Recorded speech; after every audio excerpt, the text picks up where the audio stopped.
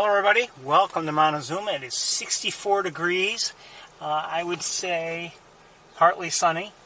I have seen a number of species since I arrived. Welcome, welcome. I have seen Canada geese, Caspian terns, green-winged teals, osprey, turkey vulture, American robin, red-winged blackbird, common grackle, tree swallow, barn swallow, purple martin, Baltimore oriole, a few different species of sandpipers or shorebirds, I should say. And although I'm not really positive of what they were, I'm told that there have been possible least sandpipers out there, and greater yellow-legs, and maybe one other. Anyway, what else have I seen? Oh, song sparrow, and I think that'll just about do it. I may have heard an American redstart. Okay, anyway, I want to finish getting set up here.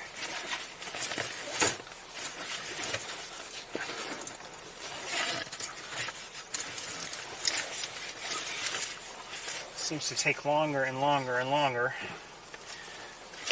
no matter what I do. Actually, as I try to make things better, the setup time is longer. It's lengthened. I'm not sure we'll spend a little bit of time looking to see if maybe we can see some of those shorebirds. But they were in what's labeled as the visitor center pool, and there are a lot of grasses in that pool these days and not that much water, so it looked like it might not be all that easy to see them. Anyway, let's see if we can go take a quick look. Just a quick look.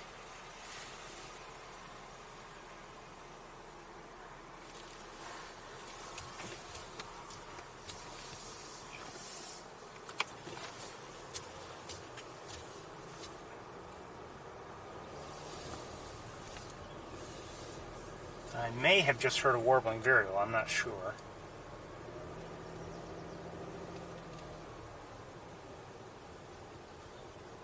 I probably. I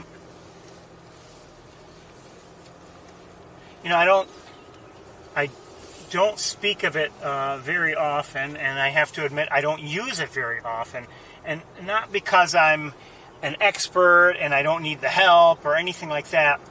But I as my form of bird watching, I only am able to use the Merlin app so often. But last night I took a walk, and I started hearing something I couldn't identify, and I really didn't know what it was, and I decided, you know what, okay, let me just give the Merlin app a try. Let it listen, and maybe it'll figure it out. And I was concerned. Hold on one second. I was concerned that, it won't be able to identify the bird I'm trying to identify. Won't be able to separate it from any other sounds and vocalizations. It wasn't that close to me. And maybe I was lucky or whatever, but it quieted down enough, I guess. And, I had the Merlin app loaded up. I gave it a try, and I have to say I was astonished with how quickly it came back with an answer. And as it turned out, I was hearing something I'm not sure if I've ever actually heard one before, but an eastern towhee. Never did see it.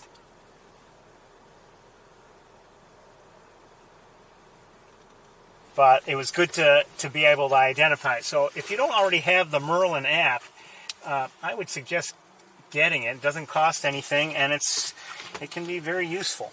So anyway, I can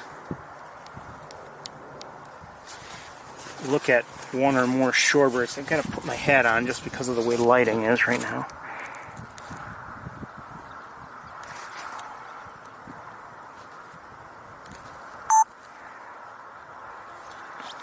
Okay, here are some shorebirds here. I'm not sure what they are. I'm not an expert on shorebirds or anything else for that matter. But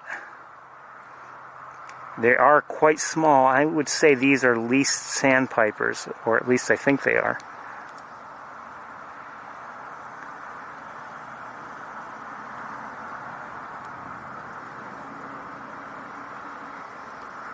But that looks large, or whatever it is.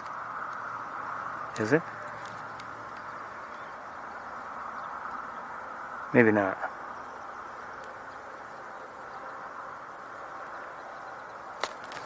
Hold on a second.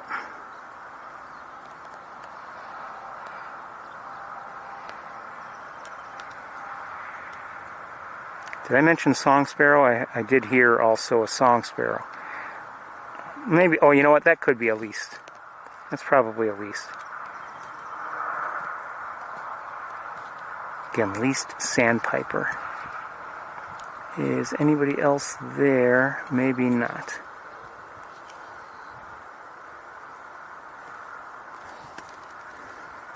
Okay, 1 second. There have been in recent, let's say, days, several days, many eBird reports from various areas mentioning various kinds of terns that, quite honestly, I would be afraid to try to distinguish some of these terns from Caspian terns.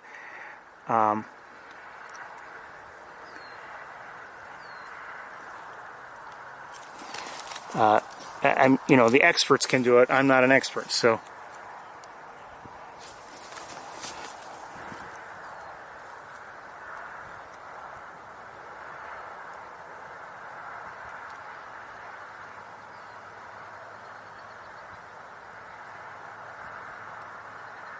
Okay, I was concerned that might have been a bird lying down, but no.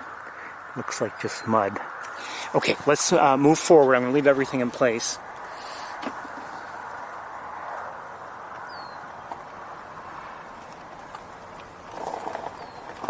I did see some goslings here, Canada goose goslings, here and there. There might be some out. That was a tree swallow. I just flew through our view. Hold on.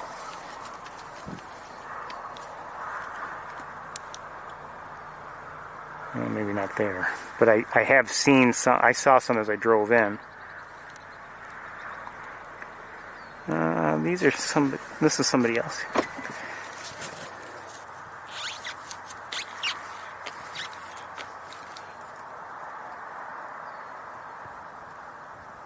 I'm guessing greater yellow legs, although I'm not sure.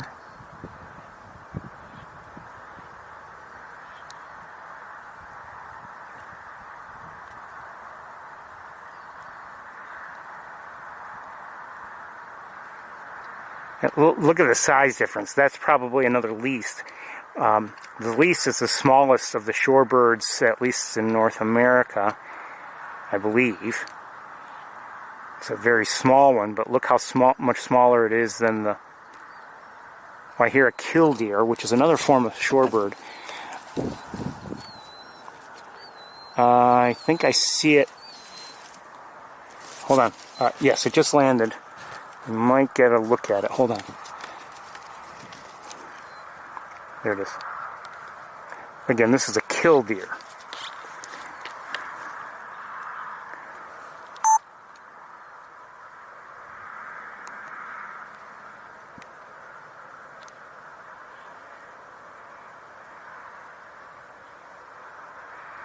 Some heat shimmer we're dealing with today. We've seen killdeers often. Good thing too. I like them. I mean, we see them on a fairly regular basis, not just near, not just in the places you would expect for a shorebird. We see them in a few other places too.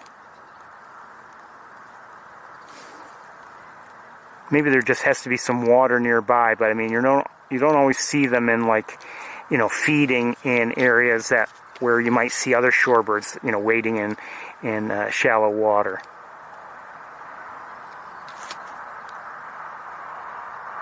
I heard there were some dunlins here also. That's another thing, and I don't know if, I'm not saying these are dunlins, but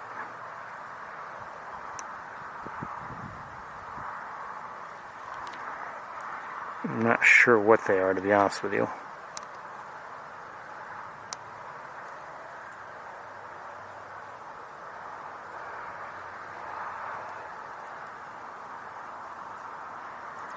And they're not close. We're going to move on.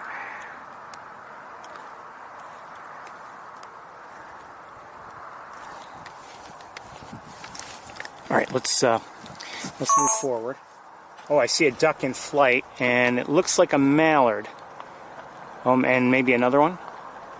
Okay, all of it. The various terns that were out. Oh, something's going on here. Hold on. Hold on. Eagles. We've got eagles in the air. 2 of them.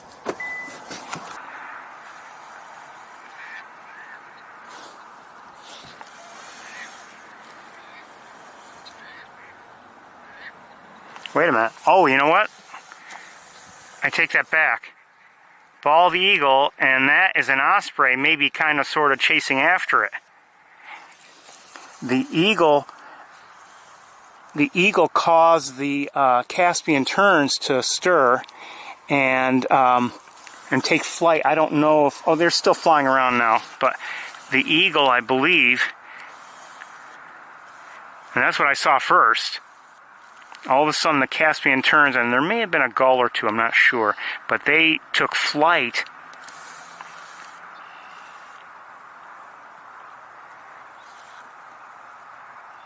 That one landed near some green-winged teals, ducks, and thought I saw mallards. Hold on.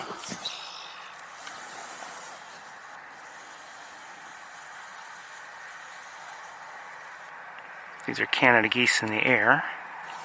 I thought I saw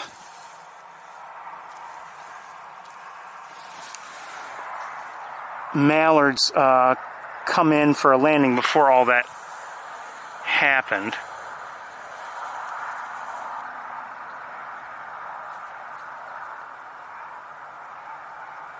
That's a Canada goose, right? I think so.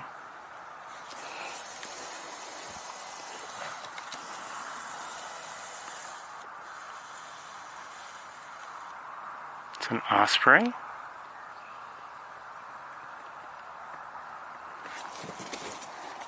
Hold on, let me get the other camera out of the way.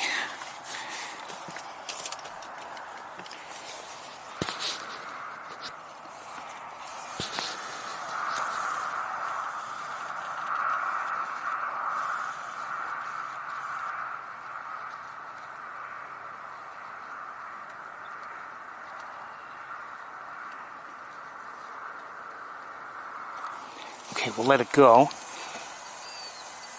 Okay, you hear the killdeer. Its voice sounds a little different for some reason.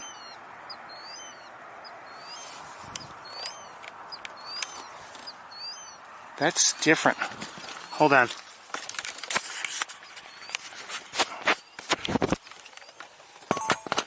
What's going on here? Sorry I took so long to switch cameras.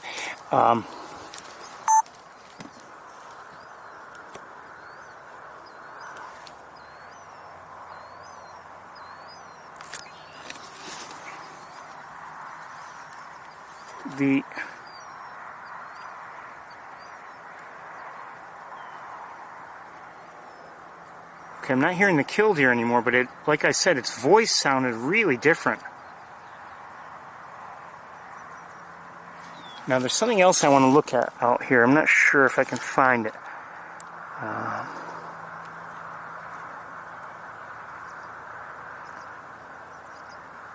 I think that's what I want to look at right there.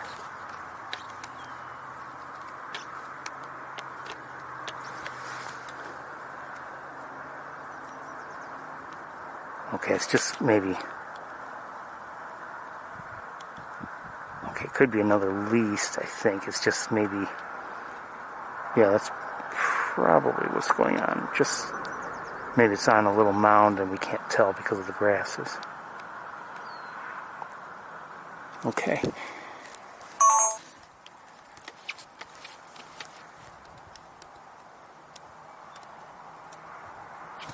All right. Let's switch.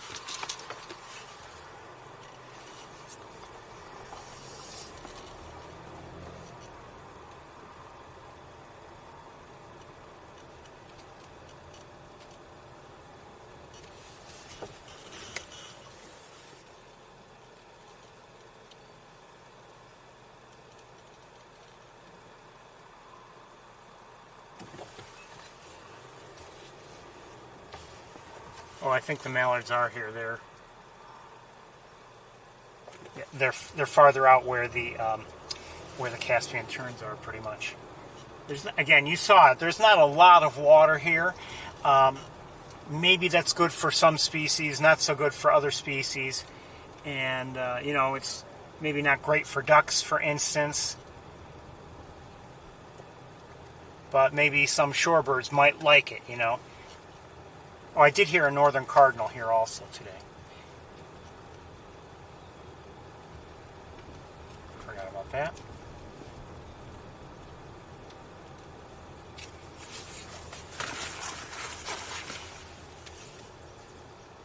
Just heard a yellow warbler.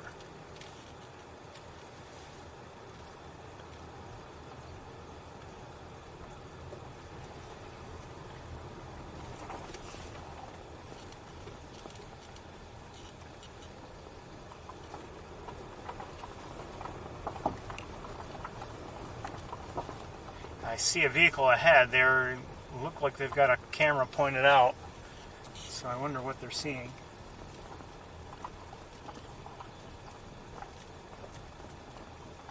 If anything.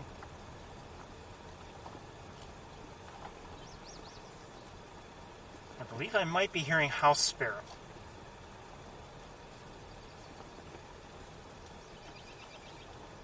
Thought I heard one, but I'm not sure now. Okay, I'm going to stop here. Let me look and see if maybe I can figure out what this person might be looking at.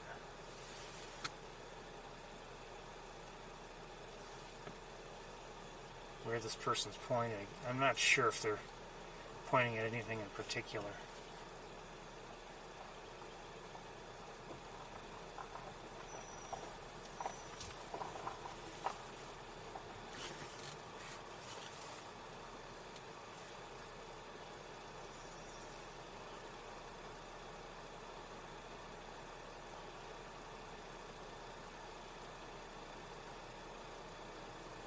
I believe I'm seeing an eastern kingbird. I actually saw my first of the season a few nights ago near my home.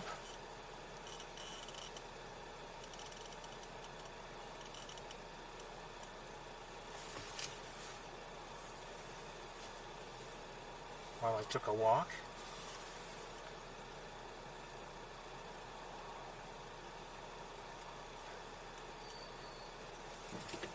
You know, I see this person ahead of us has not really changed where he or she is pointing the camera. I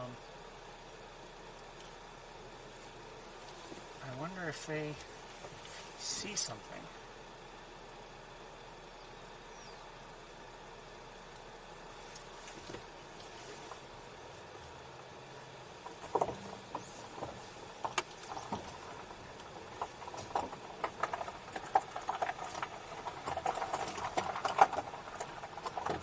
Oh, she's not even looking. She's got her camera just mounted, so she's not even looking.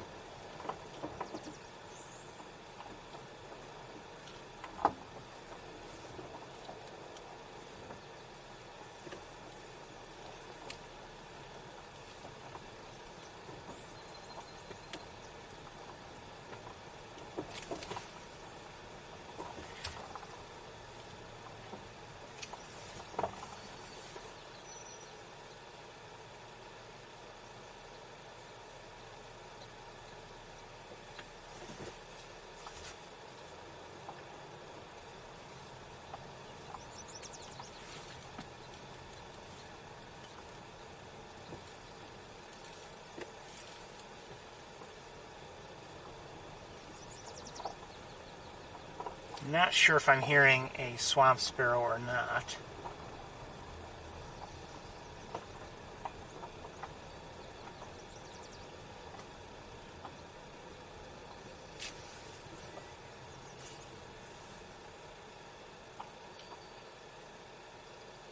I see a European starling. And just saw a couple mourning doves.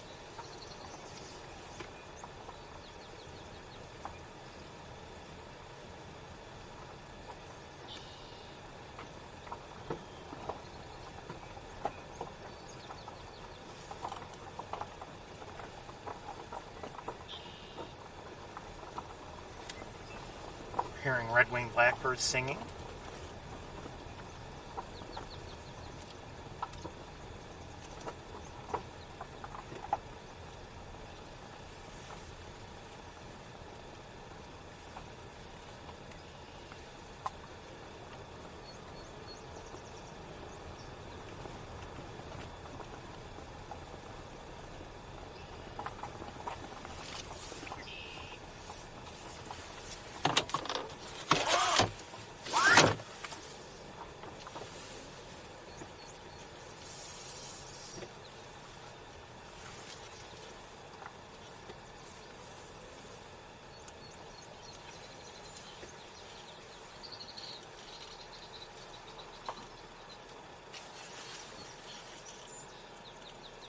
Let's see, a song sparrow or red-winged blackbird.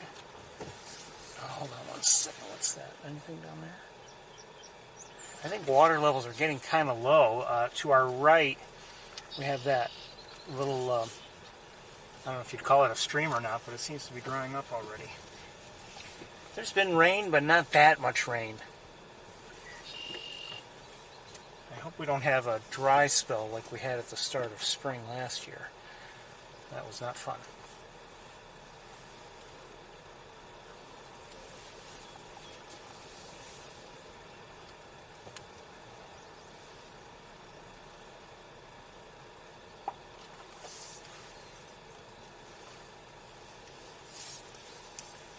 In many areas last year, they were, restricting water use. They, didn't want you to water your lawn or anything like that.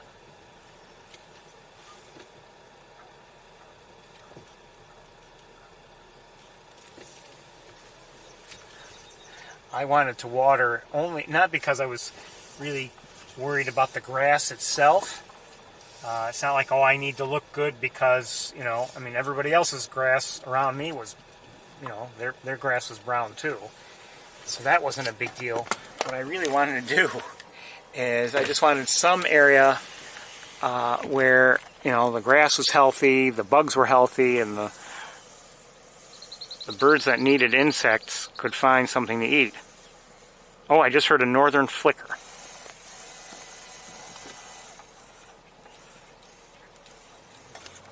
Northern flicker is a type of woodpecker, if you didn't know. Yes. And we have some Canada geese looking to cross the road here, I think. There's a question, though. Do they have goslings with them?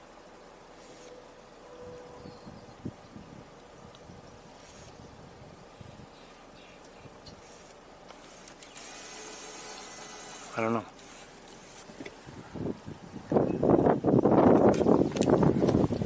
Ooh, that breeze feels good. Flying right over our heads is it looks like a Caspian tern.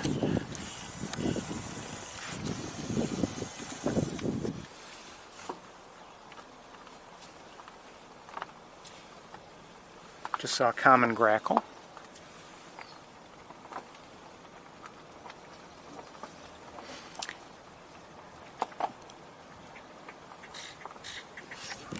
Okay, the Canada. Yep, they've got goslings with them.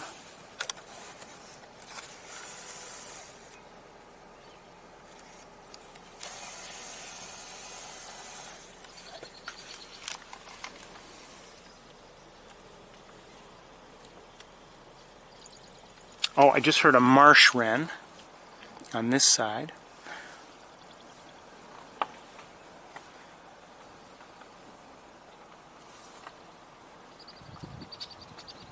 You know, I think often with Canada geese, I mean, when they have youngsters with them, I mean, everything revolves around them in terms of what they can and cannot do and where they can go and how quickly they can do it.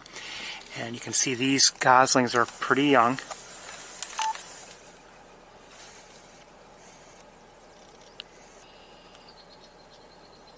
This is through the windshield, sorry. Look at that. Really now. Really. And, sure, we see that often, but I don't get tired of it. I don't get tired of it.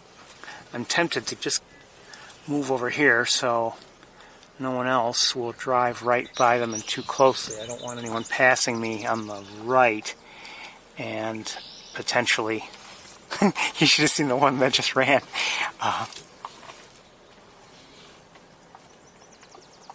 Just heard a yellow warbler again.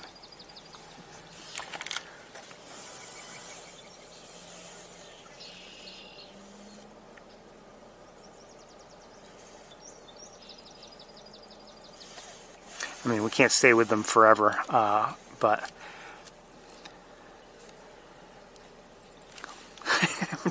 I'm trying to wave you across. We've got an osprey down here. Oh no, I'm sorry, that's a Caspian tern.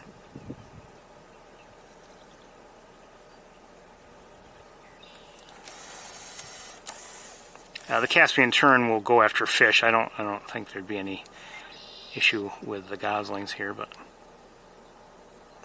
could be wrong.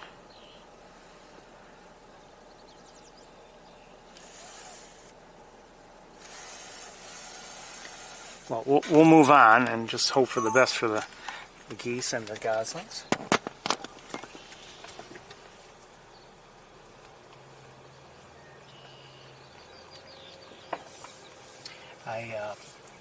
I see in the air a great blue heron.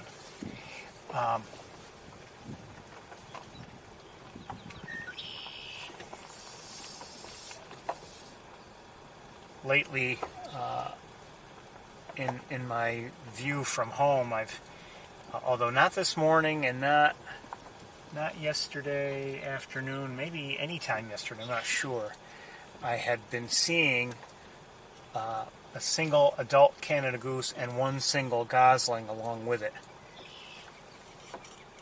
And, what does that mean? Just obviously something bad had happened, and to lose, the parent and maybe any other goslings they had, or I don't know.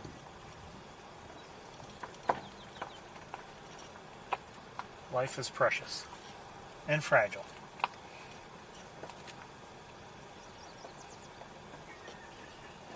Okay, that laughing kind of sound, that was a common gallinule. It sounded like it was maybe not too far, but a little ways behind us. Oh, Caspian tern just flew and dove to the water.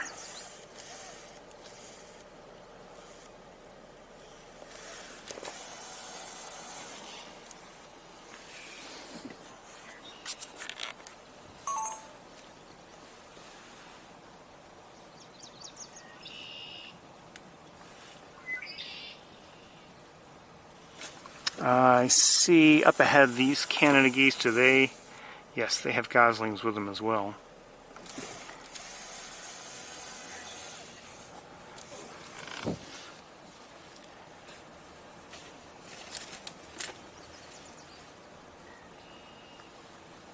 Oh, there's flying away. You see that white patch near the tail? That was a northern flicker. I mentioned it earlier. It's a type of woodpecker. But you might wonder, what was it doing here? And they're a little different in that they spend most of their time apparently in terms of feeding on the ground. They're not, they don't drill and look for food in the same way you might expect a woodpecker to look for it. On trees and whatever.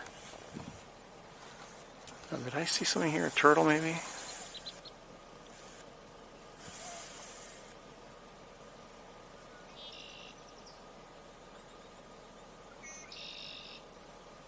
What is that? All right, we got to back up.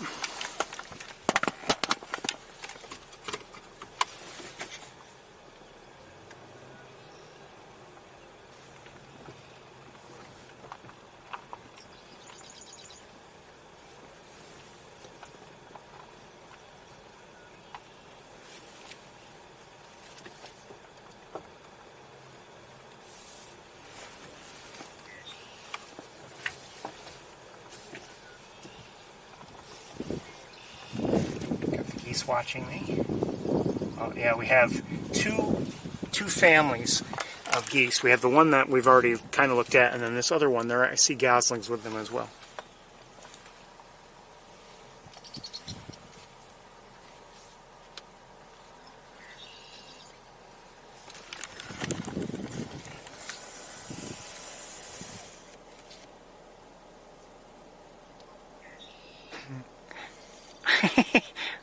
Almost like mini giraffes.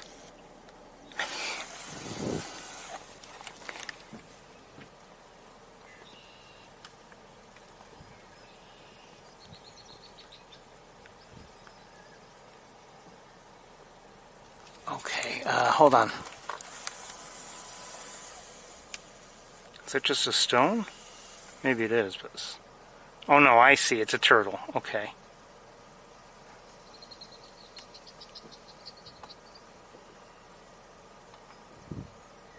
Or at least it looks like a turtle shell.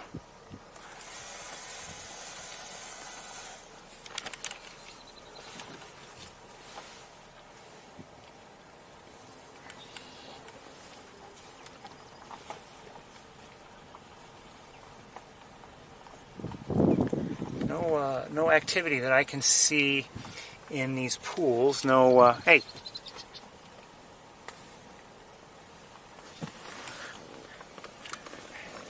They've walked off, and the kids are here on the road. Come on. Let's go, kids. That's how somebody gets hurt. Or worse. Well, actually they're both bad. Hurt or worse is almost always the same.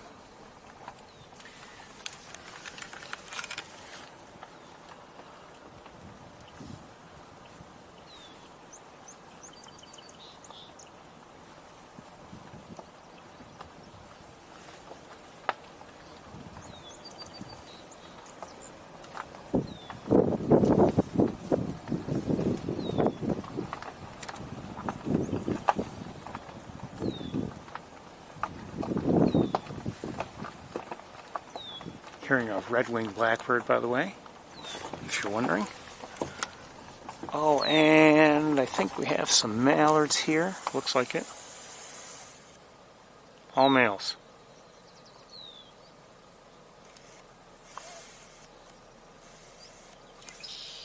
Oh, and that is a wood duck male.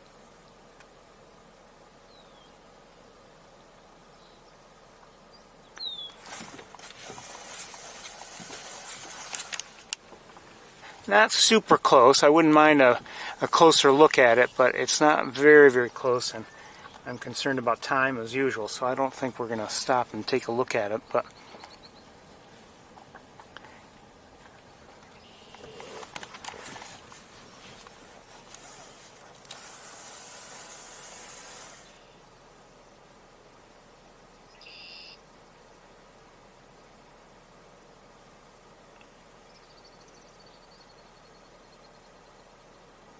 I mean, look at that coloring.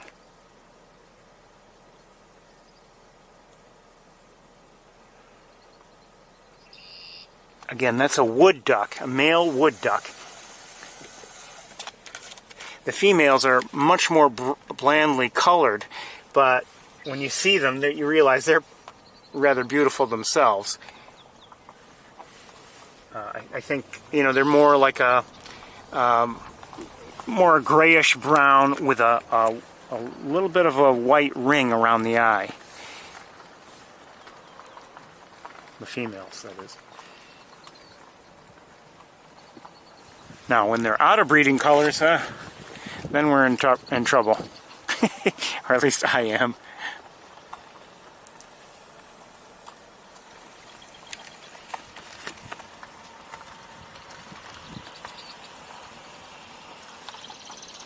Okay, just heard a marsh wren again.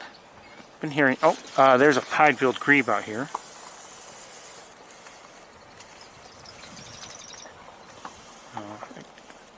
So it's out there. Although, looking with the naked eye, I don't see a lot of activity out there on the water.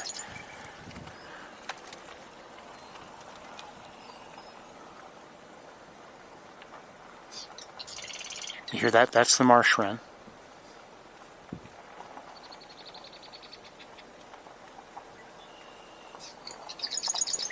It's in there somewhere. I just have no idea where. And chances are we're not going to see it. Over the years, I've only had a few glimpses, and they've been brief.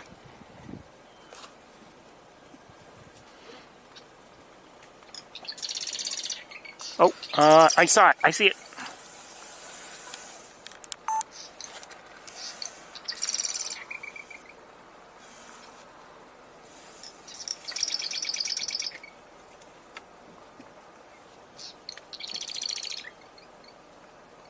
Oh, just dropped down.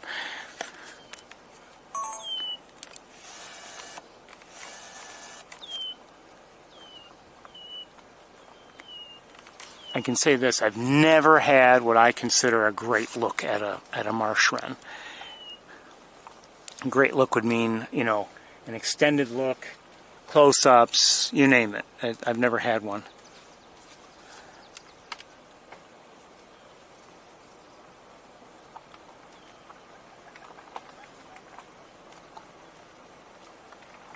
I think I just faintly heard another gallinule.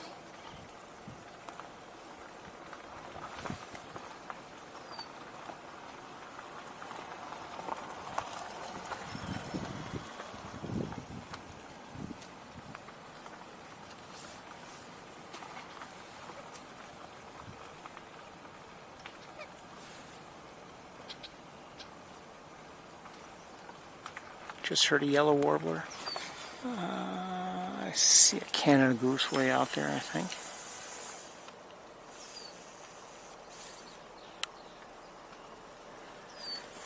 Not much else, though, out there. Oh, you hear that? That was a pied-billed grebe.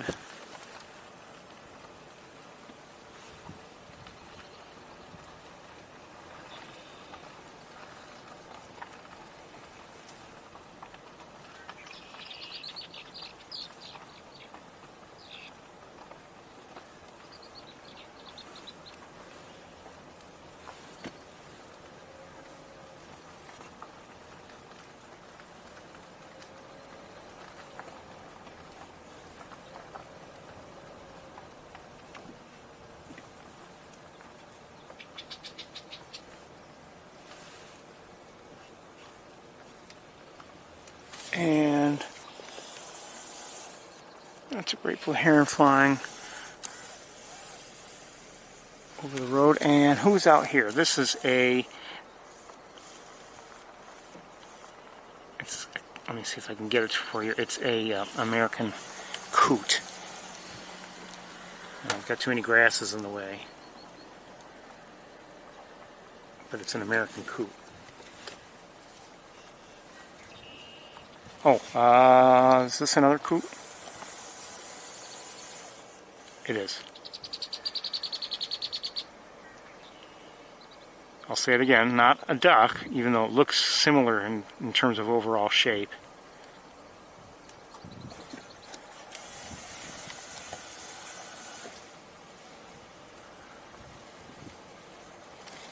And neither is this... oh, it just dove. Oh, wait, did it? Yeah, it did. There was a pied-billed grebe out there, too.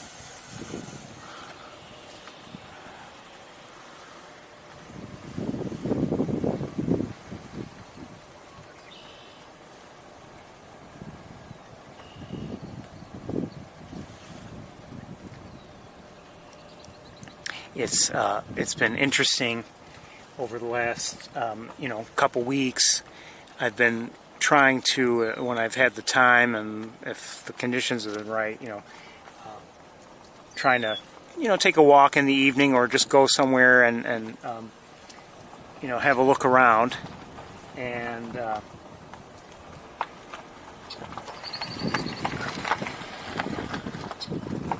it's been interesting to have the various first of the year sightings.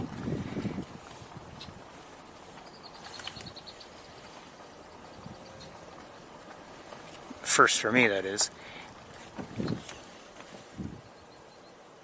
And including scarlet tanager and rose-breasted grosbeak. I told you already about the eastern towhee, something I rarely see anyway, see or hear. Green herons.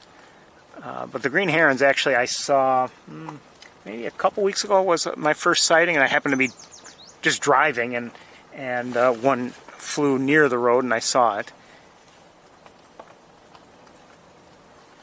And then a few days ago, I saw a couple flying together. Two of them flying along, and just through my view very quickly, but hadn't yet seen one on the ground until a couple days ago. And I saw one this morning on the ground.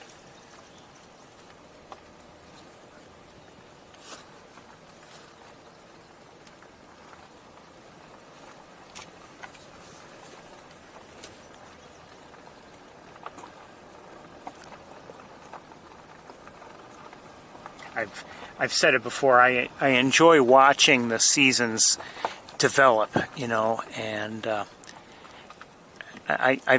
it's often, towards the end of a given season, I'm looking forward to the next season.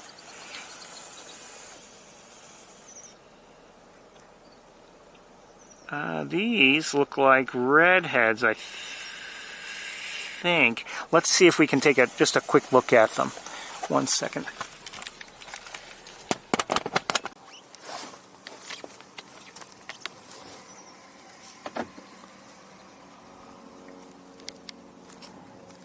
I wouldn't do that. There they are.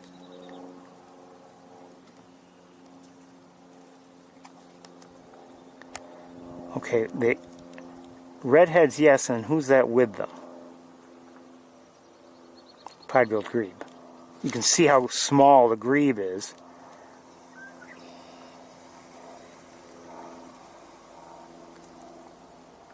Oh, there are two redheads there. Was there a third? Yeah, so it looks like a couple males and a female at least. And while we're here and looking that way, let me look around very quickly with binoculars. 1 second.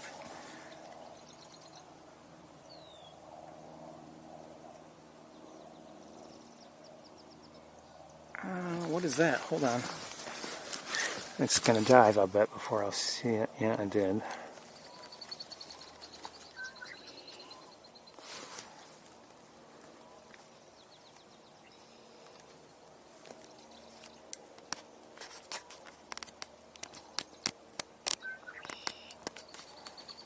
Hold on. It may have been another oh, that is a ruddy duck. Oh, it just dove, but it was a ruddy duck, a male.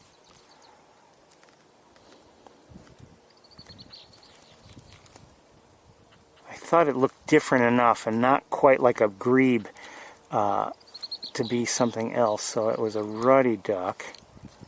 And they're a diving duck, so we may see more of them towards the end if of this stretch, if the last couple weeks are any sort of a pattern. Although I don't see any right now.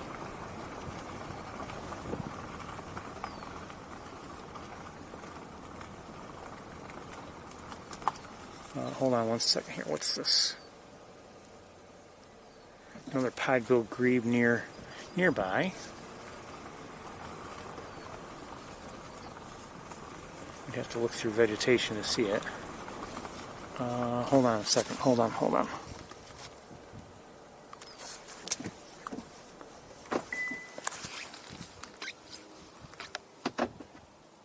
Hey.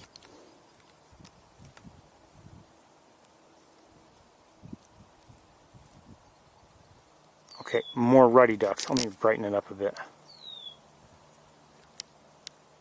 Both, I believe, females.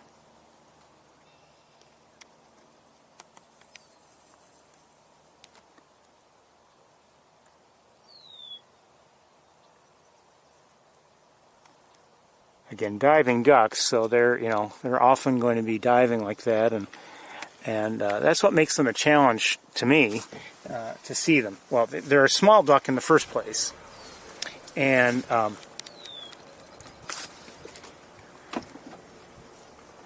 if the conditions are choppy, the water conditions that is, or if they're just constantly diving, it can be difficult to actually get a good look at them. I mean, you can identify them. That's not a big deal, but to get a good close look can be a challenge.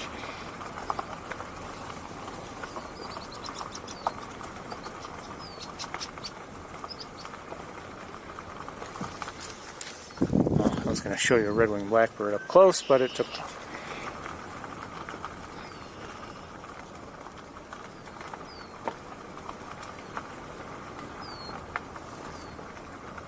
Just leaving everything in place, obviously.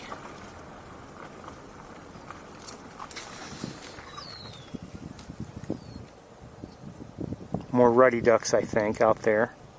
Not close. You can see, look at that tail that's popped up. That is a helpful thing. Remember, you can't always rely on color for a number of reasons. Sometimes the lighting's bad. Sometimes it's a matter of, them not being in breeding colors. And I don't pretend I'm an expert or anything, but I'll take any clue I can get, and if I can remember it and everything, it can be helpful. So that tail, that fairly upright tail, for me is often a sign that, okay, yes, this might be a ruddy duck. I see more of them now. I really couldn't see them before. Hold on. Hold on a second. Hold on. No, stay there.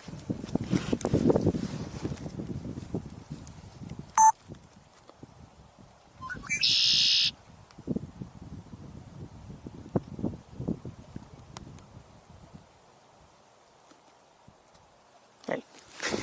Okay, that was a red-winged blackbird, of course.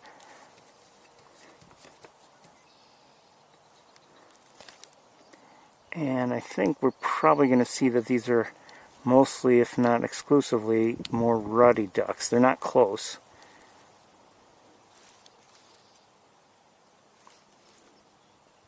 That's a pied-billed grebe there. See, just the shape of it. Rounded head. It's another one.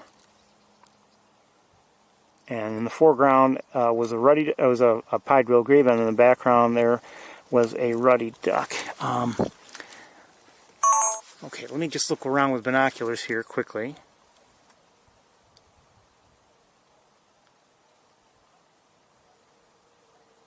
Oh, I see. Do I see something else?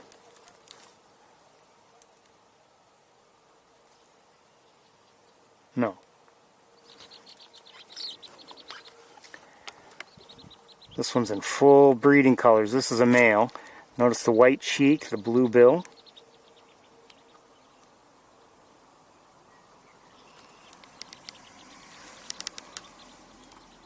Female. The bill, you could say, is large compared to the body.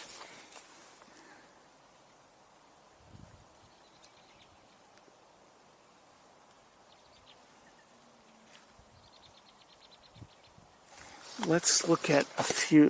They're not close, but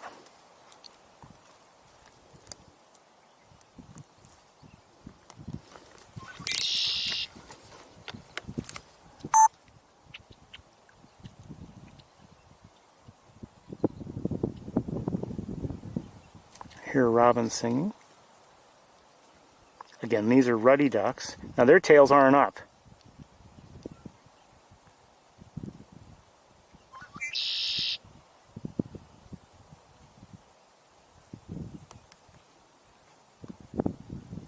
Who was that?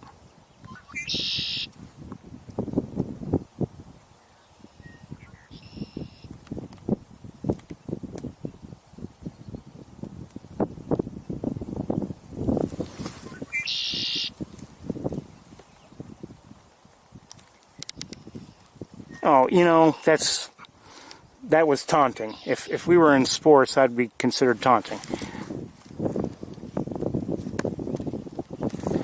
Okay, let's move on.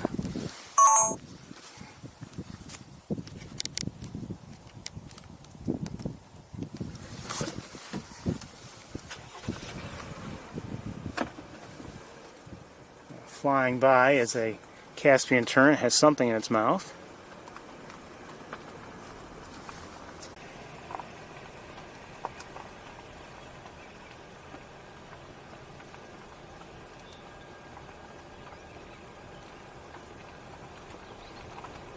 I think I just heard a yellow-throat, common yellow-throat. We have, I think that's our first that we've heard together this season. I've been hearing them last couple nights, and in fact, I managed to catch a quick look at one a couple nights ago. And I was thinking at the time, I don't believe I actually saw one last year. I heard them plenty of times, but I don't believe I actually caught a glimpse of one last year at all. The common yellow-throat's it's a type of warbler, I believe, and often spends time in the brush, and it's at least for me sometimes a challenge to see.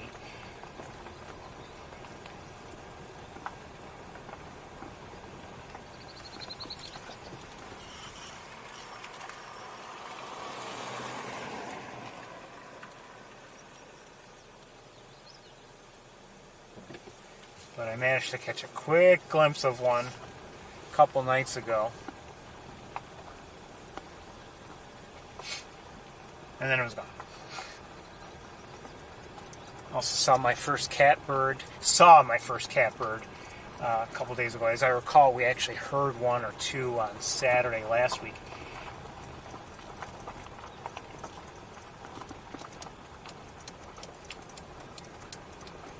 May have even caught a glimpse of one last week. I think we did. But I finally saw one in my own area.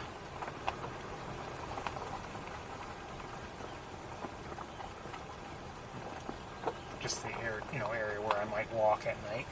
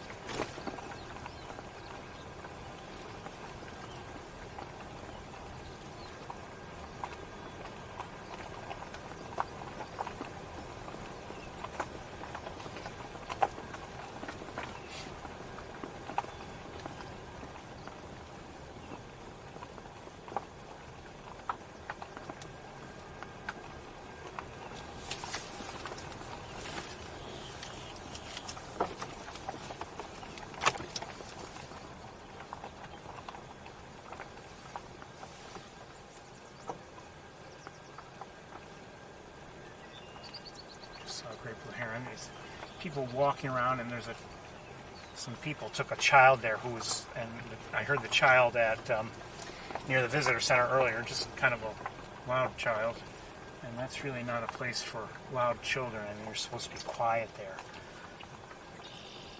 I just heard a yellow throat, and I see Sandhill cranes, I believe. Now we saw cranes last week, 3 of them, 2 adults and 1 young, a colt. And I'm hoping we have a look at the colt this week as well. We had only a few glimpses of. Let me stop here for a second. Actually, I only see one adult. That's all I see.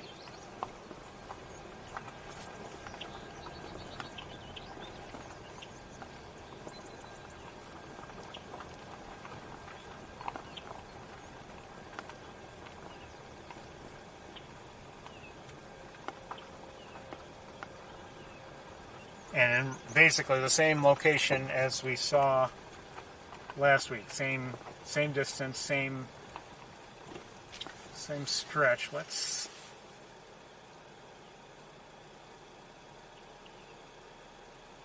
stop right here.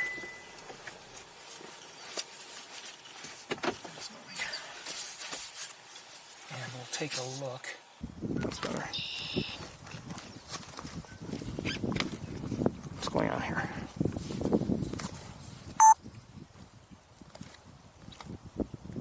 So again, Sandhill crane.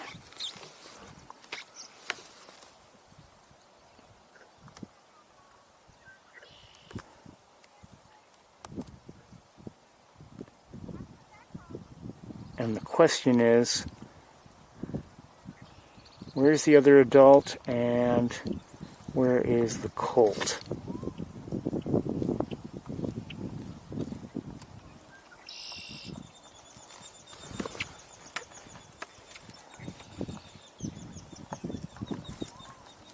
I'm going to leave this camera looking here like this, and let me just look and see if I can find anybody with binoculars.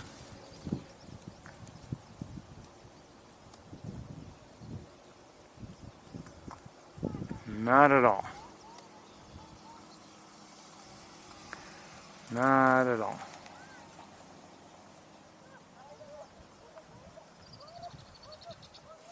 Absolutely no sign of anybody else. I suspect they're nearby, but I don't know for certain, of course.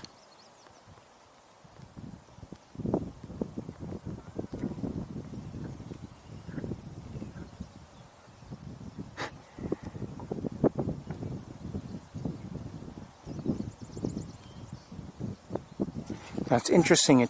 This one took a few steps, and I'm looking now with the naked eye. I don't see a child that's just loud. It's not a park. This is a wildlife refuge.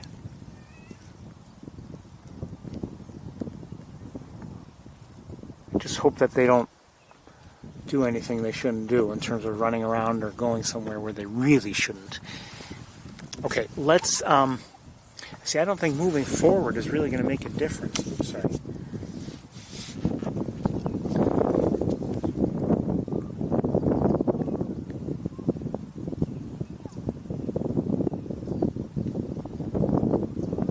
As I said, there are a few Canada geese out there as well, not right nearby, but like over here, and maybe a few more. Yeah, there. See, and then on the other side, same thing here and there.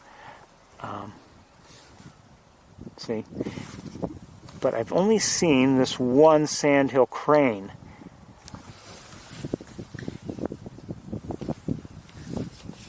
We're gonna move forward. I'm gonna leave everything in place and see if.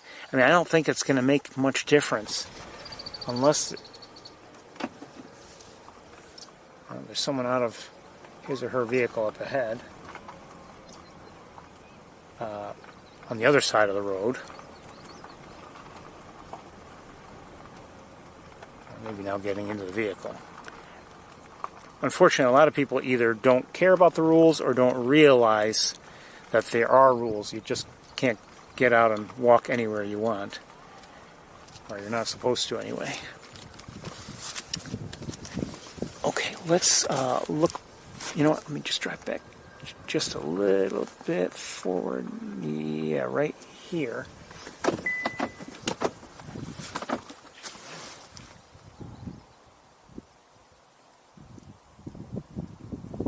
We won't stay too long. Like I said, I was hoping to see the colt.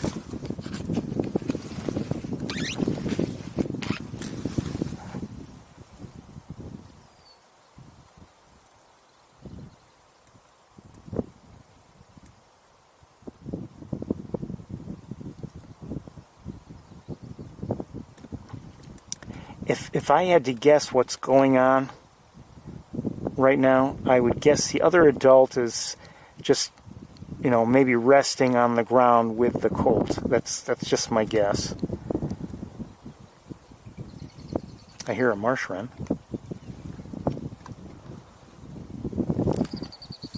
With the naked eye, it's hard to see now at all.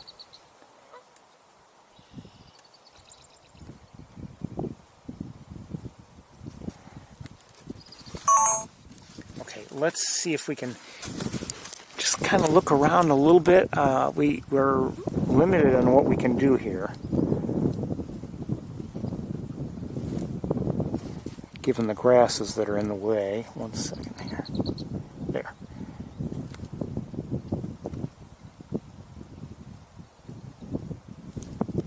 And who knows, maybe driving forward a little bit will reveal a line of sight that proves helpful. Look around with binoculars 1 second here.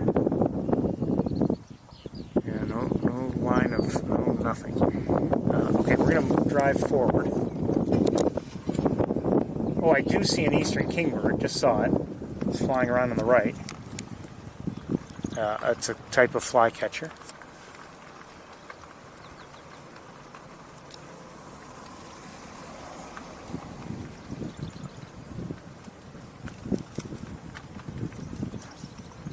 Well, probably, unless I can find the other...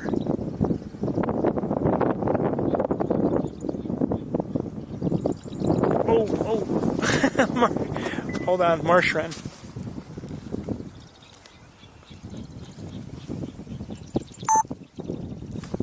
Hold on. Oh. Get out of here. Wasn't very close, but I was... hopeful. Alright. Never mind.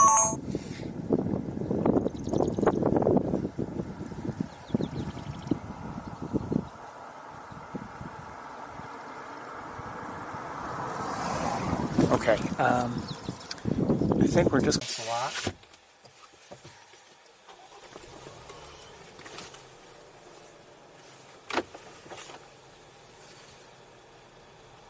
Anyway, we're going to move on because at the moment anyway, now I'm still looking, but if I don't get a line of sight on the other cranes, we're not going to just stop and stare at the one.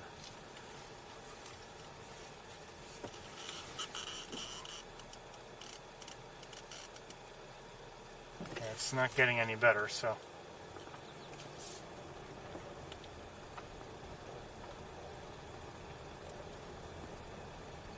Now, unless they're farther along here than I realize, and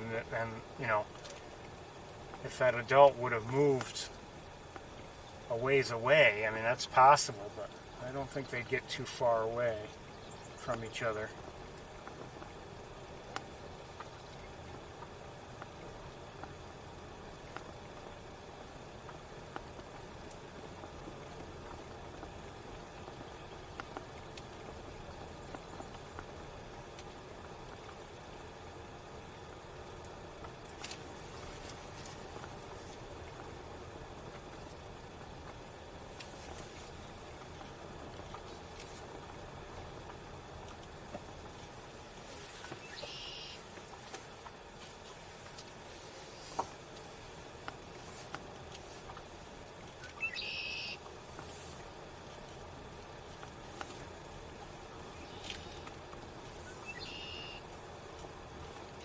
I thought about posting video from last week of the Sandhill cranes, but we didn't get very good looks at the colt like I would have wanted, so I just didn't think it was really worth posting to YouTube.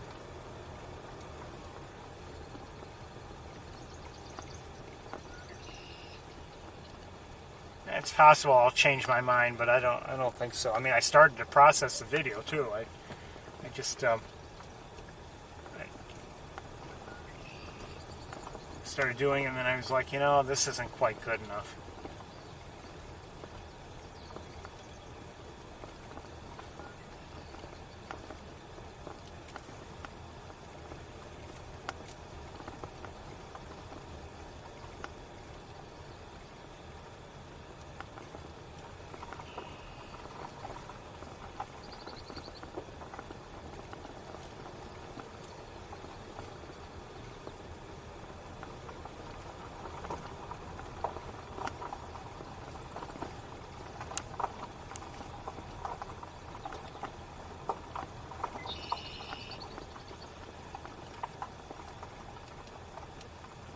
It would be very easy for me to just, you know, decide that I want to post everything and anything I record.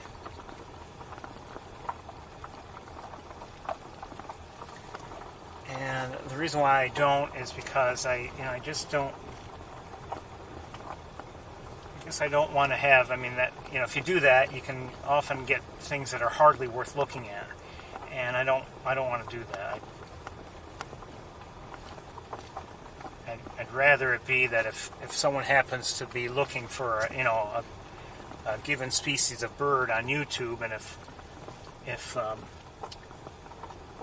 think I just saw a muskrat, if one of my videos comes up as a possibility, you know, in terms of search results, my hope is that someone seeing that would say, oh yeah, this guy has, you know, normally a decent look at whatever.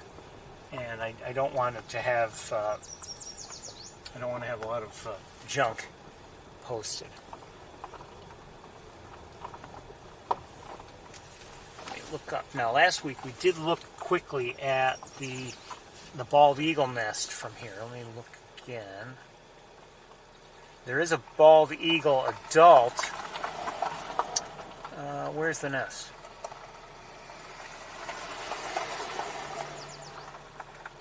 I don't see the nest.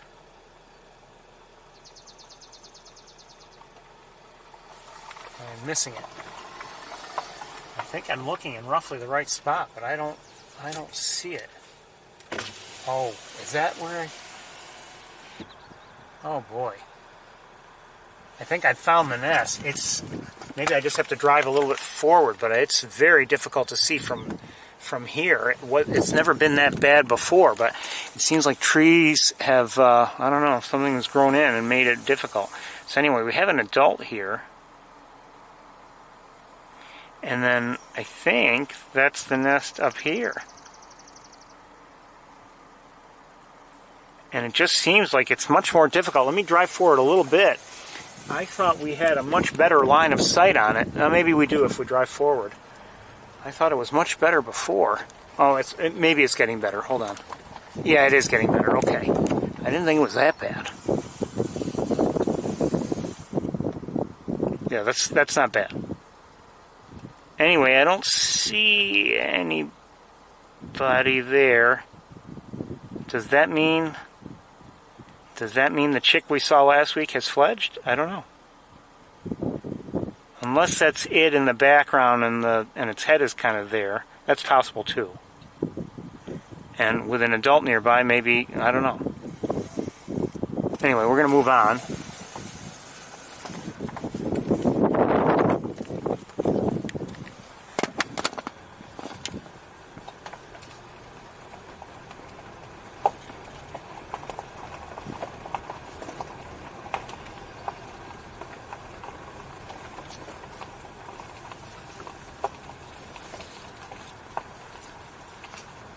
Red-winged blackbirds here and there.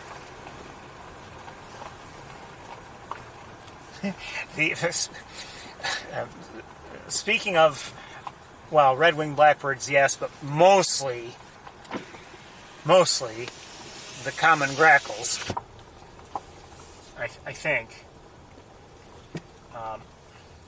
I tell you every once in a while about my bird feeding, and I'm about done bird feeding for the season. I don't normally feed the birds into the warmer months. In fact, I'm surprised I've been feeding them as long as I have. But I've been trying to not put too much food out there. I don't want them to, it's for me, it's sad when a bird comes along that's been coming there every day to find something to eat, to have nothing there for them. It's saddening. But, it's not, I'm sure that they've had that happen before. A bird can go to a given source of food and find eventually it runs out. But, so anyway, okay, that was a swamp sparrow we just heard. So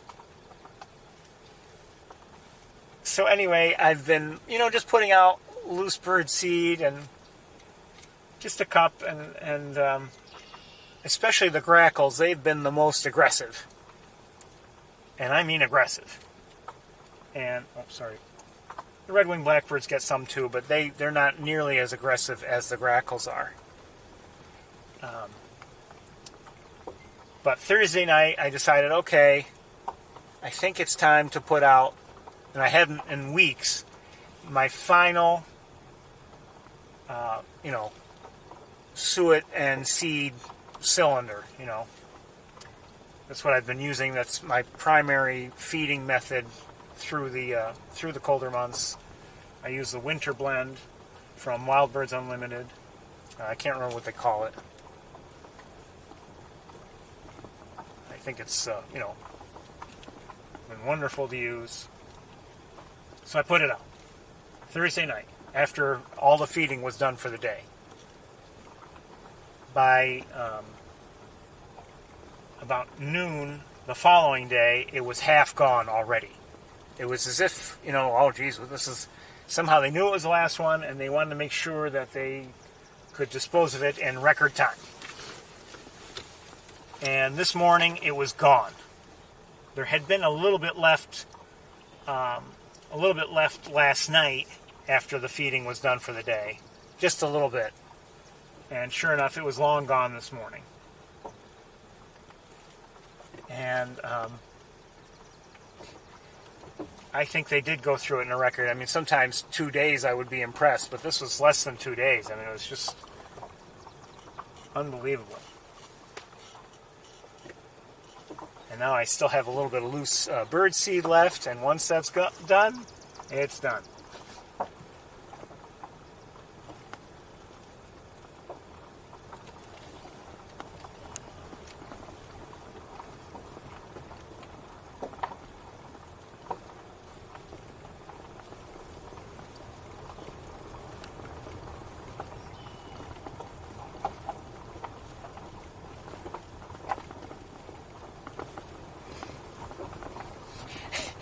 And now I haven't seen them lately, many smaller birds at my feeders, because I think partly because the grackles have been so dominant. They don't let anybody in there. And last couple nights, taking walks, I'd hear tufted titmice, with their scolding kind of sounds, their alert kind of sounds, and I wondered if they were doing it because of me, and I wondered if those very same tufted titmice had come to my feeders over the colder months. No respect.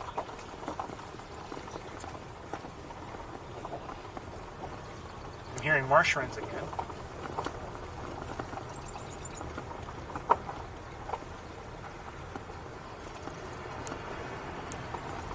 In the distance, on the other side of the highway, I see a few turkey vultures in the air.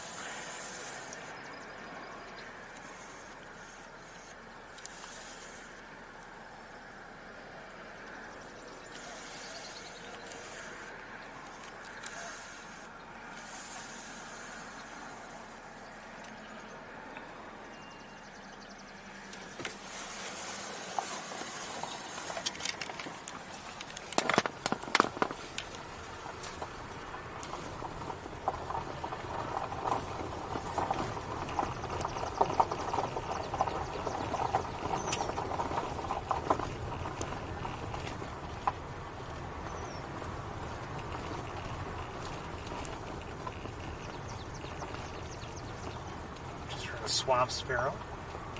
That slow pew pew pew pew pew pew pew pew.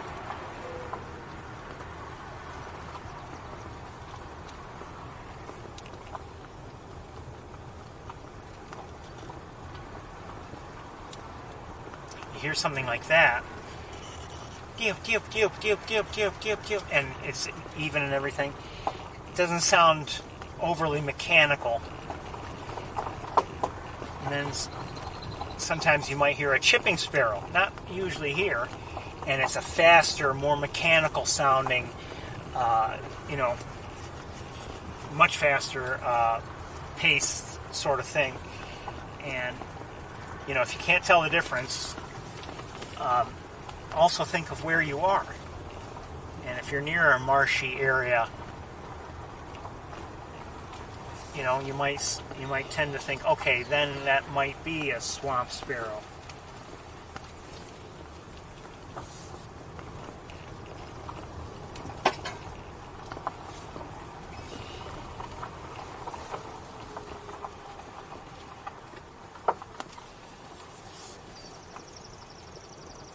Now that's a higher, faster pitch one. I don't know what that was. It might have been swamp. I doubt it would be chipping, given where it was, near the water.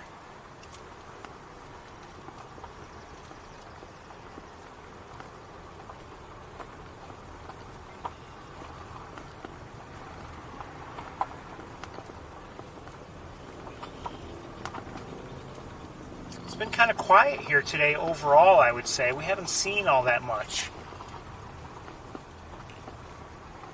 See a Canada goose to our right here, just standing there. I don't see anybody else.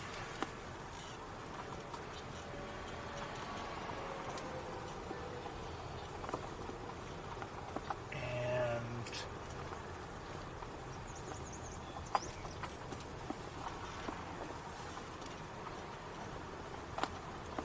I wonder what's going on here. You may recall, given where we are, that we've been seeing, just sometimes taking a quick look at a Canada goose on a nest, and I'm just surprised that it's still on the nest.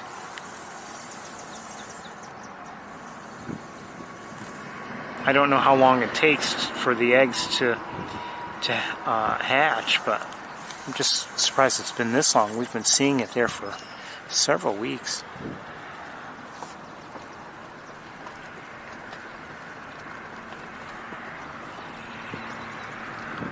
And I wouldn't be surprised if that Canada goose on the other side of the road, I didn't show it to you, I wouldn't be surprised if it's the mate.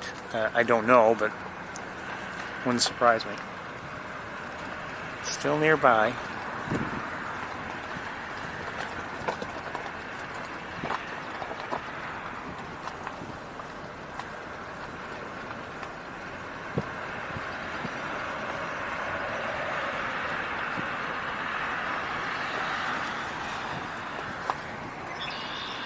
Not much going on here. I don't see any ducks or anything, really. It's often, quiet in this stretch, but I would never write it off entirely, because sometimes we've seen some amazing things here.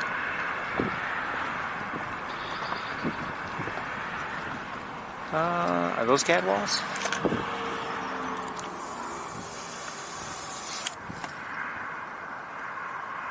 Yes, they are. Gadwalls.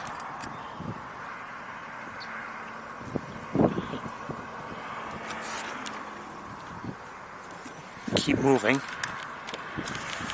Beautiful ducks. We've seen them in this, this general area last few weeks now. I don't know if they're the same two, but I wouldn't be surprised.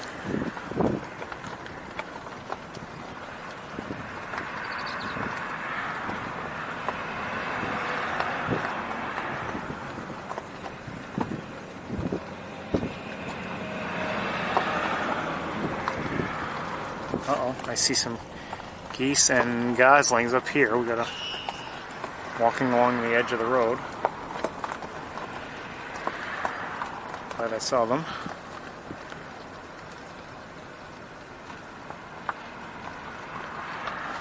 It's so beautiful. They really are. Okay, they're now walking in the grasses. And maybe coming back out of the grasses.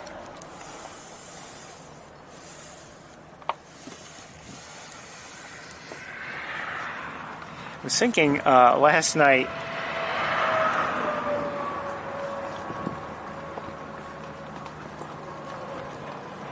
what bird species make me laugh most often?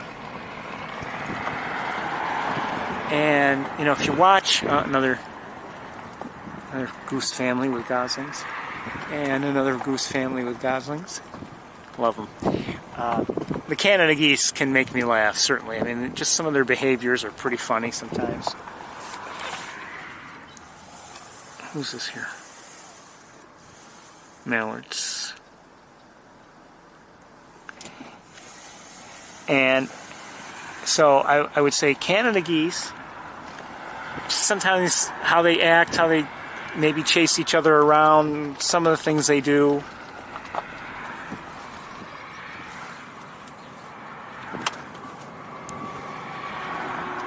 Hold on, we gotta deal with something here.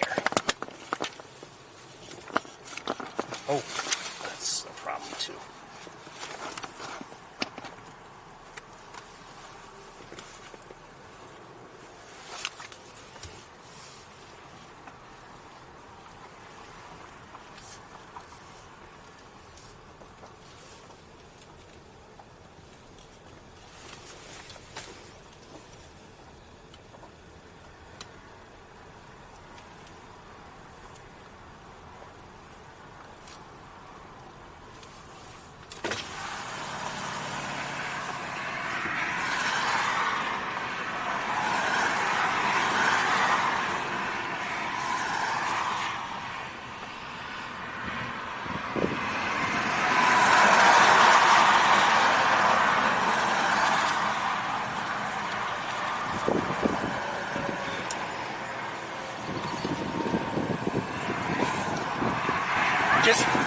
Just so you know, you're not supposed to just get out anywhere. There are certain areas that are designated where you're allowed to get out of your vehicle. Otherwise, please stay in your vehicle. Thank you. Thank you so much. You're welcome. Take care.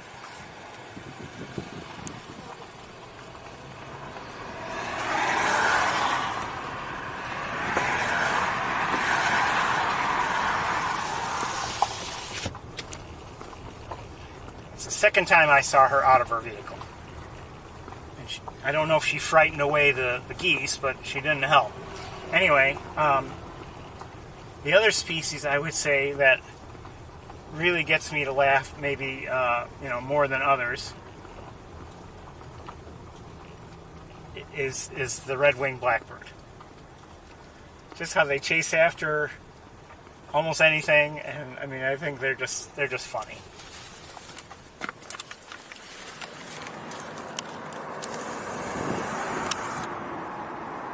Great little heron. Haven't seen many herons today.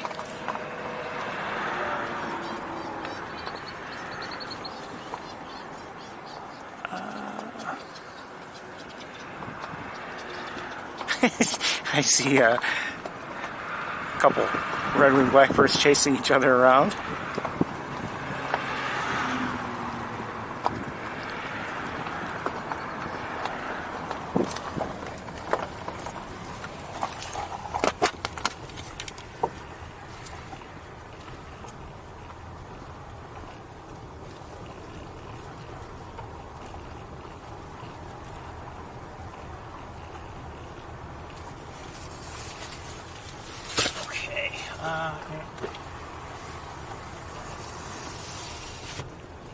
And we did see eagles, did see turkey vultures, didn't see any northern harriers.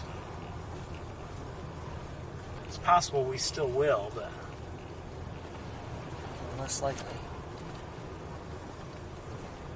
Did see an osprey, so I mean we have seen a few raptors.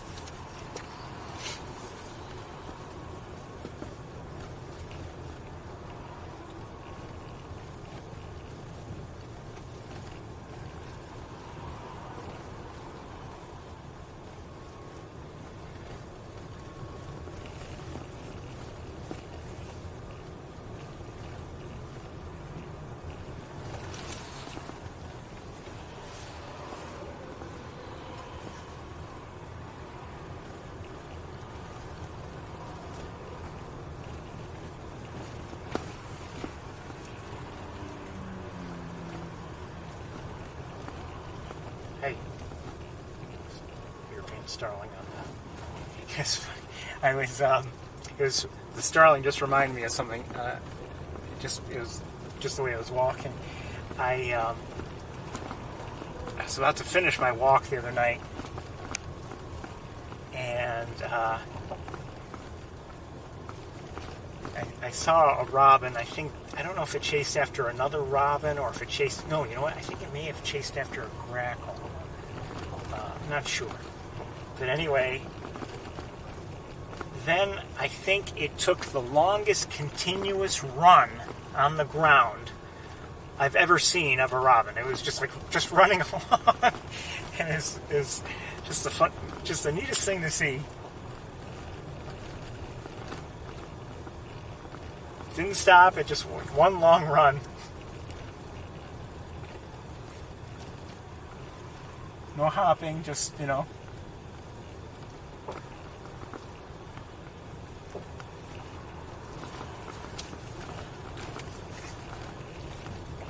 It's little things like that, I mean, maybe most people don't care about little things like that, but for me, it's little things like that sometimes that can make a walk or just bird watching in general worthwhile.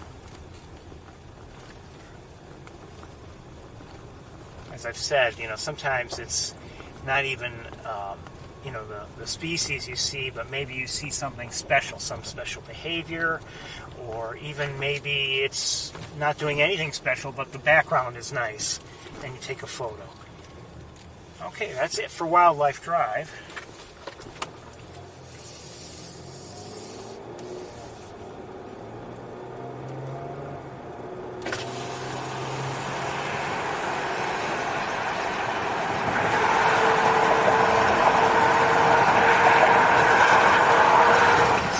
Cloudy around. I mean, not really bad, but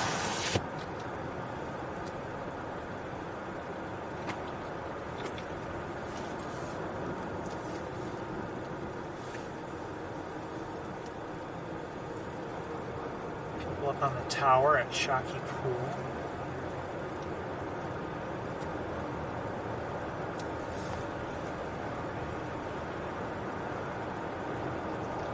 I don't know if it's been seen lately, but a couple of days ago, it was reported that there was a snowy egret at Shocky Pool. Now, I don't know if people had good looks at it or not. I don't know, and I haven't seen any further reports since.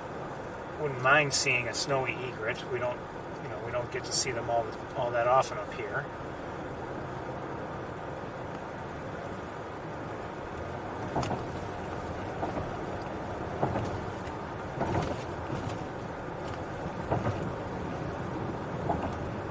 We've seen them 2 or 3 times over the years. Have we ever had what I would consider an outstanding look? No. We've had some good looks, but I wouldn't say we've ever had an outstanding look.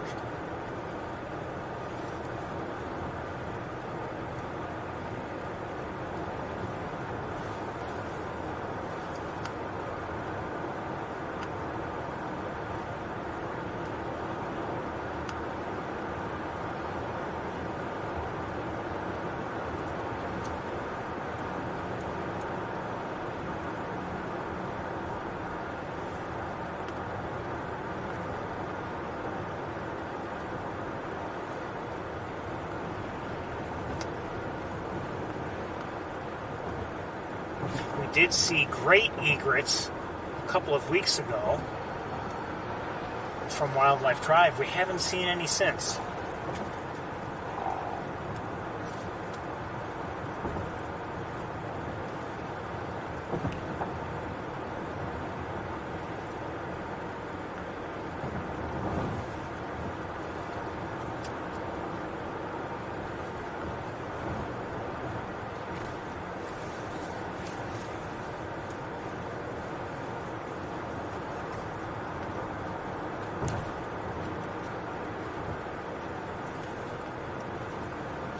Osprey, it looks like I don't know if that's an established nest or not, but it was on a nest platform anyway.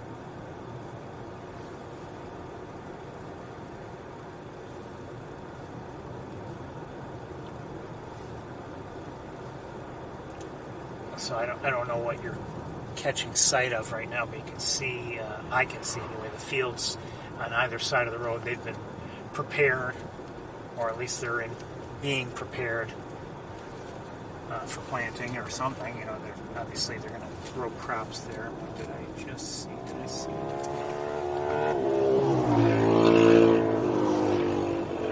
Yeah, a couple vehicles just went by, doing their best to wake the dead.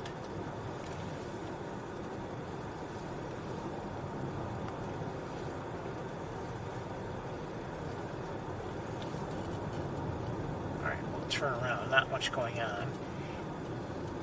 I guess it's worth coming here now, and we might not be coming here too many more times until fall, just to see if there's anything going on. You know, I don't expect to see waterfowl, for instance, because the water is has gone from the fields, and I don't expect to see much going on in the cornfields, which have been, you know, now being prepared for a new season with whatever they'll be planting with. But you never know, you might see a raptor on one of the poles here or something. But I think we're going to move on, and I don't know if it's really worth coming back for a time. Like I say, this is Armitage Road, by the way, and this can be an interesting place, depending on the time of year. But not right now, I guess, so we're going to move on.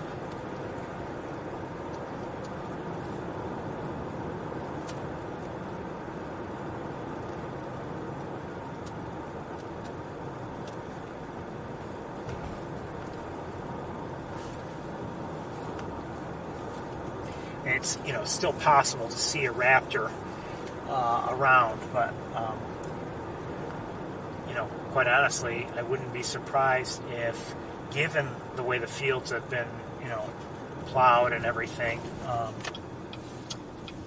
it wouldn't surprise me if, for raptors, for instance, there's less to eat anyway, because, you know, maybe the mice don't bother. Mice and other small rodents don't bother to be there, as the pickings might be kind of slim. Grains and things like that to eat.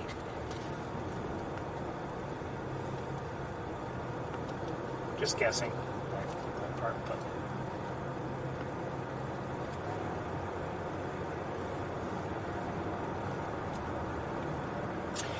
just a reminder. Today is the 10th. I'm sorry, the 11th, and in a couple of weeks, not this coming Saturday, but the following Saturday, the 25th, most likely will not have a tour that day, and I doubt we'll have one the day after, Sunday. I think that weekend we just probably will not have a tour. If something changes, or if my schedule allows it, I'll try to sneak one in, and I'll of course let you know. But again, just a reminder.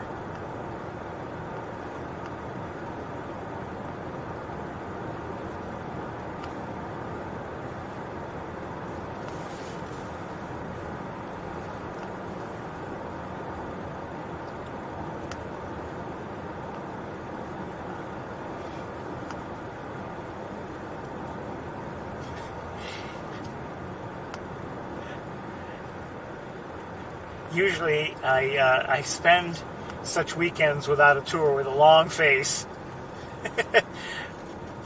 and the occasional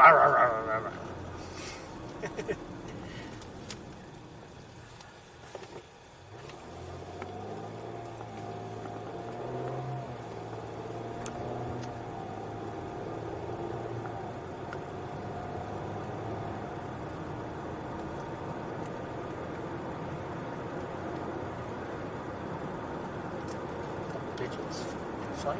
2 more already on top of one of the buildings there.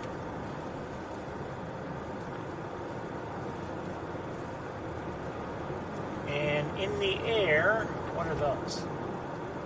Canada geese? Yes, 4 Canada geese.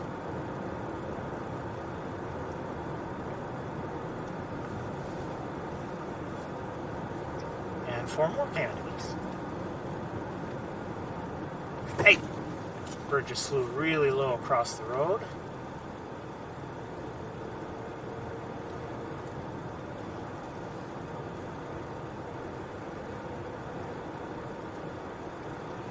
Looked like a sparrow of some sort.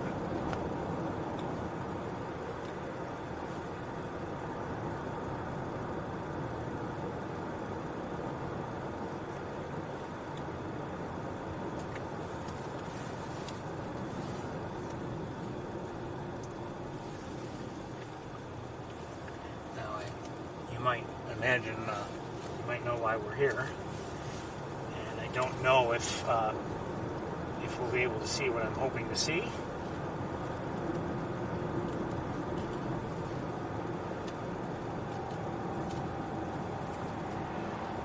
More Canada geese, really just in the grass on the other side of the pond here. Looks like some goslings are around too. And some goslings right there at the edge of the water. Beautiful, beautiful, beautiful. I'm guessing, I wonder where those geese, I'll bet the gosling, the ones with goslings probably roost on that pond. Well, I don't know for certain, but I wouldn't be surprised if they roost on that pond. And as for the other geese, I wonder if they just go elsewhere or if they roost there too. The pond is of decent size.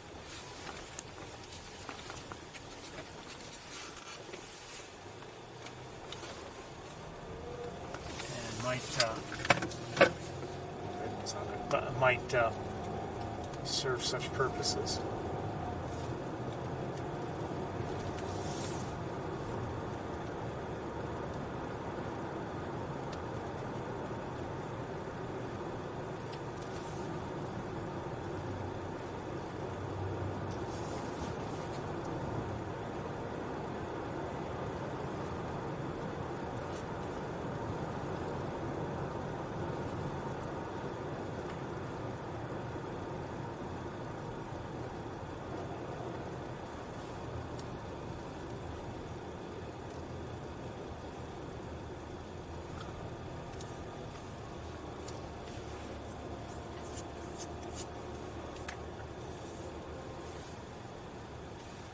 I wonder if that's a natural pond or an artificial one.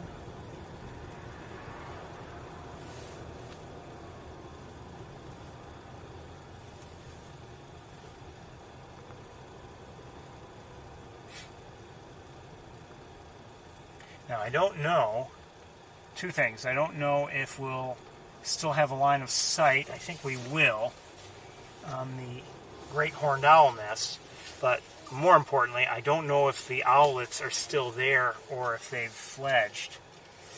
And find out soon enough.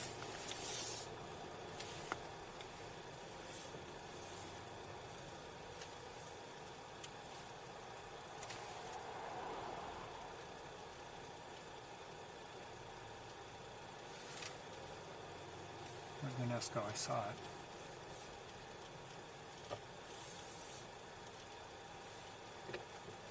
There it is. Okay. Now, question is, are they still in the nest? Uh-oh.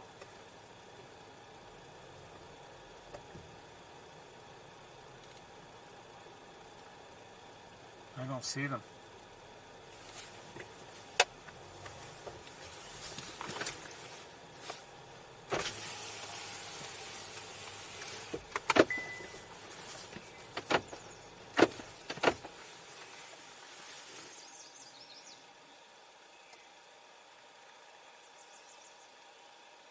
No, I don't see them. They're not. I don't believe they're in the nest any longer. Give you a quick look.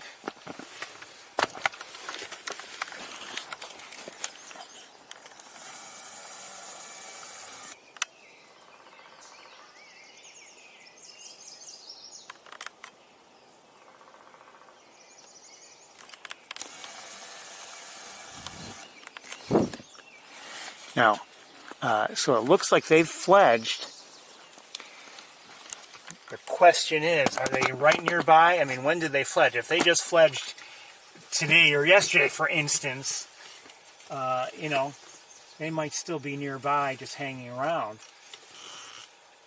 Well, I'm sure they're nearby, I should say that. I'm guessing that they still are.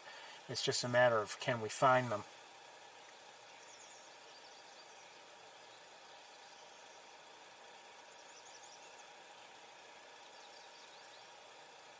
I think I might be hearing a rose-breasted grosbeak, but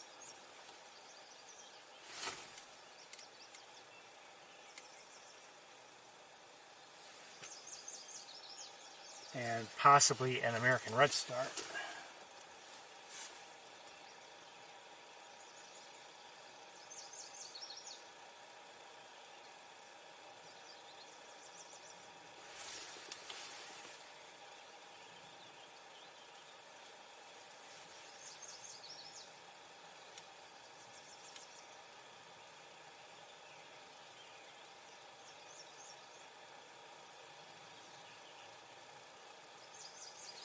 I was thinking that they might, you know, well, I was thinking two different things. It seemed like, just by how they looked, that it would be a bit before they would leave the nest, for one.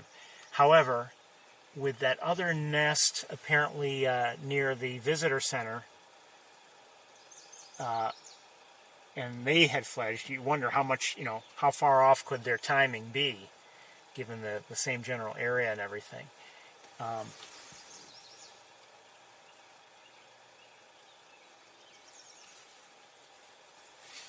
But I don't see anybody, so this is what we're going to do since we're here. I'm going to turn around. Well, yeah, I'm going to turn around.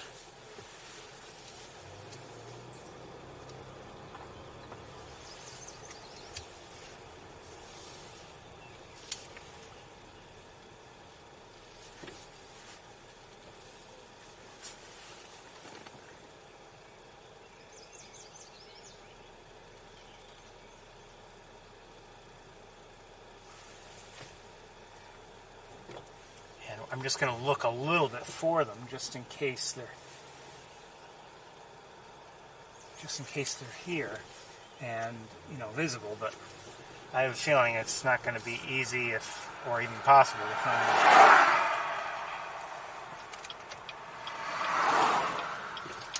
them. No idea where they are. If they're right around the nest, or if they've, you know, they may be they're probably well hidden no matter what.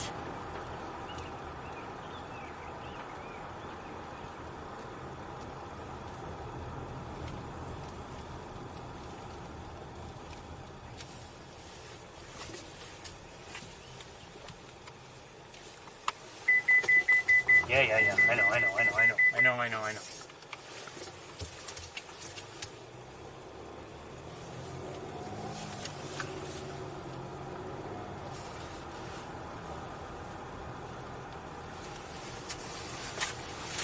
I'm just going, you know, we're just going to give a fairly quick glance to things, and you know, only if we happen to be extremely lucky would we find one, I think.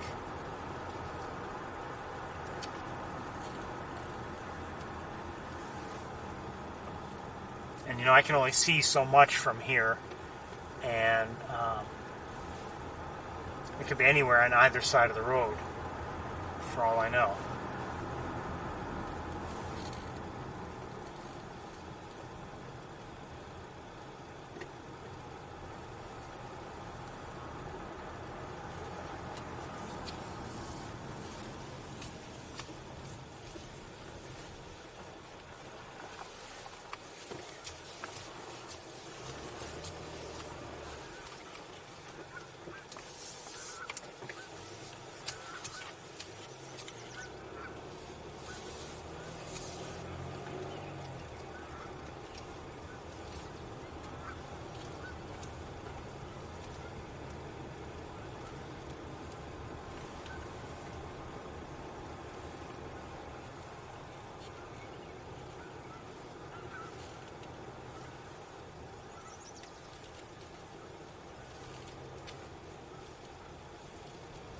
even if the trees were completely bare, it would be difficult to see them, and they're not bare at all.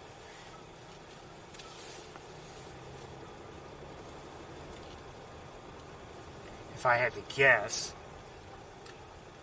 wherever they are, they're on a tree limb, maybe next to a trunk. It's, again, just a guess, but...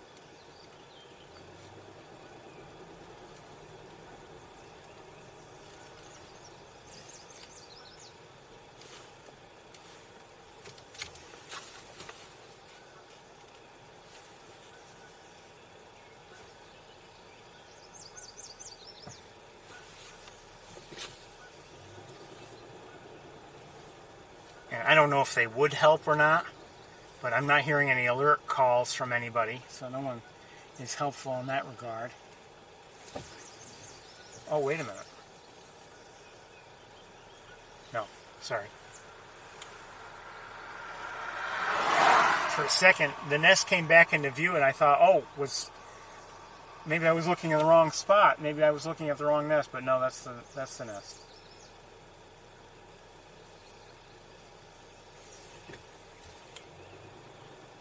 And it's empty.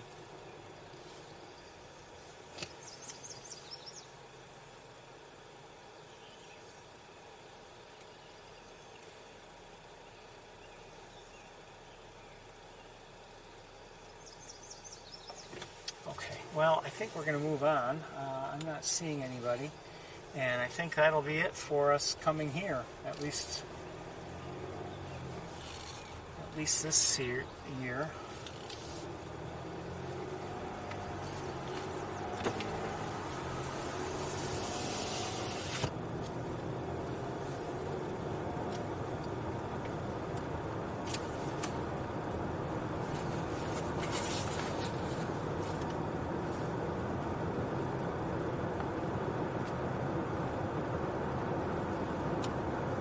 Still, we saw them a couple weeks in a row, and I was glad to see the great horned owls.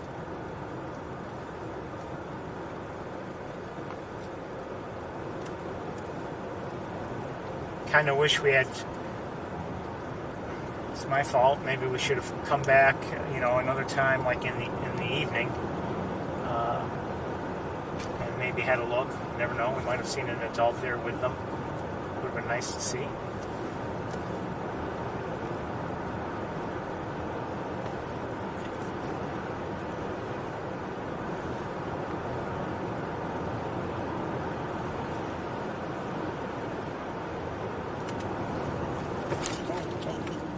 Stop sign.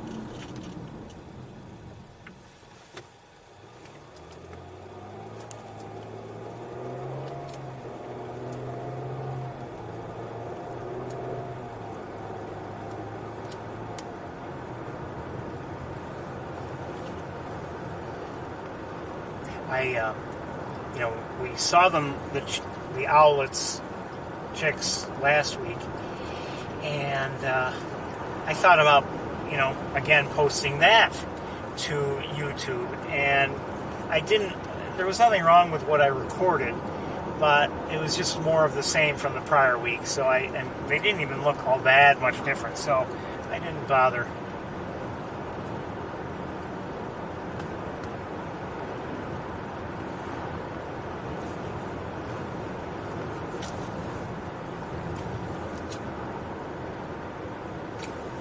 And they had just been, like the prior week, they had just been sitting there, and maybe a few more movements to their heads, especially the one that was on the left, but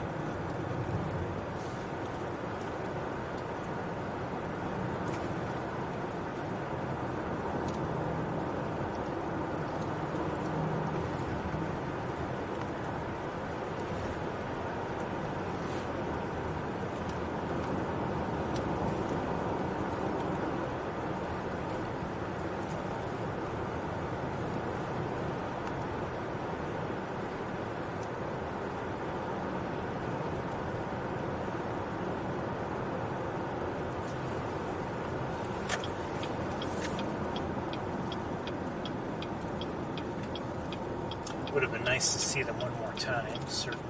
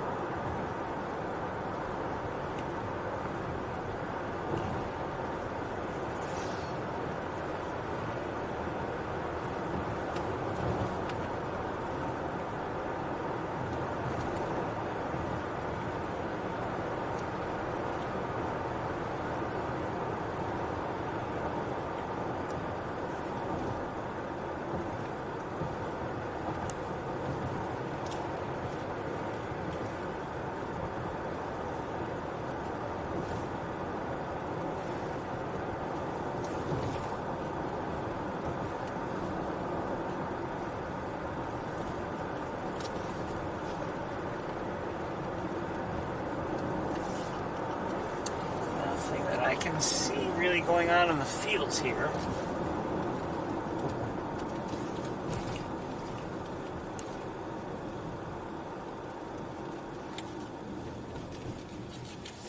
And like the fields we've seen elsewhere, they look like they're working on getting them ready for planting, or they have planted or whatever, but I mean they're working on them.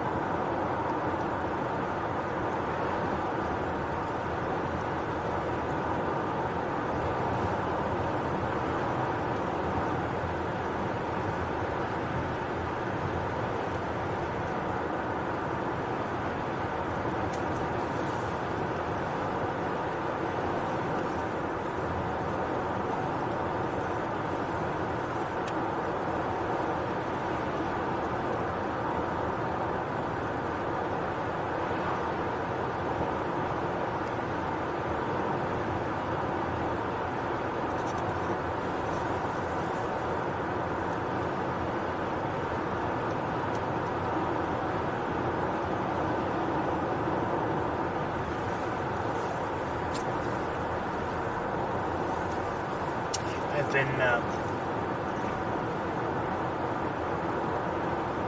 without looking, spending too much time staring, I've been checking up on my neighboring red-tailed hawks, Betty and Barney, and they're using the same nest as they have since I discovered their nest. Not easy to see up there. But they look like they have 2 chicks up there. Maybe it's possible they have more than 2. I don't know. I've only seen, 2 at one time with certainty, so I don't know.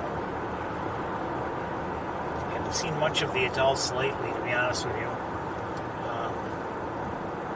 May have caught a glimpse of one today, I think. Last night, during my walk, I saw one near the nest, but I think think I saw one on the nest, and although I'm not sure, I think when I looked at the nest last night, I never saw an adult on the nest. So they're sometimes spending time away from the nest itself, and the chicks are, apparently able to take care of themselves in terms of temperature.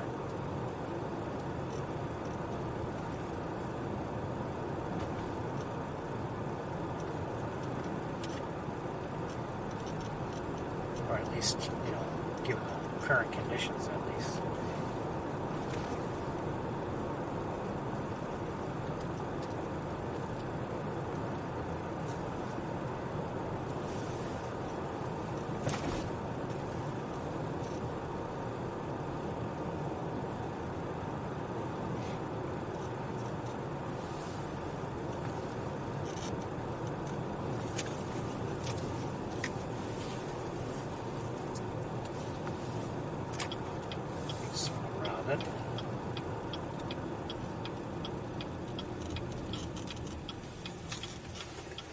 Welcome to Van Dyne Spoor Road.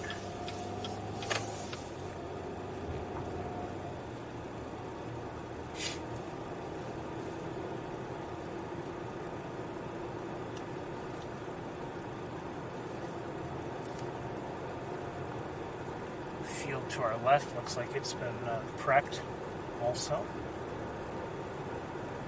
I think so.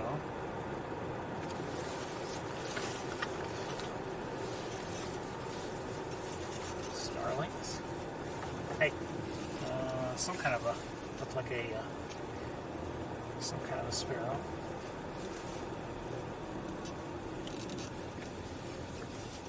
Lift your feet.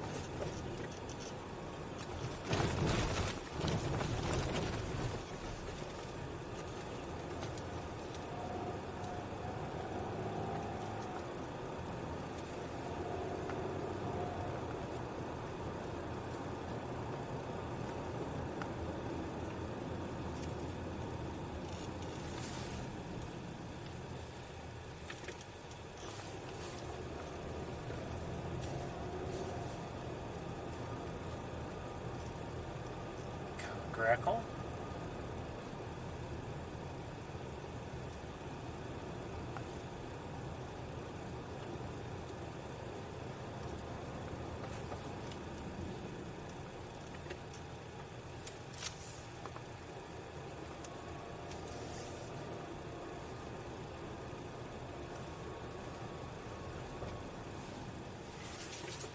Encouraged to go this way.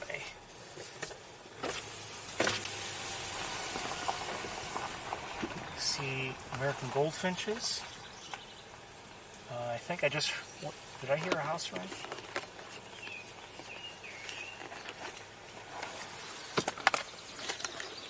Yes, house wren.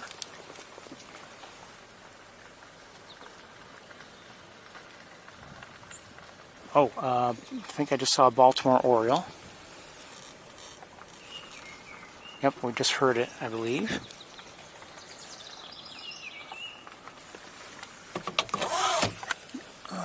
It's going to be tough to see in some of these locations. The sun has come out a bit.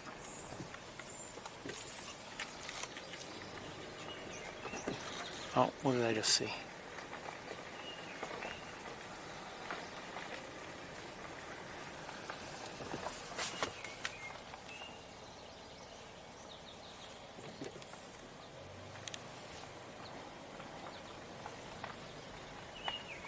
I see an American robin.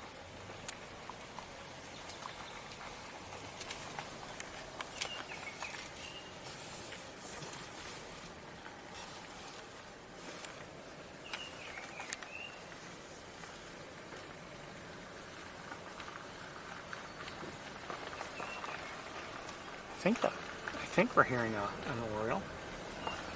The song sounds a little different. Maybe I'm wrong. There is a vehicle up ahead.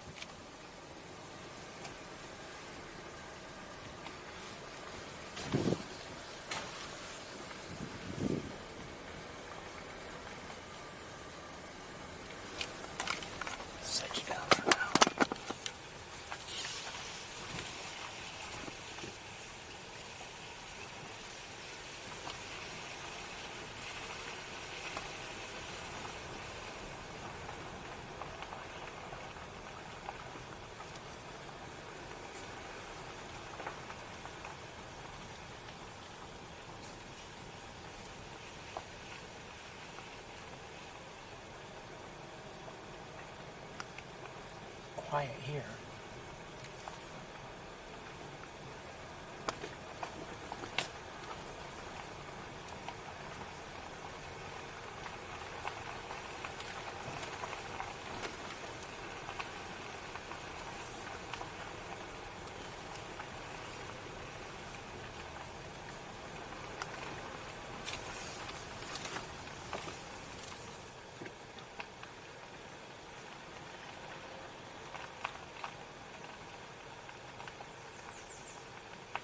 Just heard an American redstart, I believe.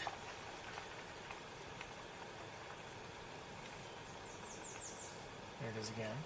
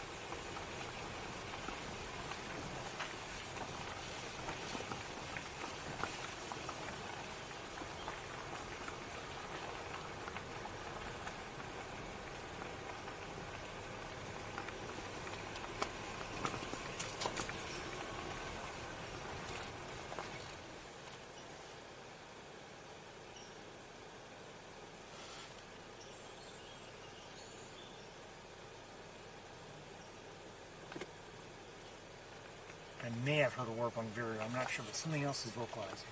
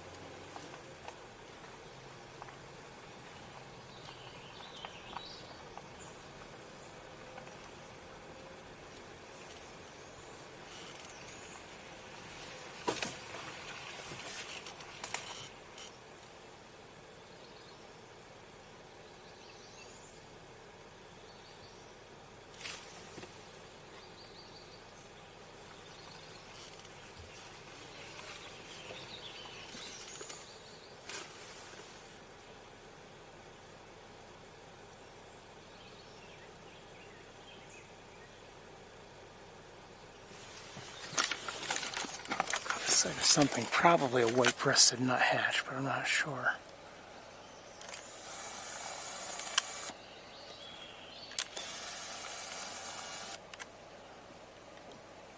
I just saw it again.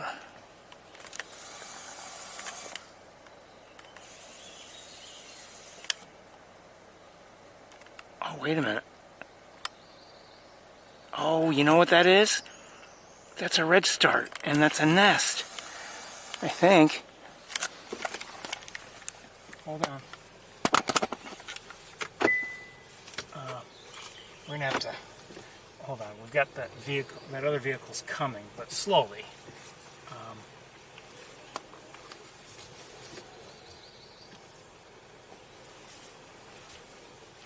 Let me see if I can get. I just wanted to kind of get out of the way.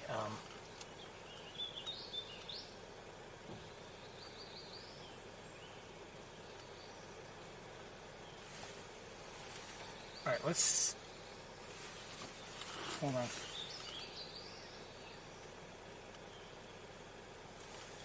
I want to see if I can get you a line of sight on that redstart nest. Where'd it go?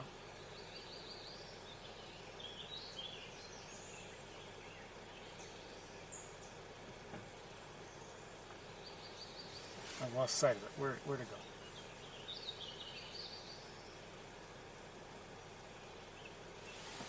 I gotta back up, I think. I agree.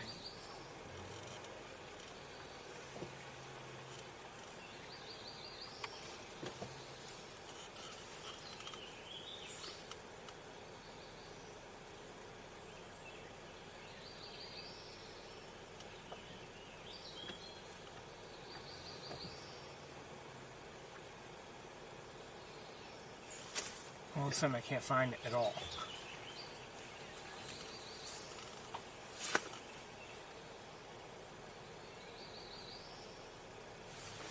Alright, let's do this all over again.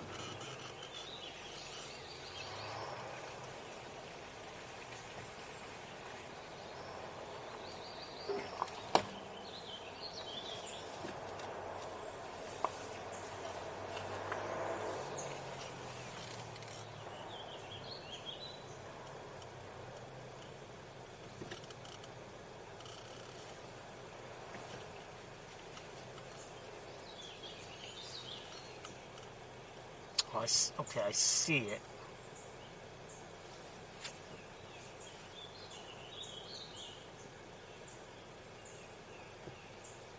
There's no one in it at the moment. Let me see if I can get you a better look. I don't know if I'll be able to or not. Oh yeah, I think, well, it's possible. Come on,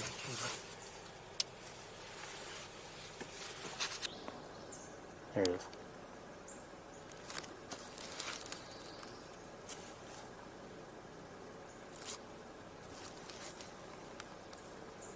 Not much to it at the moment.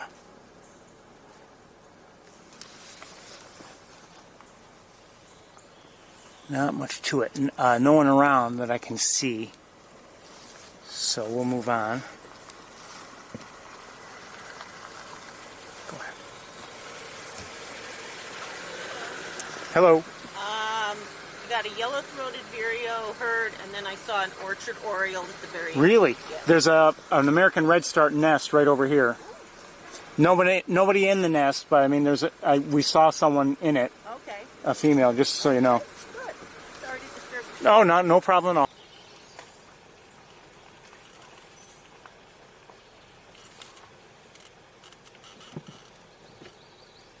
I'd like to see the orchard oriole. I'd like to see she said, I think, yellow-throated vireo.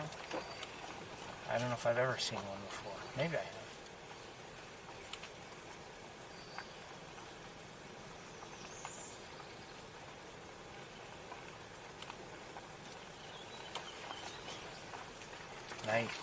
The vireos are the ones I need to review yet.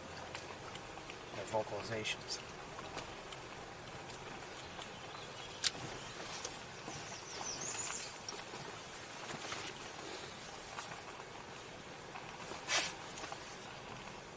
Just went right in my eye. Right in my eye. An entire world of places to fly, and it goes right to my eye.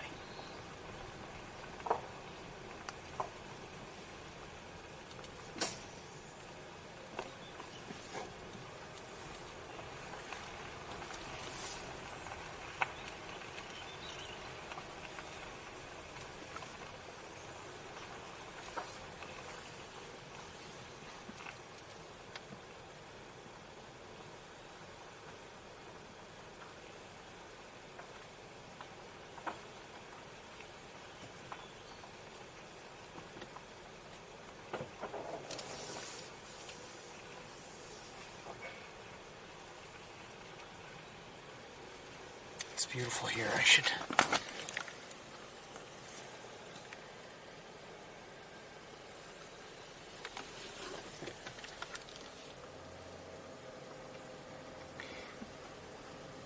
Now, apparently this road that we're on is essentially parallel to Van Dyne Spoor Road. Or at least it ends up being that way. And it could be that, I'm not sure, but it could be that just on the other side of these woods is Van Dyne Spoor Road. In fact, that's probably the case. And just remind you how many times we've come through on Van Dyne Spoor Road and, you know, really intending to get to the area where there's water and everything and it's all open. But very often the better sightings have been in the wooded areas.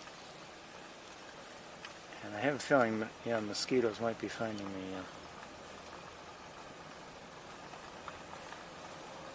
Hope not, but it happens.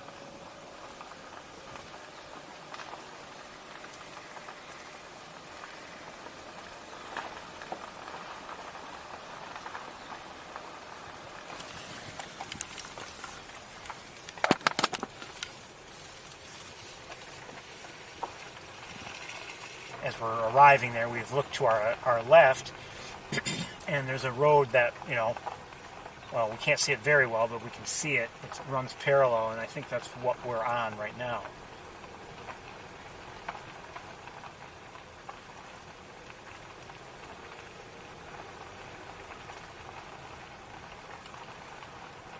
And the reason why we're here today is because, and he works at the visitor center, the same gentleman who recommended, you know, going to go see the great horned owl nest, Richard, he recommended going here today. Haven't seen that much, but this is a nice change, a nice different location to go to.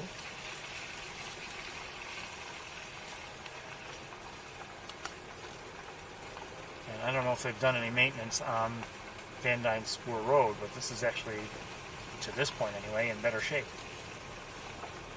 overall. It's narrower, but it probably gets less traffic. Okay, somebody, I think it's is that a warbling vireo? I'm not sure. Two of them. Possibly three? That was a mosquito. Oh boy. Oh boy. It has begun. It has begun. Okay, somebody... 1 second. Okay, it's a robin, I think. Now I'm hearing that. Dip, dip, dip.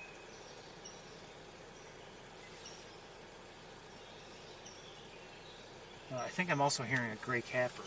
There's a vehicle behind us. Okay, hear that sweet singing? It sounds similar to a robin.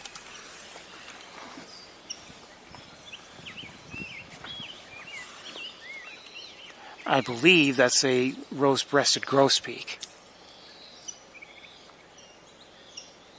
And I don't know who's making that. Yeah, yeah. I've forgotten that sound.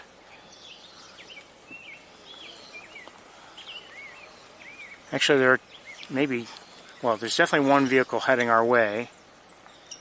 Two vehicles heading our way behind us. So we're just going to kind of move over a little bit. But I'm not sure who's producing that, I guess, chip note.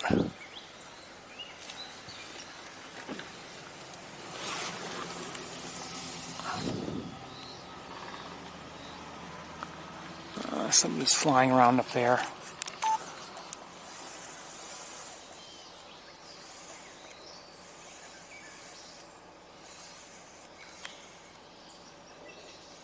Oh, they were.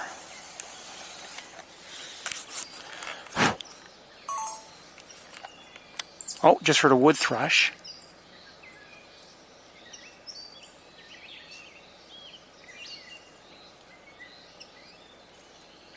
And we're hearing a catbird nearby. I'm not sure where it is.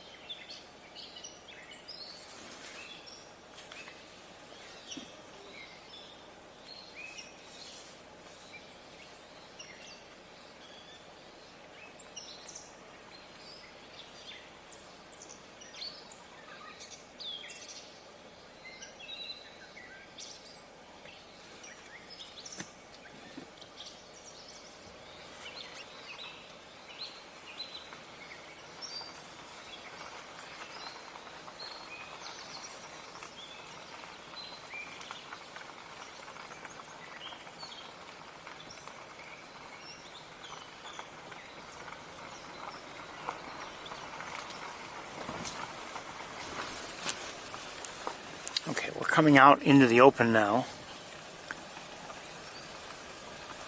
So we've got an open field on the left side of the road. And I believe we'll soon see on the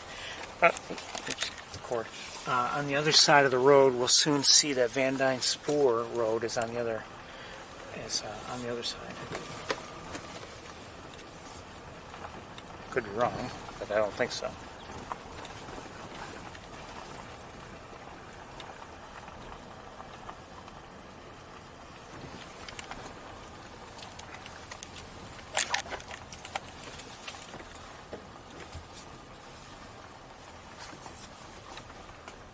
See, it's right over there. That's where the utility poles are. Doesn't look like much from here. But this doesn't look like much from over there either. And granted, this isn't much. It's a narrow road, and it's not, you know, well paved or anything like that.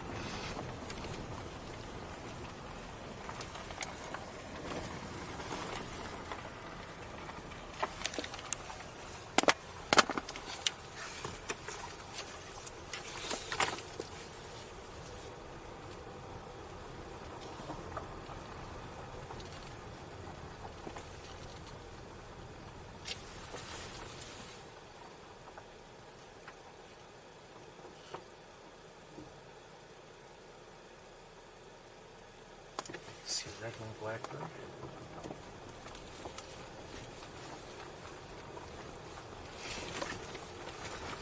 There should be a cul-de-sac or something along those lines at the end of this road to turn around.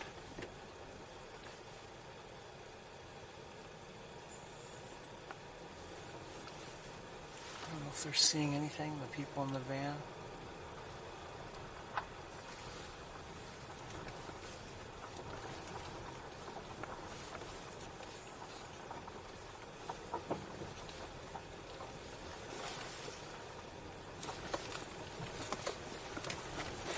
Not much here. I think that's going to be mostly the wooded area that's going to be of interest. And of course, we've already been through it once. We'll go back through it.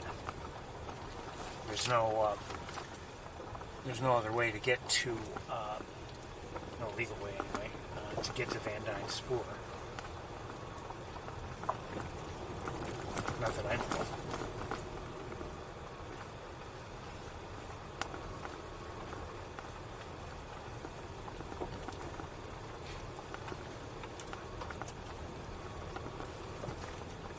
Saw a robin.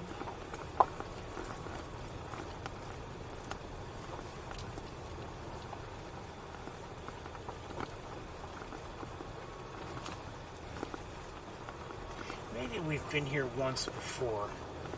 I know we've gone on one or more other roads other than Van Dyne's Spoor in this immediate area. And I don't remember if we did this before or not. Maybe we did.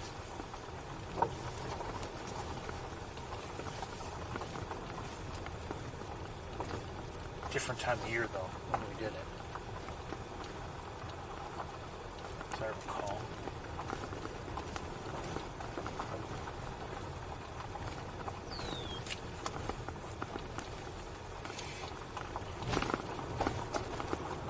I don't know if we'll be able to find that nest again. I should have...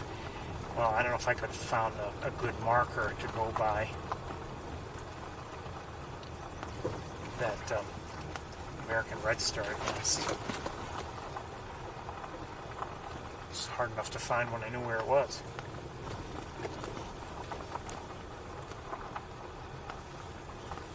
And I just saw a woodpecker. It looked like it was probably a downy.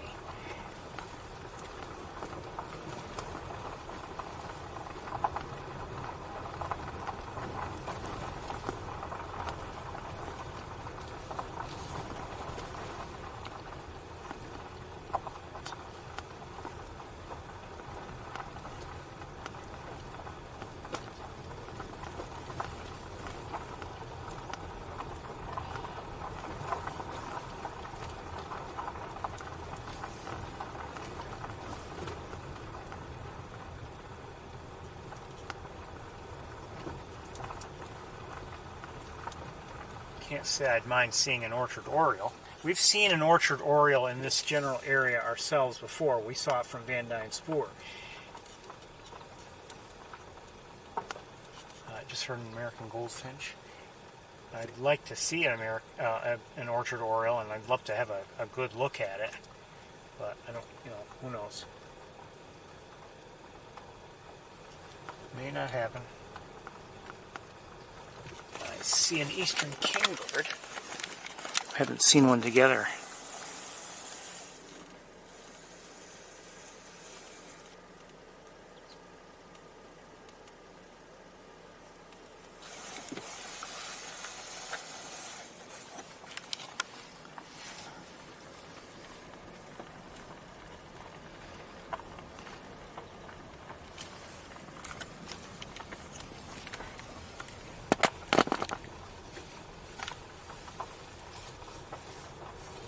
Actually, you know, sometimes the field to our left, I believe I've seen that it was flooded, and this would be a, you know, if we can get here, assuming we can get here, might be a much better way sometimes to come and see it coming on this road rather than trying to look through the vegetation from the Van Dyne Spoor side of things.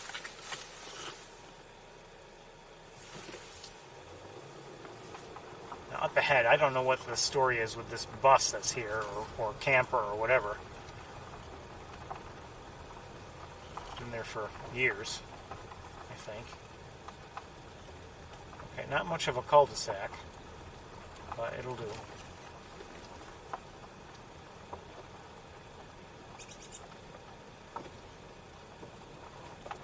Just saw a grackle. And, oh, who's this running? Sparrow of some sort. I didn't get a good look at it.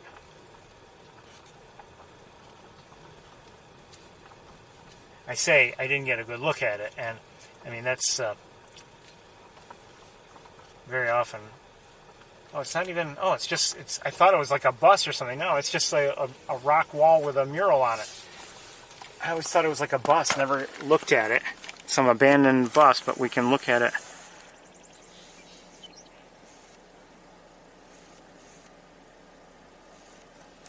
Of course, there's graffiti. Thanks.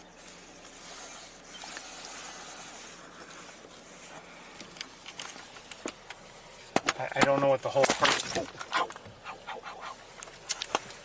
Come on, get on there. I just cut myself. I hope not. No.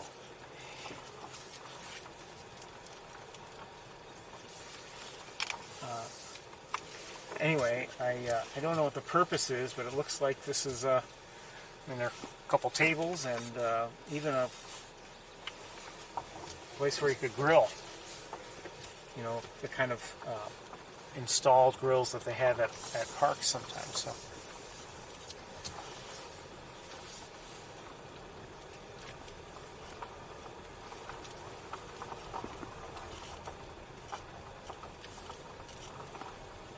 Anyway, I was saying, you know, sometimes I might say I didn't get a good look at it. Well,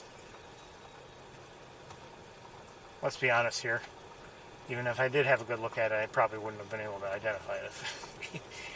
Sure, I can recognize a song sparrow, but there are a lot of sparrows I can't. So, full honesty.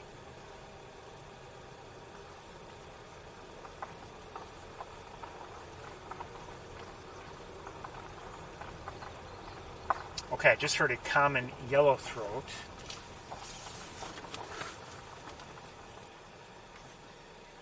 I hear some Canada geese. Song sparrow.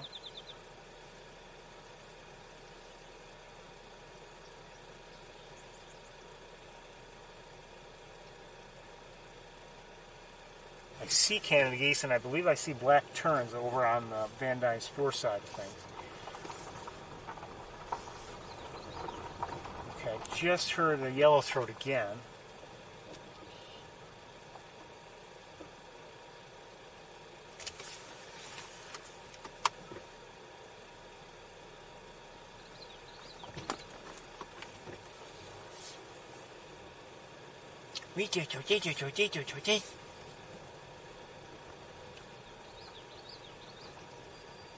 It's often described as wickety, wickety, wickety.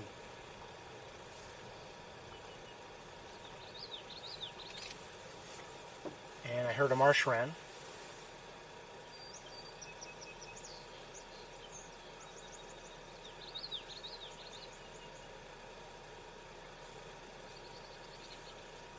I don't see the common yellow throat. We're going to keep going here. Time is... I didn't turn the music on.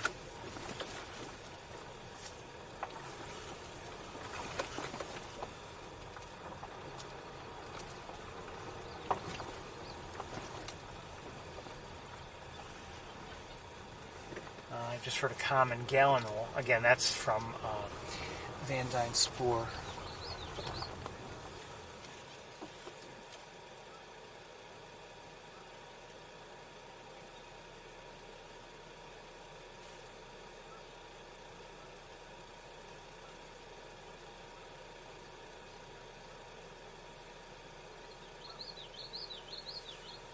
I think the yellow throat we're hearing is actually fairly close. I don't know if I'll be able to find it.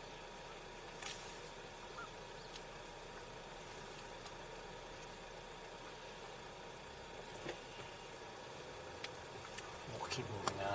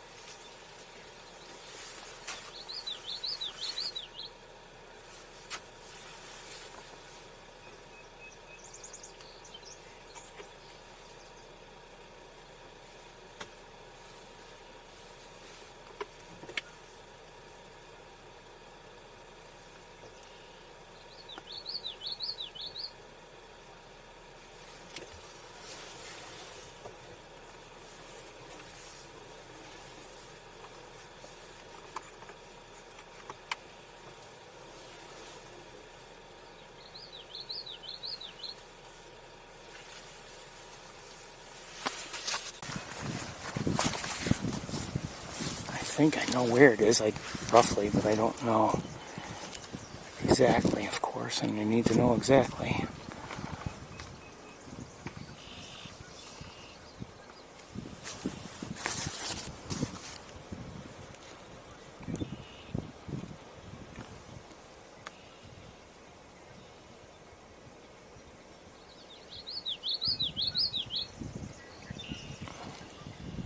It's been moving a little bit.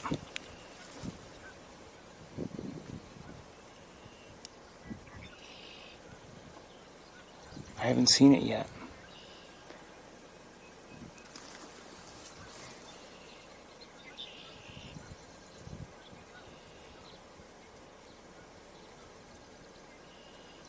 And it may not be as close as I believe. I bet it flew away.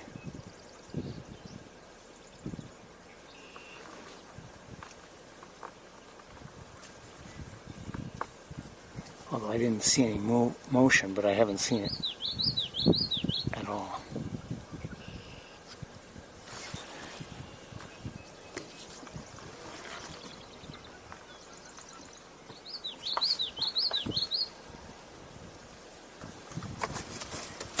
Out of the way.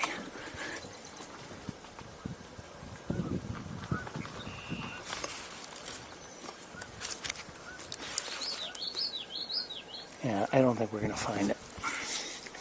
Two of them right there, I'm not sure, but I just can't find either one. It's unfortunate. I'd love to give you a look at one singing.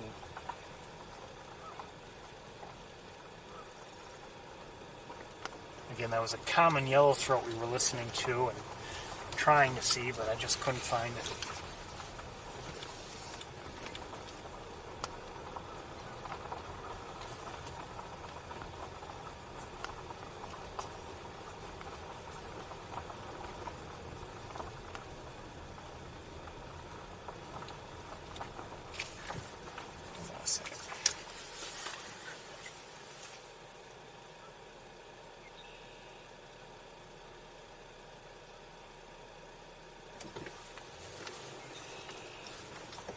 What is with this cord?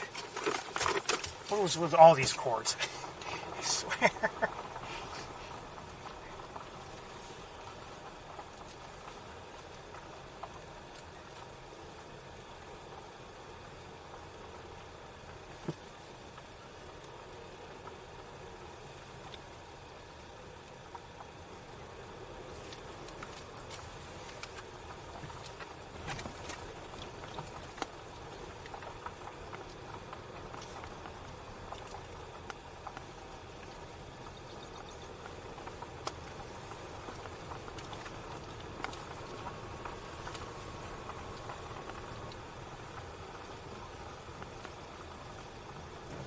can't zoom.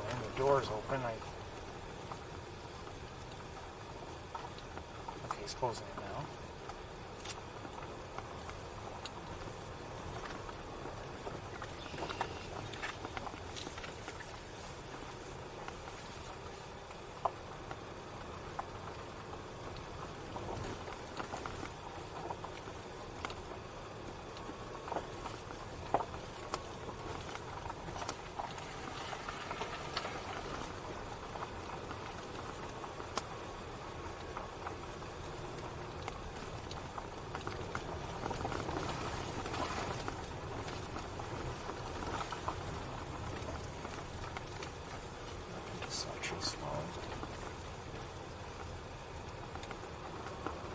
So glad we came this way. We haven't seen all that much, but glad we came this way.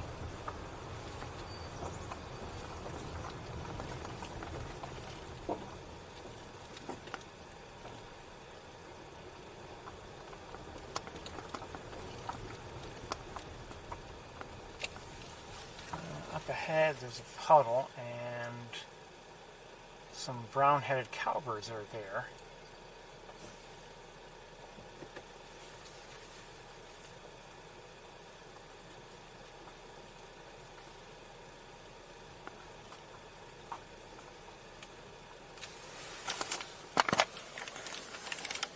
Quick look.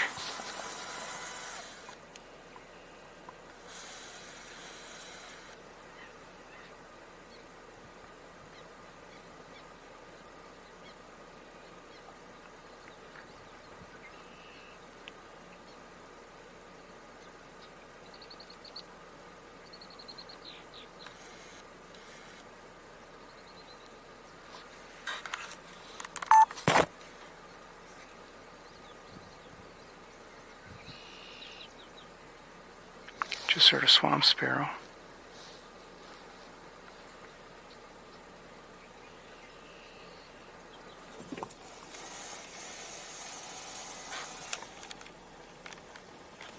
And I just saw a flying away was a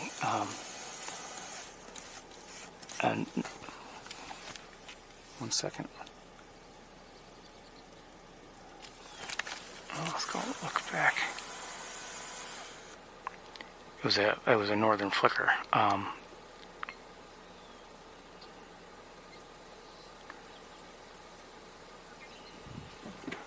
Okay. And there's a turkey vulture in the air.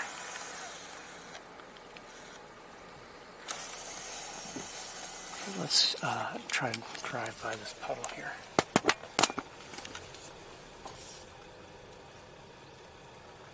I think there are 3 cowbirds. It looks like 2 males and a female.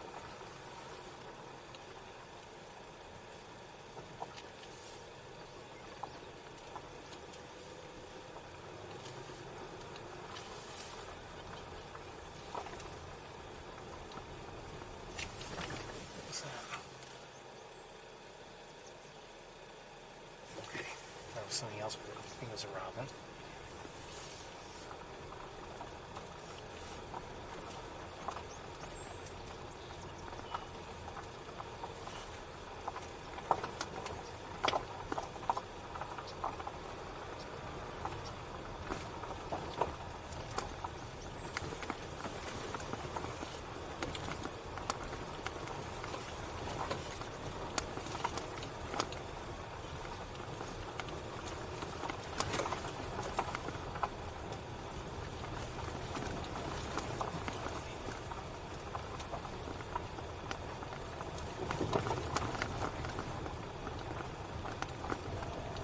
There are 2 turkey vultures flying around.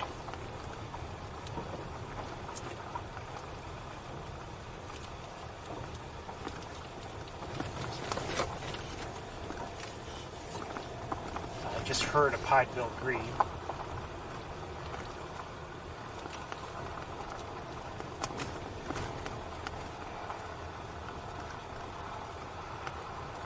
People on off-road vehicles are on Van Dyne Spoor Road, unfortunately.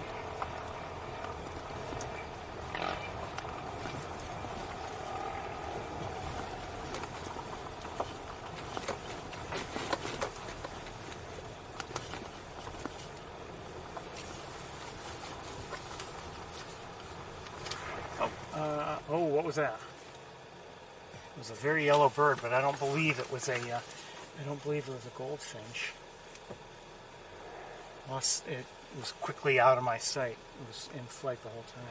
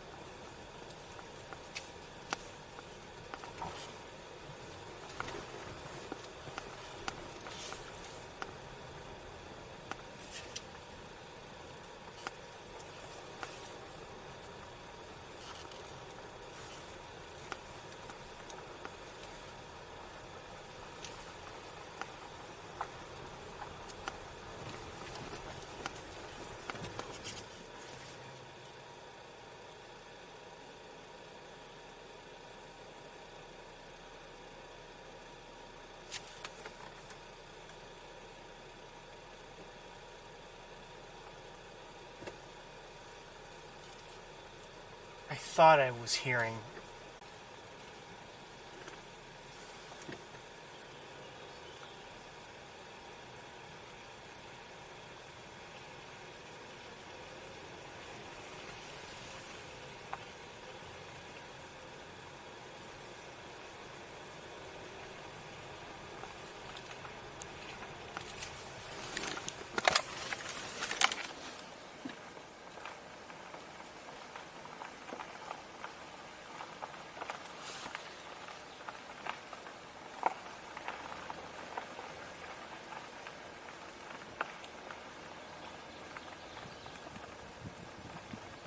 Did I just hear an ovenbird? Maybe? Yes, I think so. Ovenbird, distantly.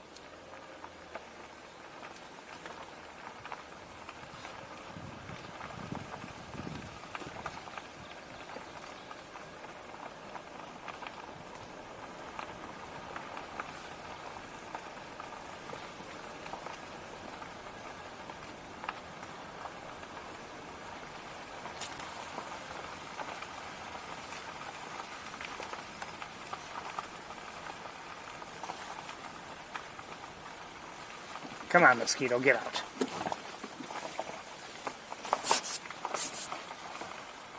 Really?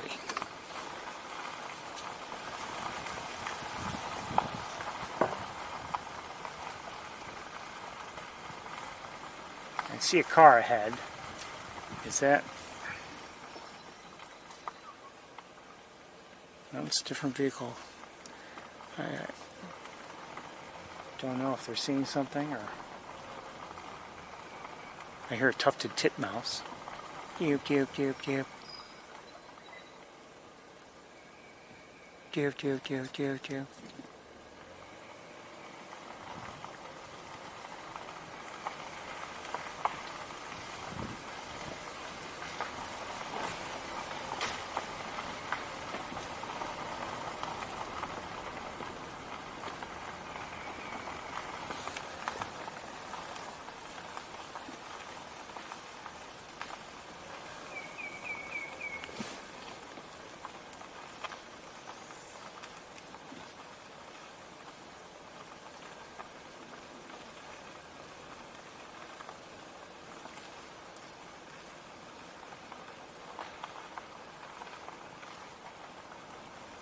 So the vehicle that I see ahead, they're parked. I mean, they're not moving. I wonder if they're seeing something.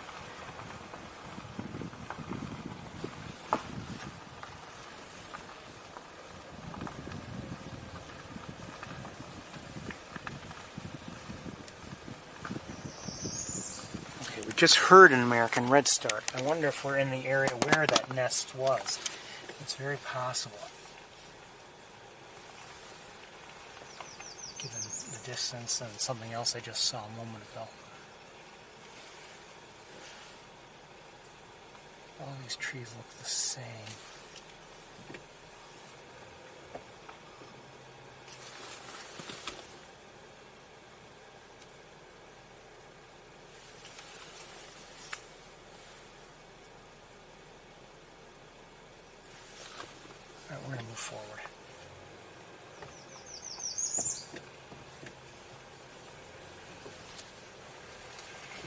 Are you seeing anything in particular? No, I'm hearing a lot of things, but I keep waiting, but nothing. Sorry. So much foliage. Yeah, it doesn't help. And they're really up high, I think. Many. You're right. And the mosquitoes are not helping either. Good luck. That's an American redstart you're hearing. Yeah. Okay. There's a nest nearby. Yeah, there's warbling vireo and Australian warblers. Okay. Very good. Thank you. I'm not sure if I've ever seen a cerulean warbler before. No, actually I am sure. No, I've never seen one. Now that I think about it. We're going to keep moving on. She has a point. There's a lot of foliage, a lot of leaves to look through. And it's not easy to find things.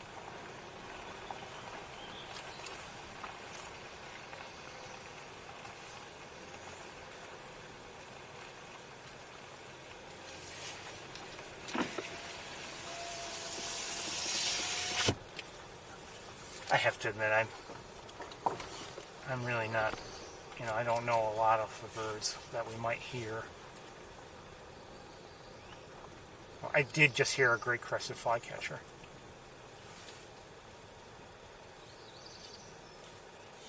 Yeep.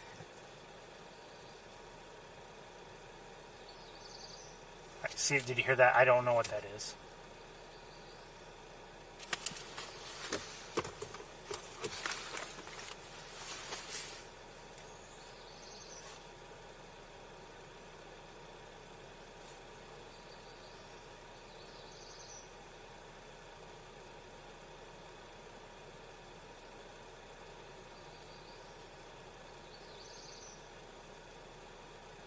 Oh, we're hearing the warbler. According to Merlin, that's what we're hearing, a cerulean warbler.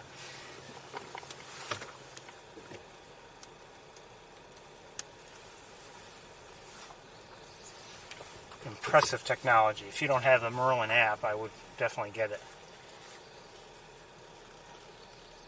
That's twice in 2 days I've used it and been impressed.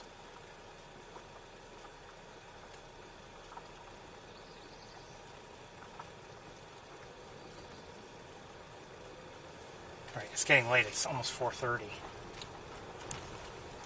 Oh boy, we're in trouble. You know what I think we're going to do? We're going to skip Van Dyne's spoor.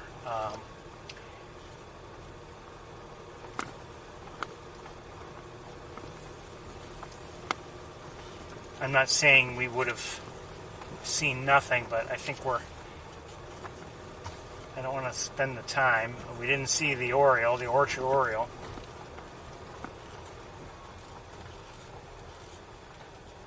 But I don't want to spend the time going all the way around and going through that road and taking the time. So I think we'll start making our way back. I'm glad we came this way, I have to say. I wish we had seen more.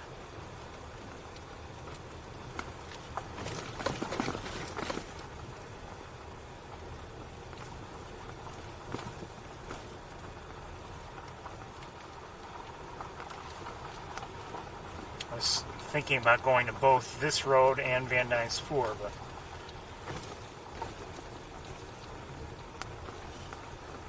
or you know what I mean by Van Dyne's spoor. I mean not just the area, not just the stretch of it we've already traveled, but like okay,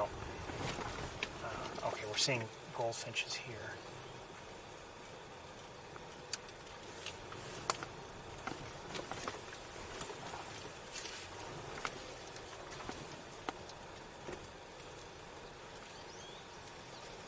Hear them.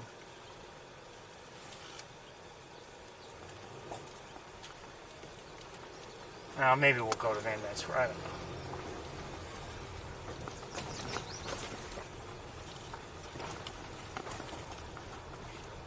But I have to admit I don't know who that was. Oh, was that it? Oh, I have a guess. Oh, wait a minute. Do I see it? I see it. Yep, I knew it. Okay, hold on. Hold on. We're going to try to get a look at it. Oh, shoot. There's a car coming. Oh, it took off. That was an indigo bunting.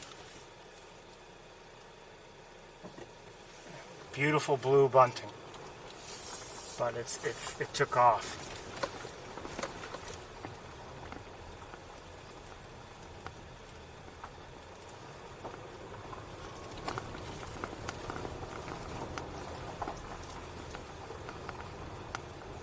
We've seen them in this general area before.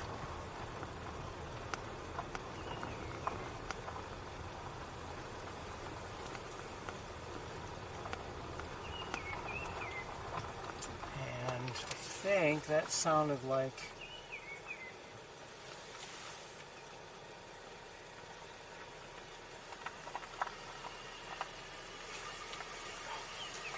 Hello?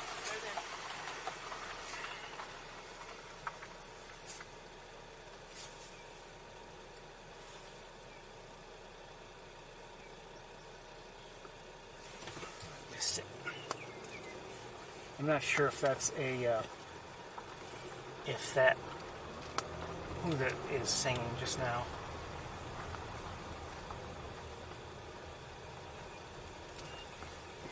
Yep.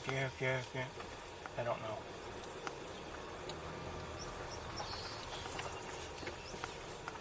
Just heard a song spinning.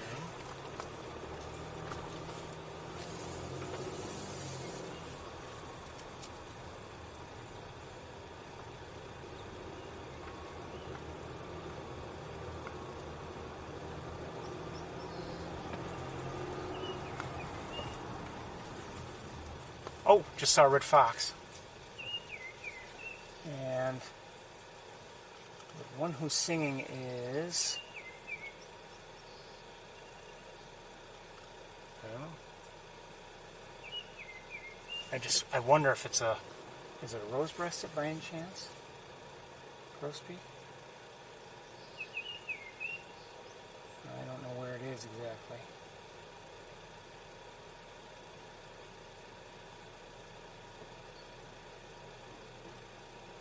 Of course, now it stopped.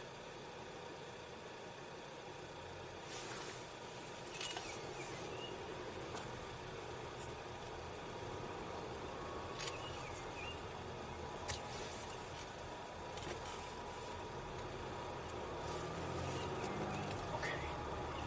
We'll go through this, I think, somewhat quickly. We'll see how things go. So we're on Van Dyne Spoor now.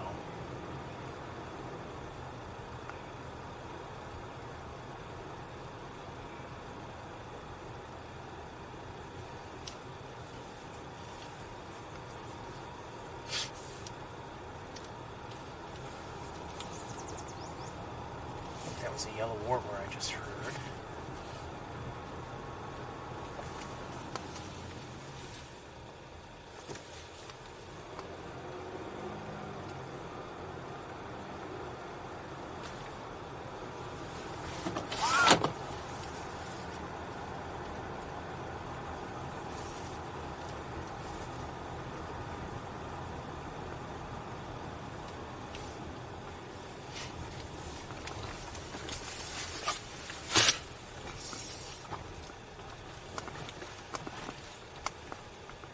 This is a much wider road, but it's not in great shape either. It's in worse shape, I would say. It probably gets a lot more traffic, too.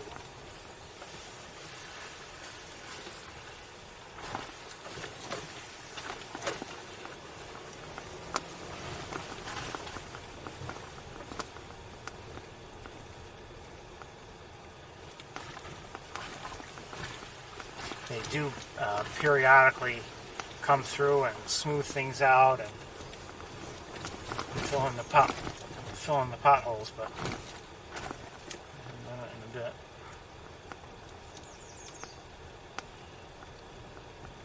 I think we just heard a red star.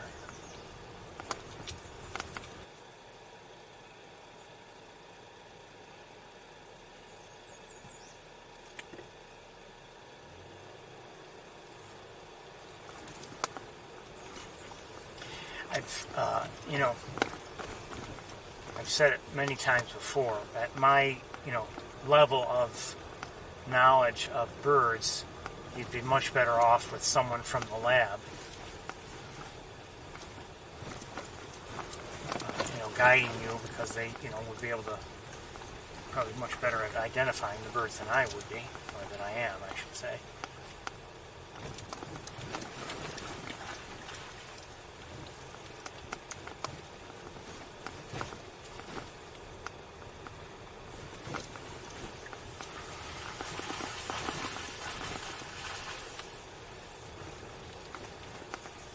They'd probably, if I had to guess, there are a number of people who seem to bird, I think they're from the lab.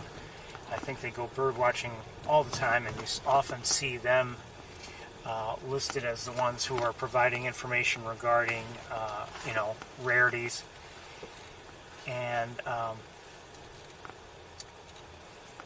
I suspect, especially some of them, I suspect, what is that? What is that? I hope it's nothing. Hold on one second. Oh, good. It is nothing. It's litter, but I thought it was a dead bird in front of me. You'd probably end up going to a wider variety of locations as well.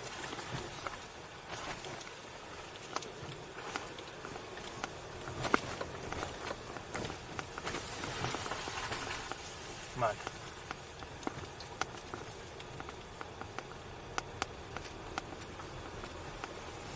I wouldn't be surprised if many of them look at the locations we go to and think that, oh yeah, those are the spots for tourists. We go to the the good spots.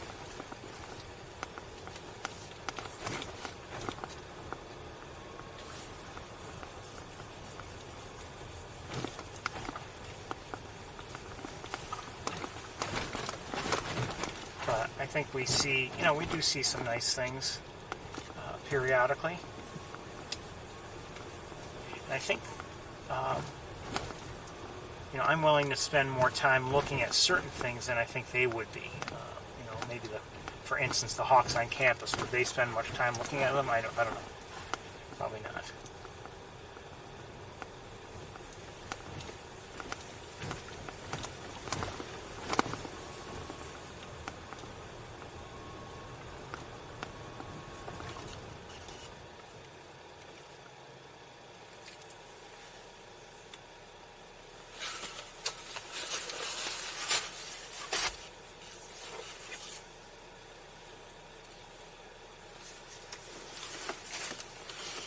Something just, I don't know what it was, just flew into...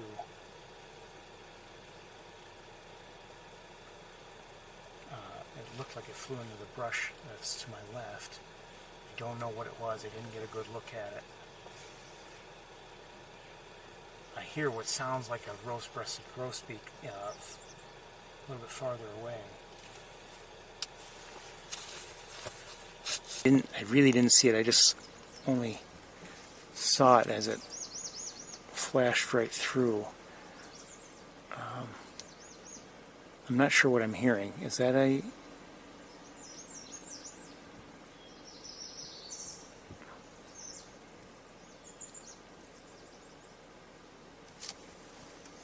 Okay, I see it. Whatever it is, I see it. No, I don't. Oh, I don't know what that is. Stay there. Oh, shoot. Shoot, shoot, shoot. Hold on.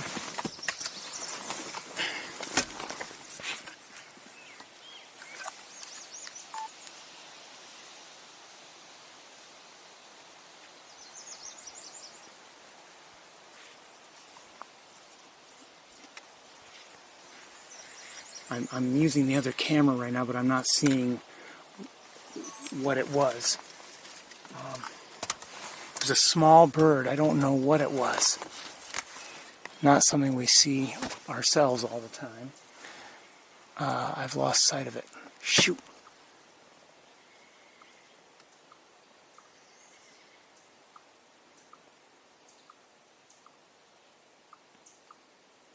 I think we're hearing a chipmunk also now.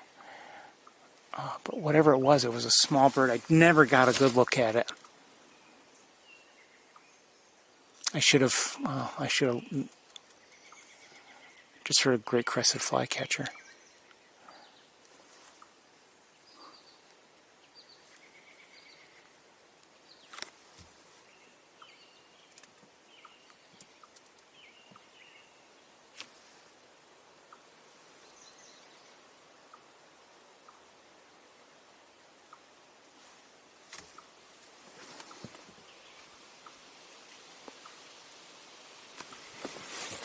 I don't see it.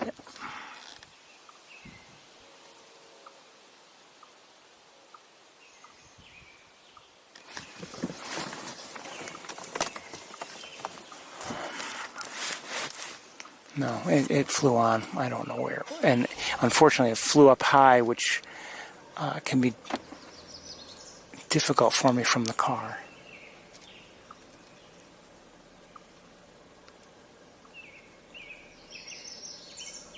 It might have been a young redstart. Now that I think about it, it's possible, maybe even likely.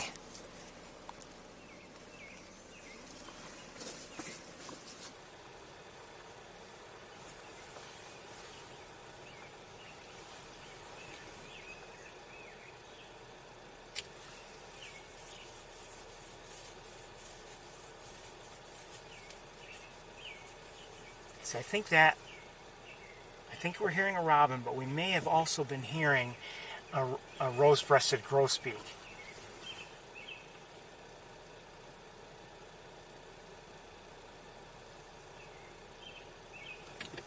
The rose-breasted grosbeak's song sounds overall, I would say, similar to at least to my ears, to that of a robin, but it's smoother, a little bit more musical.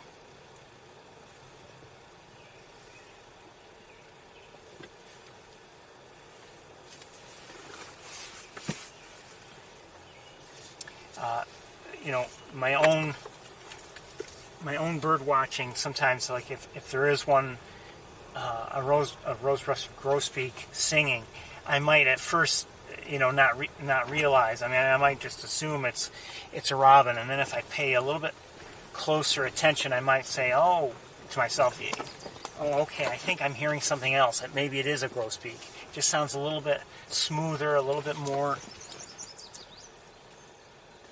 Hearing a yellow warbler.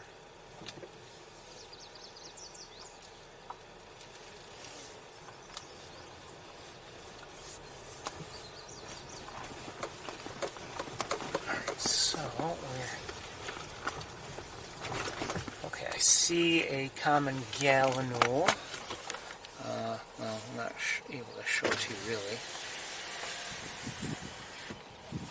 Well, it's over.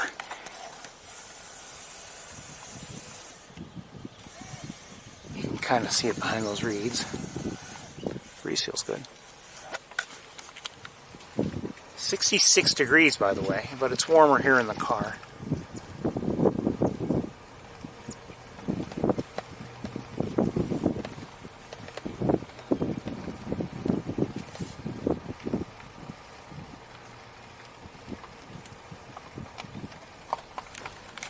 I'm gonna set it down. Oh, I just saw a couple sparrows, I think.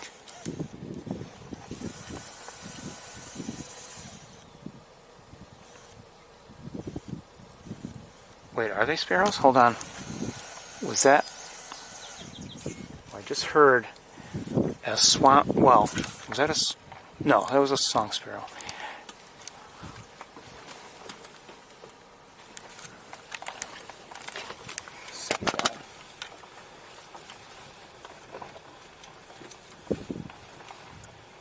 Now, what I don't know, I haven't heard anyone mention any sandhill cranes here.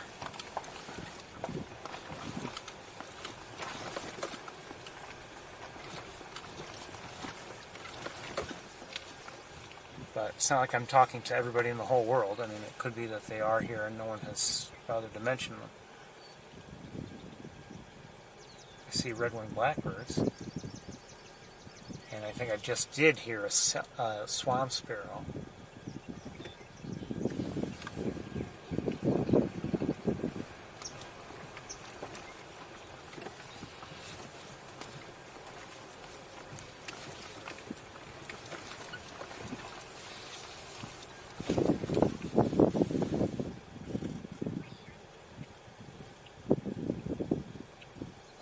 anyway, this area, northern cardinal, this area has been known, and we've seen ourselves, sandhill cranes nesting here, and we've seen their young here. But I know in the past when we have seen them, they've been very difficult to see, given all the reeds and other things that would block our view, especially all the reeds.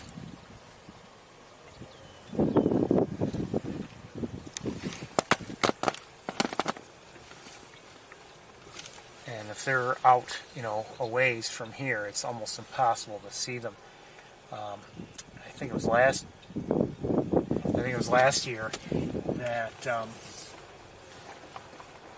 was definitely a family, and people really would. They'd be every once in a while come out in the open for the very briefest of moments, and then they'd be gone again. And people would spend time looking, but it was very difficult to get to see them, and that's fine,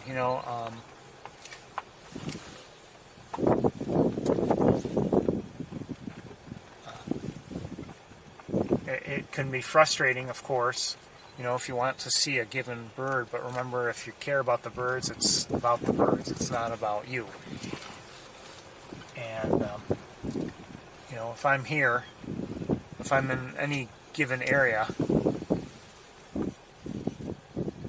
again, I'm hopeful I'll see whatever I'm hoping to see, but if I don't see it, I'm not going to do anything that would disturb the environment or do anything to, make it come to my view. I wouldn't do that.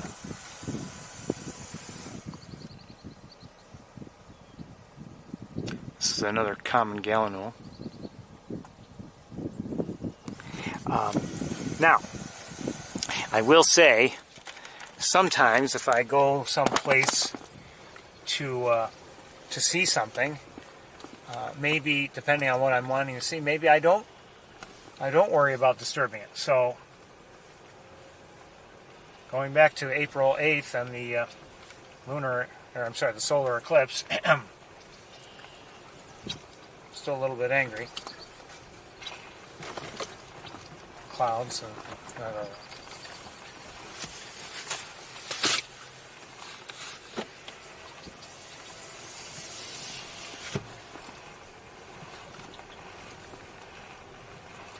I did have I did enjoy the whole experience, as I mentioned before, but it would have been that much better, much better actually, if I had had a good look at the eclipse. But instead just caught a few glimpses through cloudy skies. So that was disappointing. Especially because, I had prepared for it, and I had hoped I was ready for it. And maybe I wasn't ready for it from a an operational standpoint, and actually running my camera and everything like that, but I was hopeful. Okay, so I see some Canada geese. We had heard Canada geese earlier, but there's also a gosling here. Hello, gosling.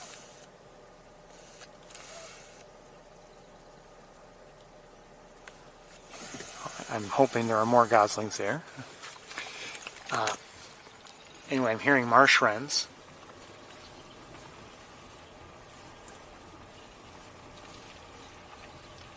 Is there just one gosling? No, more than, I see two. And I see, and a few more. So there are at least 4 goslings. Well, I think you. And several goslings. Just adorable. They pop their heads up above the grass. Love it. Okay, I think I see... What are those? Are those pied-billed grebes? Yes. Oh, wait, that's a young one. See the stripes on its face? That's a baby. We've over the last few years, we've often seen young pied-billed grebes here with their parents. I'm just maybe a little surprised that they already have young, but maybe that shouldn't surprise me that much. And the Canada geese do, and it is, we're almost at mid-May.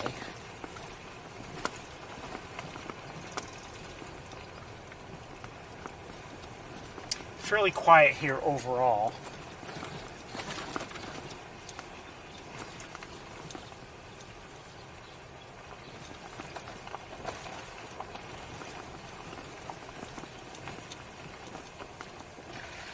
I believe I remember being here in the past when there was a lot less grass out there. It's a lot more open.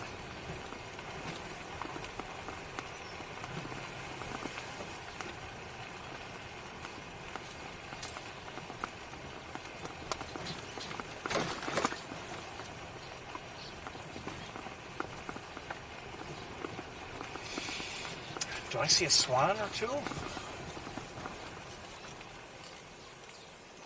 At least one.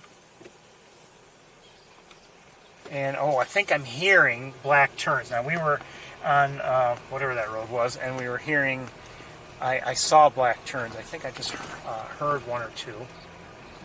Oh, wait a second. Hold on. The people that we just passed, I don't know if you saw them or not, they're coming back to me. They're going to get a piece of my mind, I'll tell you.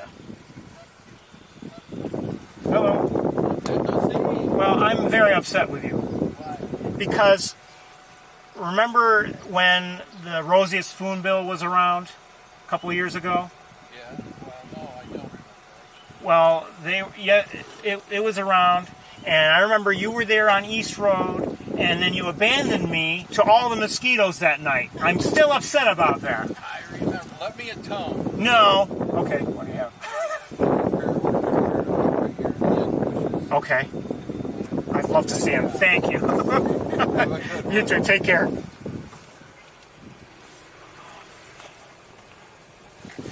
He thought I forgot.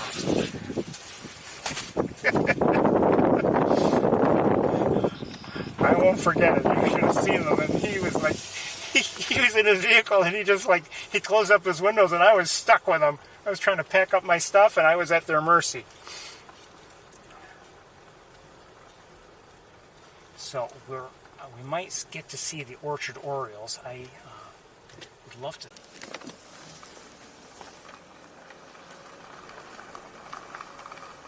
Now we were in this area here when we saw an orchard oriole a couple years ago, I think. And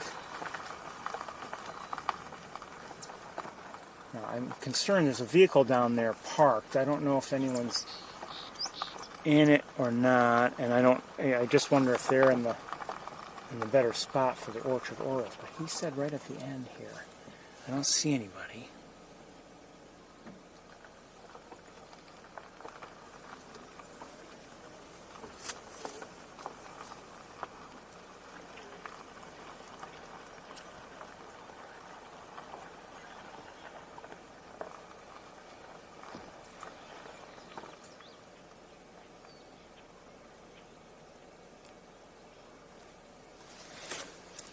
Mosquitoes are here, though, that's for sure.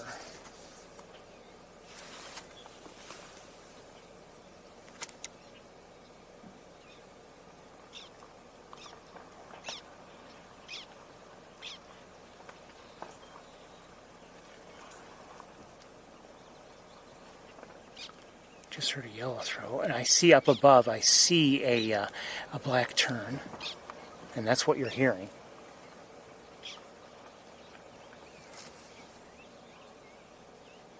I hear someone singing. It sounds, hold on. I don't know. I don't see.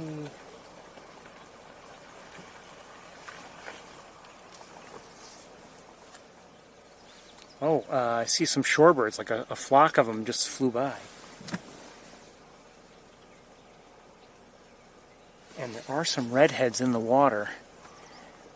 Redheads, the ducks. Oh, wait. Oh, I think I see one. I think I see an orchard oriole. Maybe.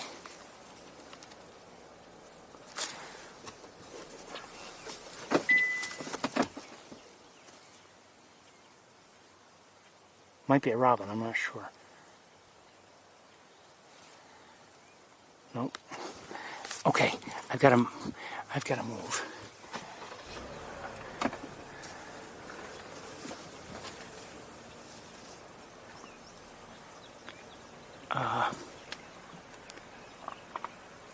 I saw it move to another spot, but I don't know if it left that spot. I don't think so. Hold on. I wish the locks would stay down and just be down instead of being cute. Okay, because it stabs me in the arm every time. Alright, hold on. Where'd it go? Let me look with binoculars. I don't see it.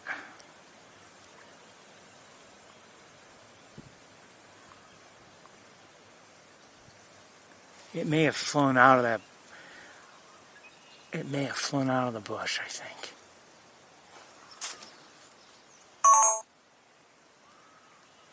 I'd love to see them both and see them better.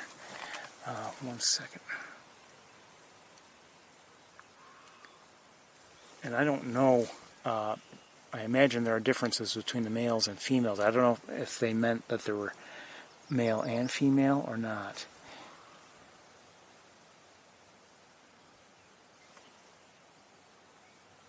I should have given you a look at the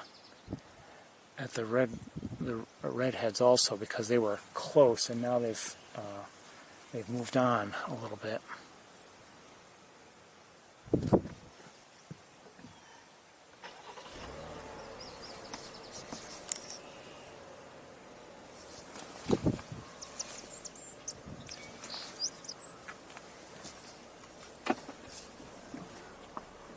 Oh, I think we might get a look at the redheads.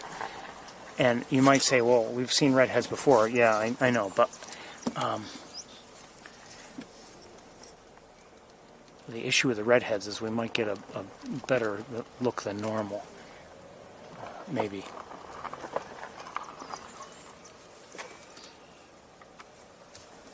Maybe.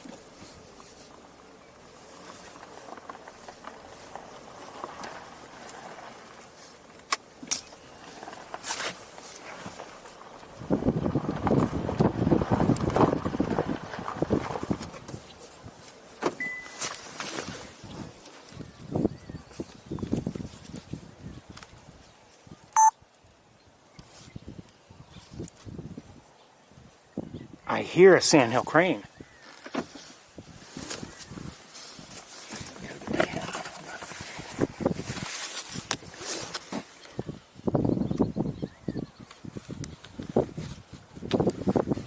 At least I thought I heard a sandhill crane.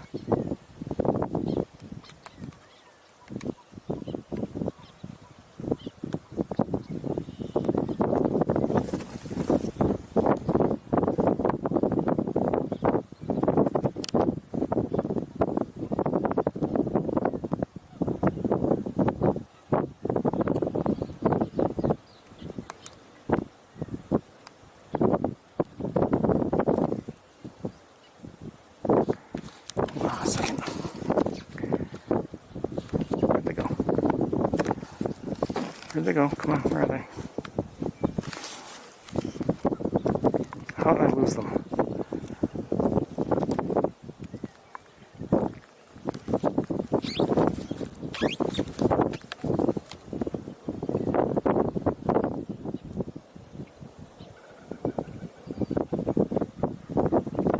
They're gorgeous.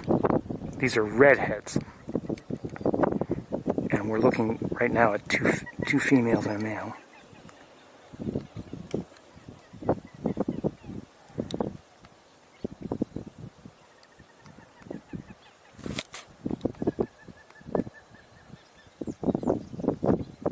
Wish they'd come back. Be a little closer again.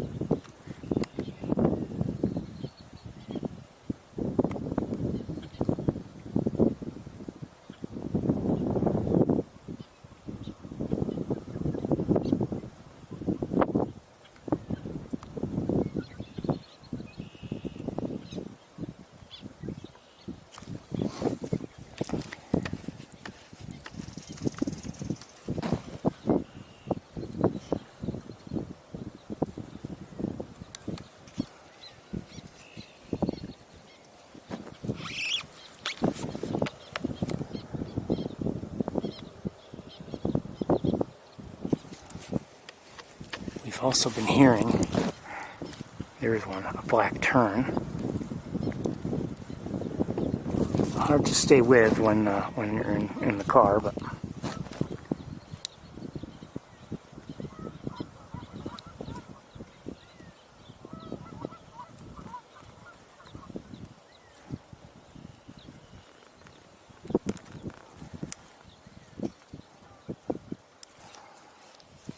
and there's also a swan here. Oh, that's a mute swan. I hadn't looked. That's a mute swan.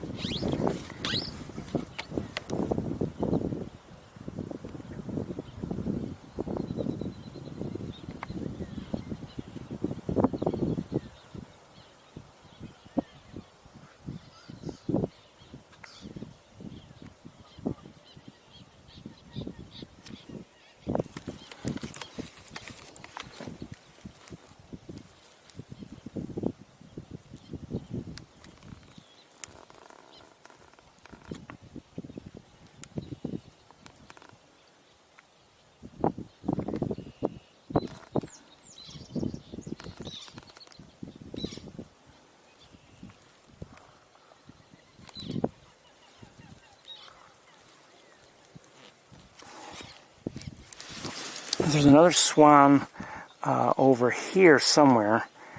One second, see if I can get it. What kind of swan is that? And is it just there, or is it actually nesting, is the question.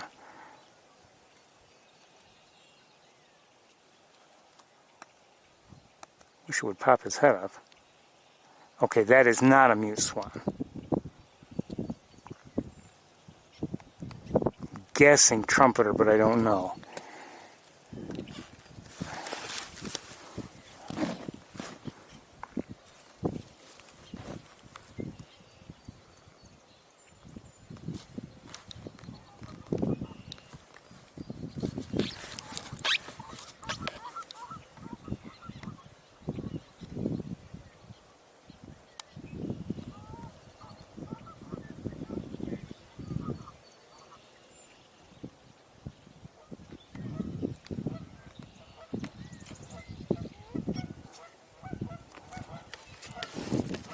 There are at least 4 or 5, and the more the merrier as far as I'm concerned, black terns. They are in decline, a serious decline, and you know, I always root for them.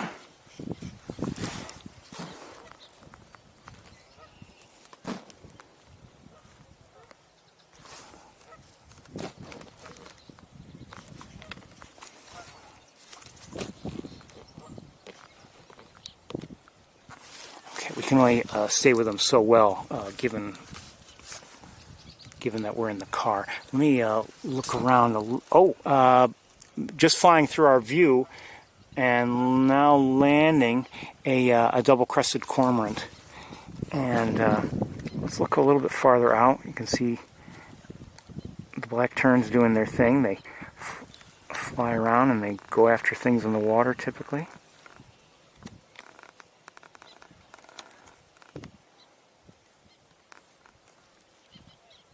It'd be easier if I were on foot and using a tripod.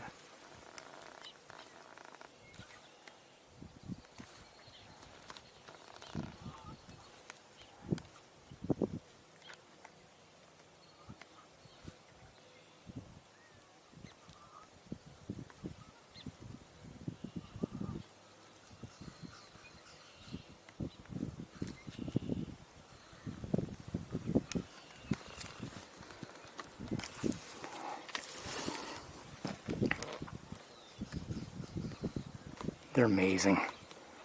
Then again, so many birds are. Okay, I just want to look around with binoculars. 1 second.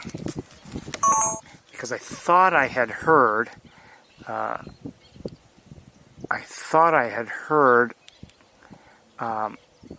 Sandhill crane. I am seeing more double-crested cormorants out there, farther out, much farther out, like out here. I'm glad to see, here anyway, the black terns.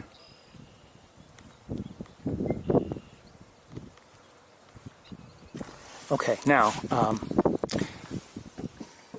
let's backtrack a bit and see if maybe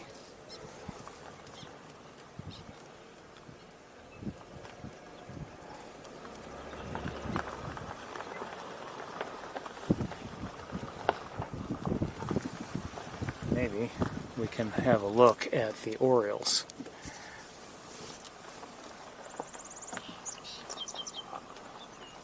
We saw one briefly.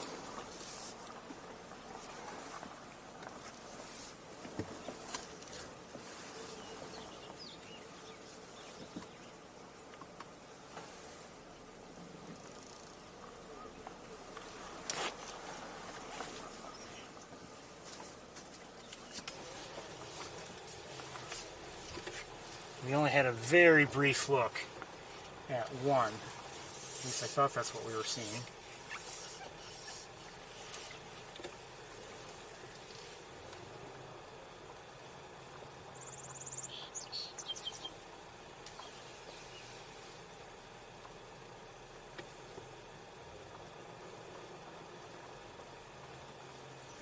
If I were to hear its song, I don't know if I'd even recognize it.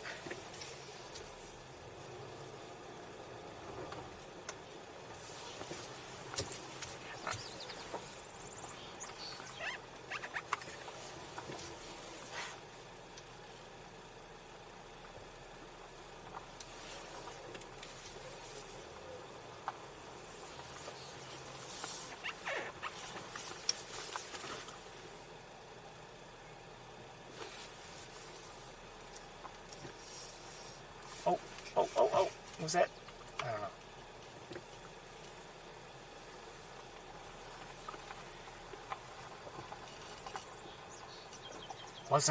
It was, whatever it was I just saw, it wasn't the bird we had seen previously. It looked different. I don't know what the females look like.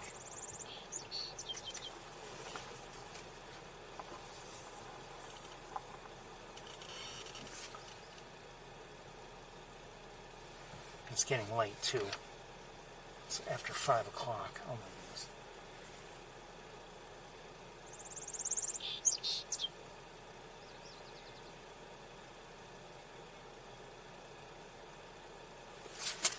Come on, mosquitoes, leave me alone.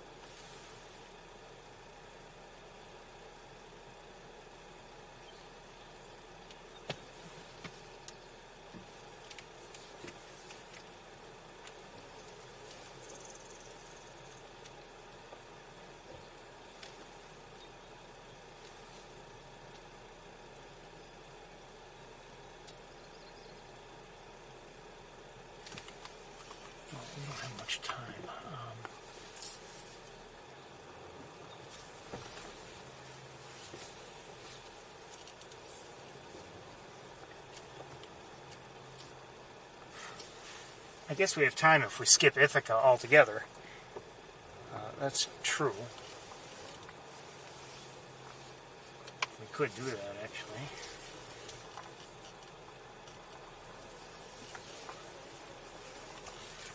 If we really wanted. I'd like to go see some things there.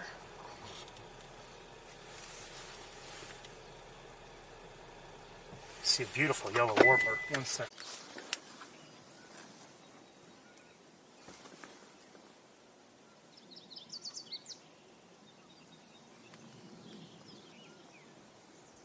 See a robin.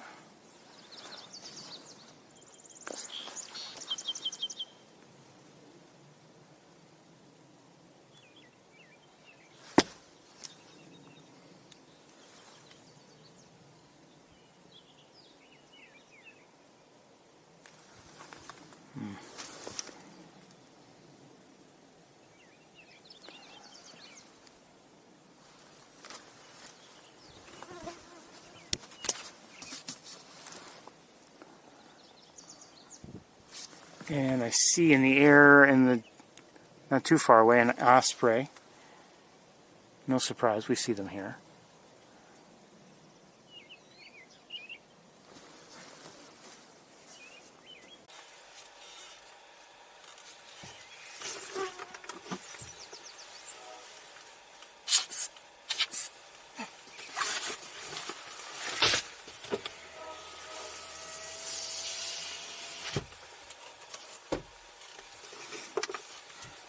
Feeling I'm gonna find that the mosquitoes got me.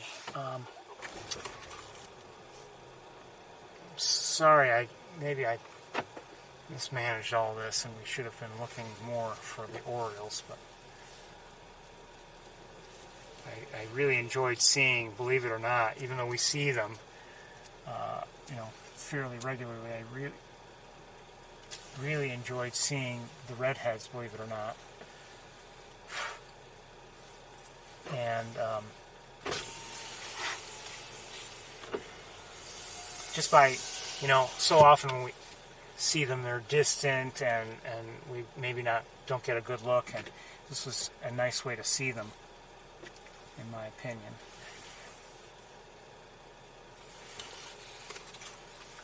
Let's begin to head back, I guess.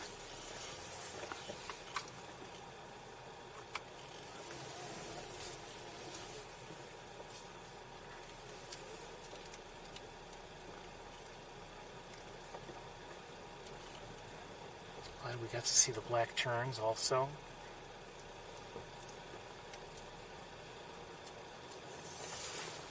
And like I said, I thought I had...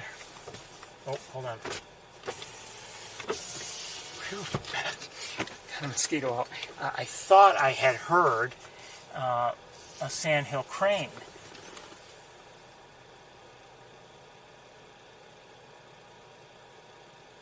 It's possible I did. It may be that they're out there and just not, not visible.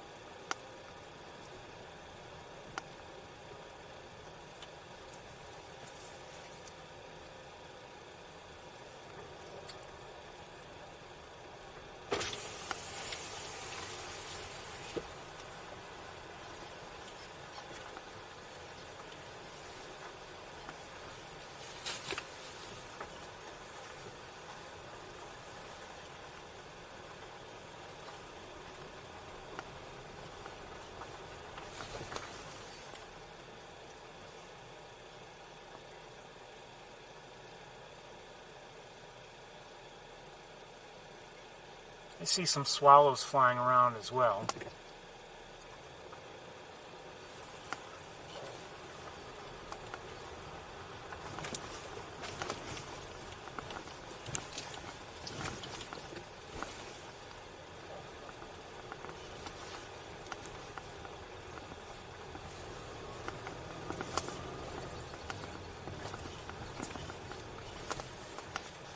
Sorry about the orioles, the orchard orioles. It would have been nice to have more of a look. But.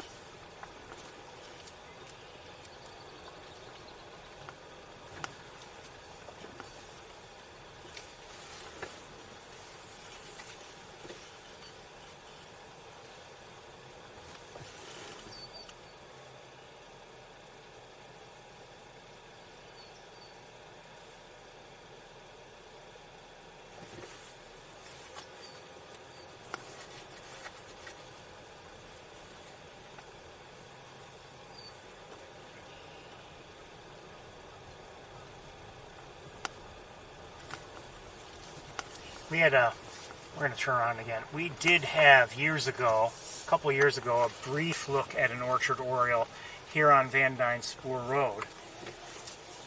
And so to hear that there are some again, quite honestly, is not all that surprising. You know, they're not the most common bird around here.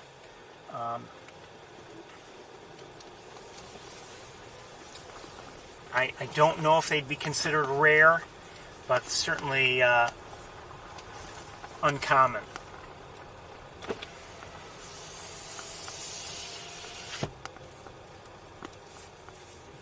And my own sightings of them have been very limited. I've seen, you know, here and one other location.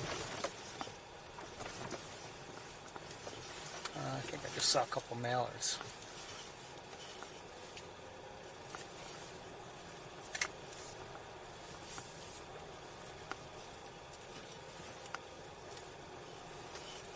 I take it back, 2 other locations. So here, walking, maybe it was last year or the year before, you know, just on a weeknight. And, you know, just my usual walk if I take a walk. And then also, once years ago, we were on Wildlife Drive and we saw one, a female, I believe. And I believe we thought it was something else at first, but eventually, you know, and we posted it, something more rare, and we posted as such, and it caught Jay McGowan's eye, and he corrected us and noted that it was actually an orchard oriole.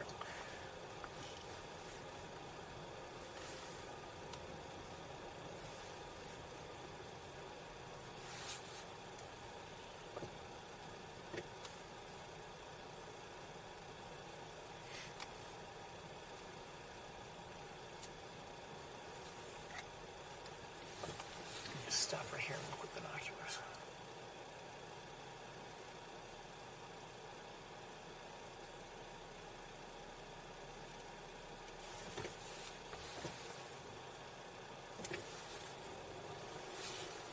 And flying overhead, it looked like a tern of some sort, but not a black tern. Oh, and I just saw a barn swallow.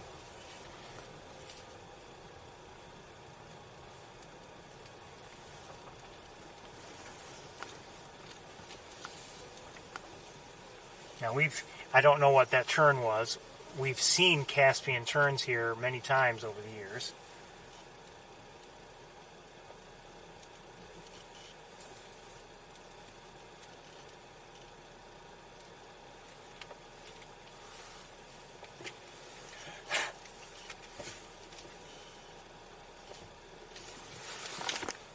Through the windshield, of course, but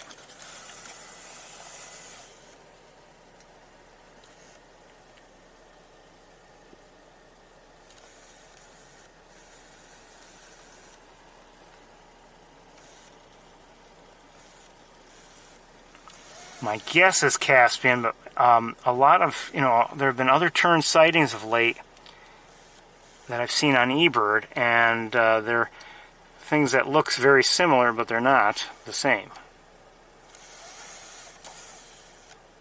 This tern is larger than a black tern. A black tern's pretty small. Beautiful light.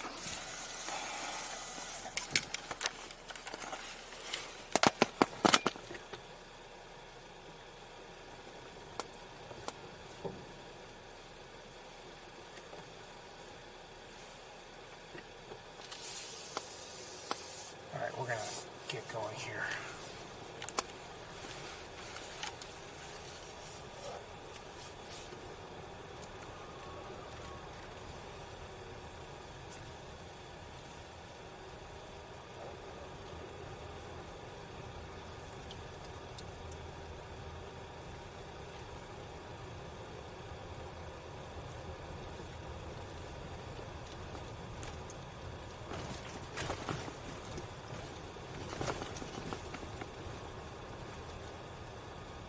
do wonder if I was correct in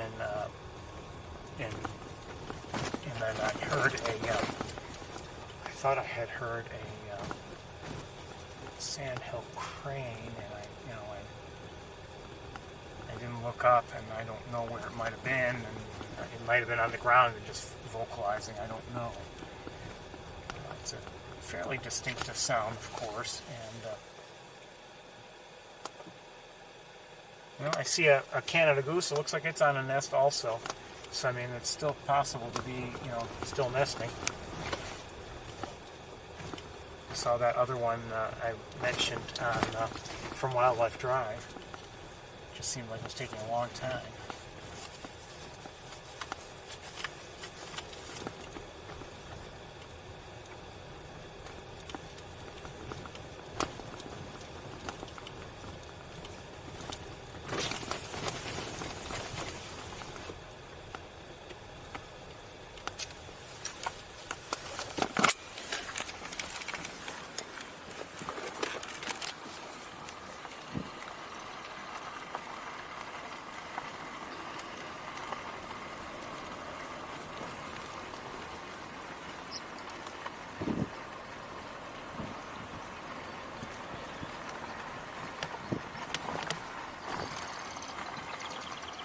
It's a marsh wren.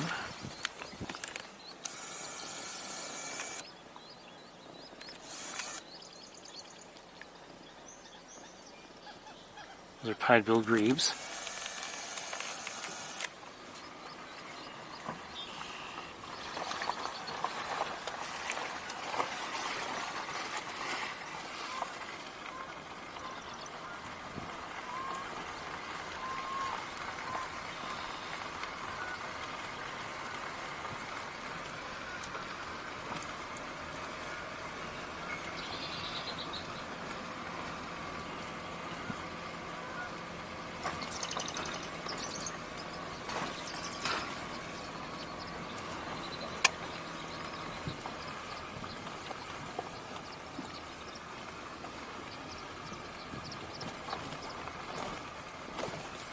Oh, a Sandhill crane. No, not a Sandhill crane. No. I'm sorry. Great blue heron. Right over here. This is as good as it's going to get.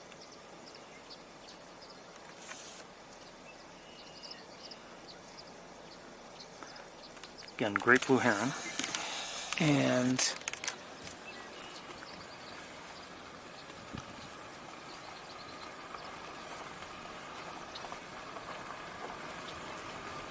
let's keep going.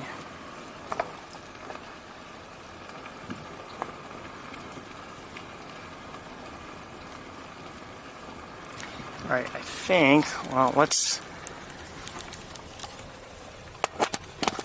see what happens.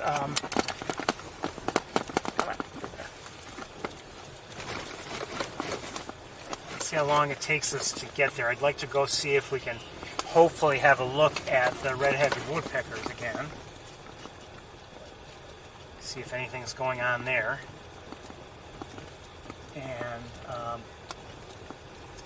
And then we'll talk about what our next steps are.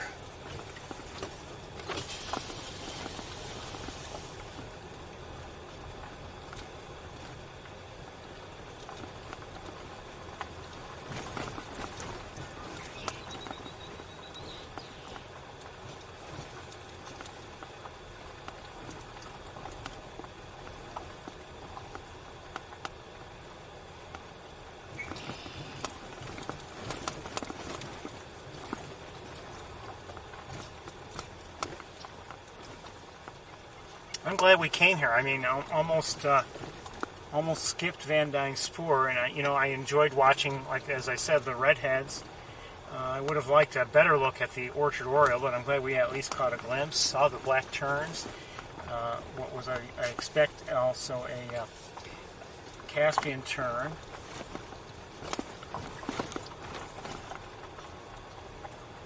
So I'd say I'm glad we came here as well.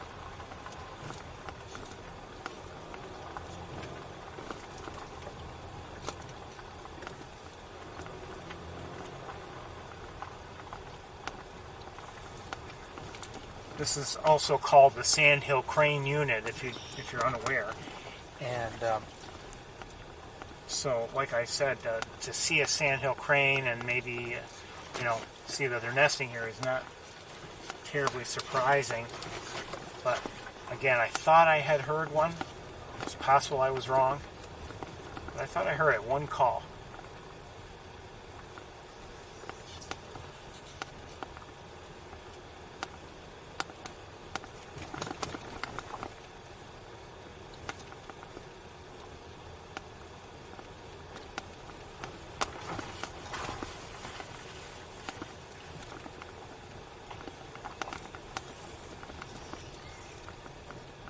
That might be a...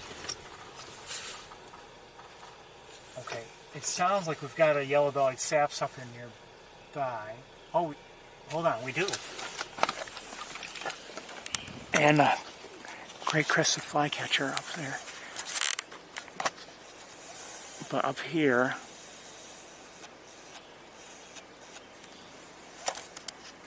Hold on.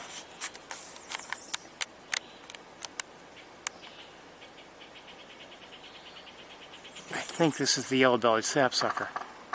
Yes, it is. Hold on, I can't get focus here for some reason. Oh, that's not bad. It's just not focusing well on...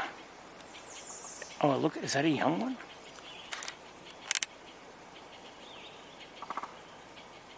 I don't know.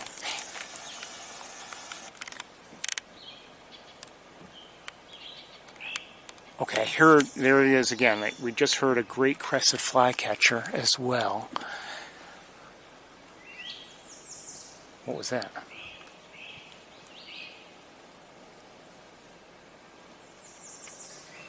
That's a wood thrush we just heard.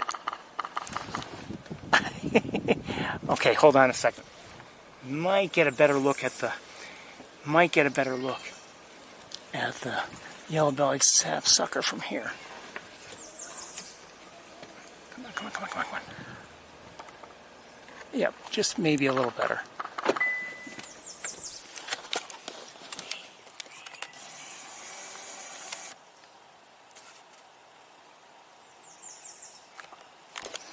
Hold on.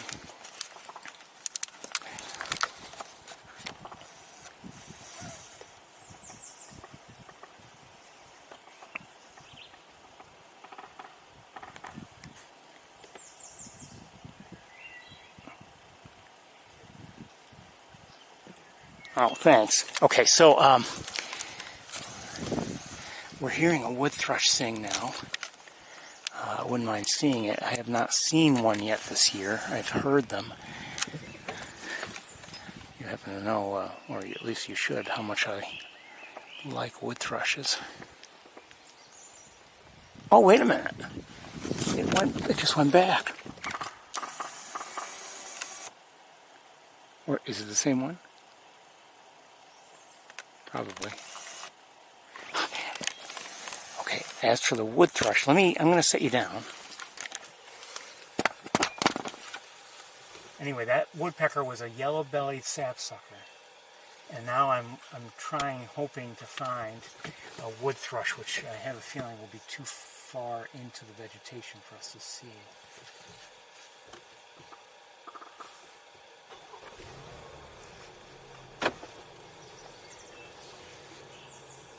And, okay, right, that's the great crested flycatcher. And I think we're hearing now also,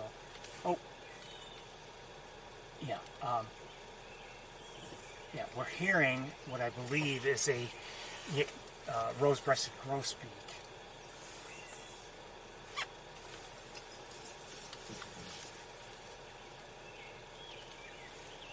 It sounds like everybody's too far away for us to see, too well into the vegetation.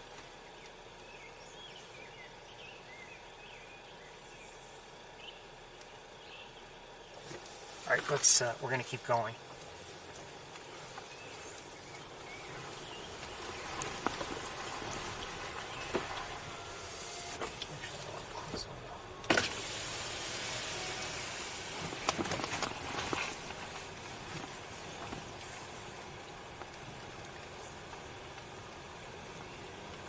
5:30.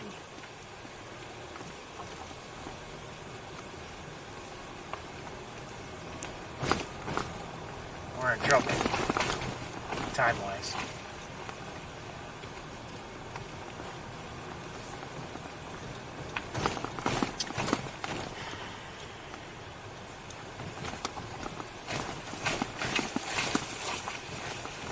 Well, we are and we aren't. It matters on what we do.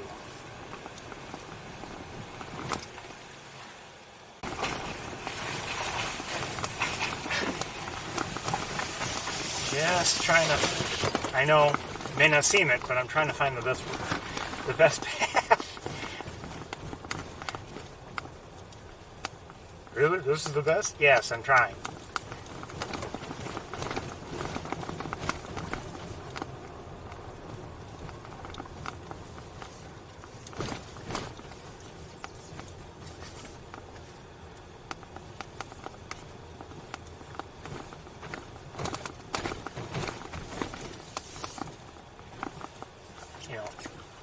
My thinking on this road is similar to Wildlife Drive in that, while in a way I'd like it to be fully and properly paved so that it doesn't develop these potholes so quickly. I mean, it's just a mud road.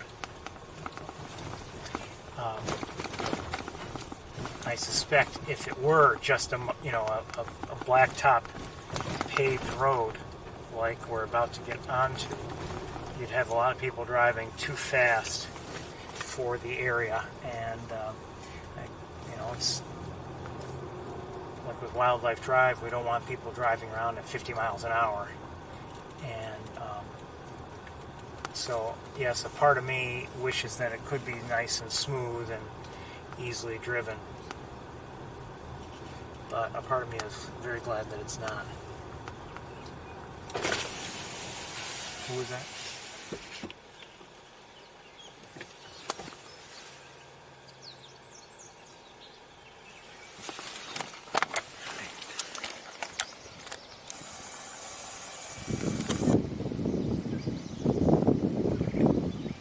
Northern cardinal there.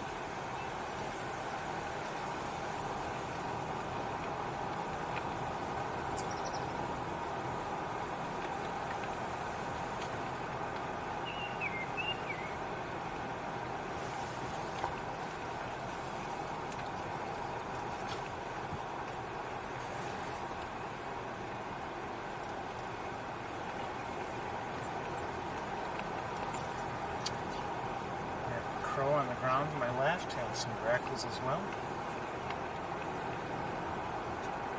Common grackles.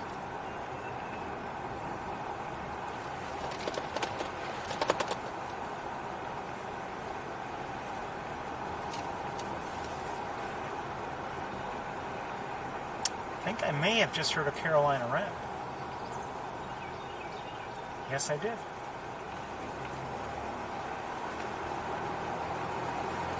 All right, everybody.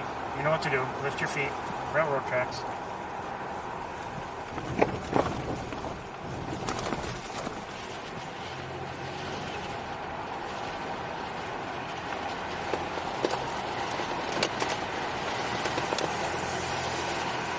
We've got to move along.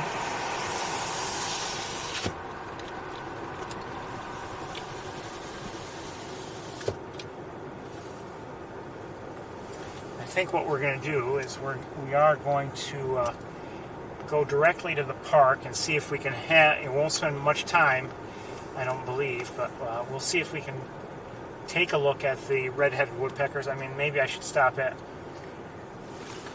Maze Point. Maybe I should stop at Shockey Pool, but I think we're going to continue on. You know what? Let me, 1 second. I just want to check my email very quickly. What's this? Hold on. Oh. Oops. Oops.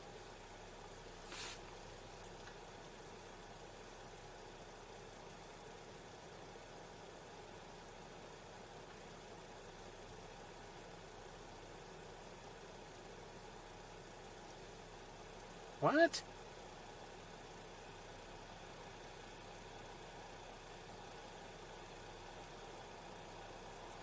Someone apparently saw, I don't know him, apparently saw American white pelicans, 3 of them, from Wildlife Drive in flight. But nobody else is mentioning them at this point. We're going to keep going. I wouldn't mind seeing them. And it doesn't mean that they're going to stay in the area. It could be they were just flying overhead, and that's it.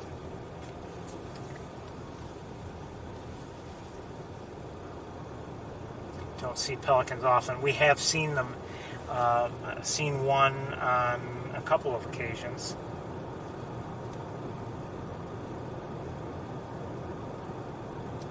A few occasions, actually. Have we ever had a great look at one? Not one that I would consider great, but we've had some decent, pretty good looks, actually, I would say.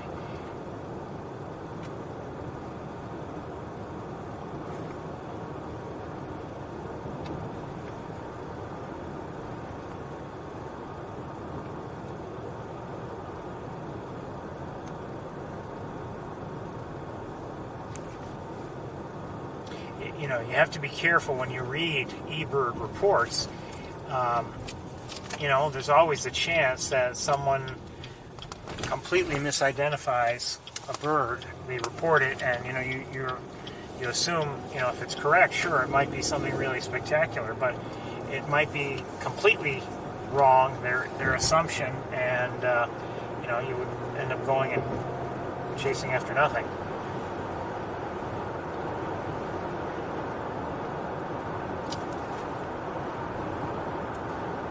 I think, you know, back in, what was it?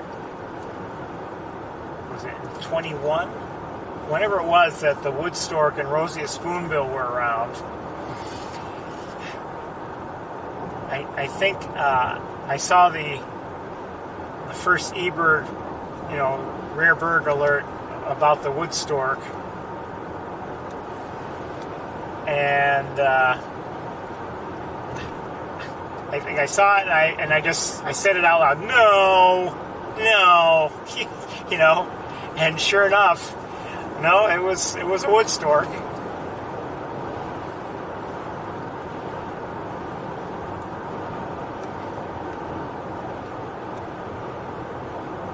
It was disbelief at first, but then when I saw other reports, you know, so a number of people were verifying it. I don't remember who initially reported it.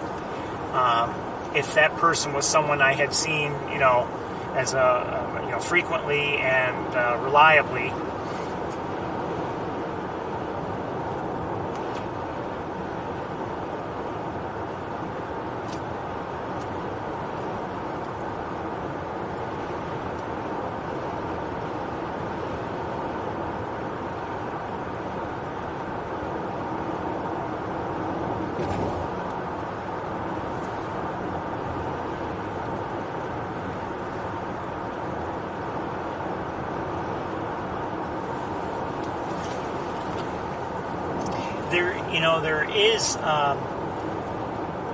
There is definitely concern on the part of the Lab of Ornithology about eBird, you know, reports, not just the rare birds, but just in general, and the quality of the reports and everything. And they do a number of things to, you know, they can't test every single one, of course. It would be impossible.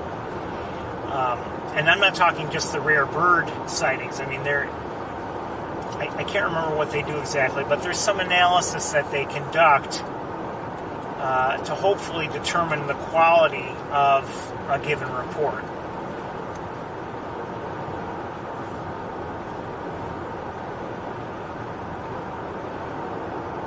And that's a very important thing, because, you know, if you have someone who's, let's say, not careful, and they see a flock of, let's say they see a flock of starlings, and it's a large flock, and they just say, oh, there must have been 1 million birds there. You know, chances are that would be a very inaccurate number. And but, you know, if someone were to post that, it would skew the numbers, and if it's not, you know, evaluated and you know, at least, you know, maybe, what's the term I'm looking for? Not handicapped so much, but if it's not at least evaluated a little bit, that could cause, you know, some very unfortunate results on just the data that is collected overall.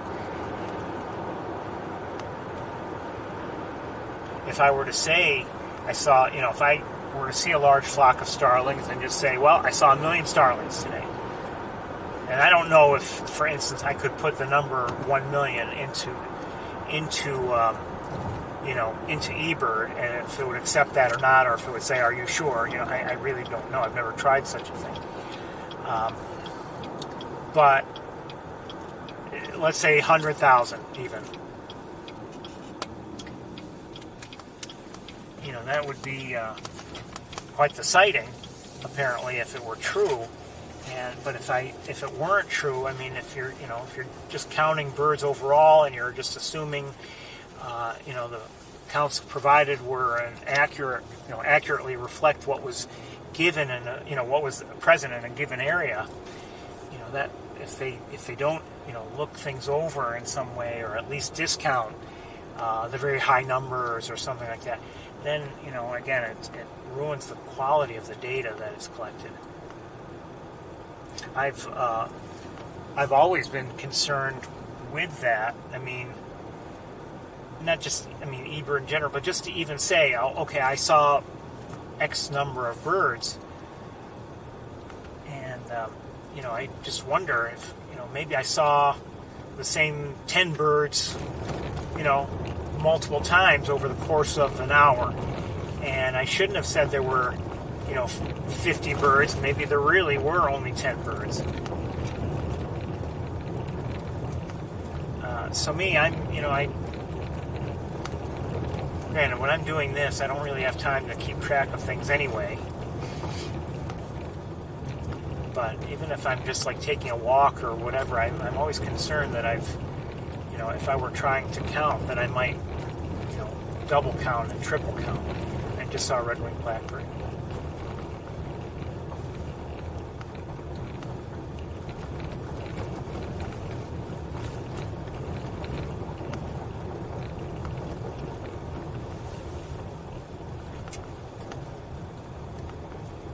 I have a feeling we're going to have very little time in Ithaca today.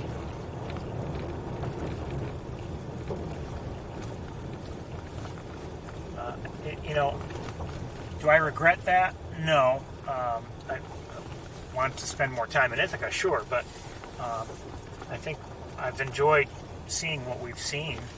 I'd like to see more, of course, but you know that.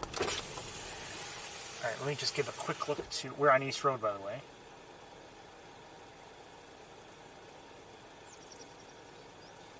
I hear a song sparrow.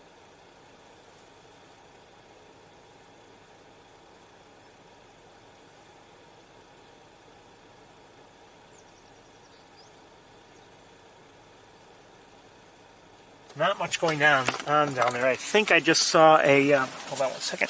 I thought I saw a great blue heron in flight. Maybe wrong about that.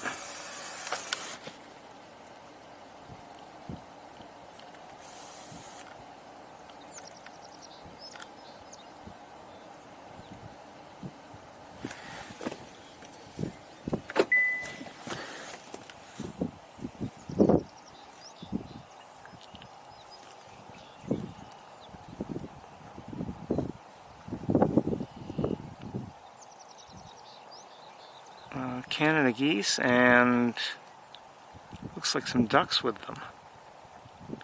We'll take a quick look.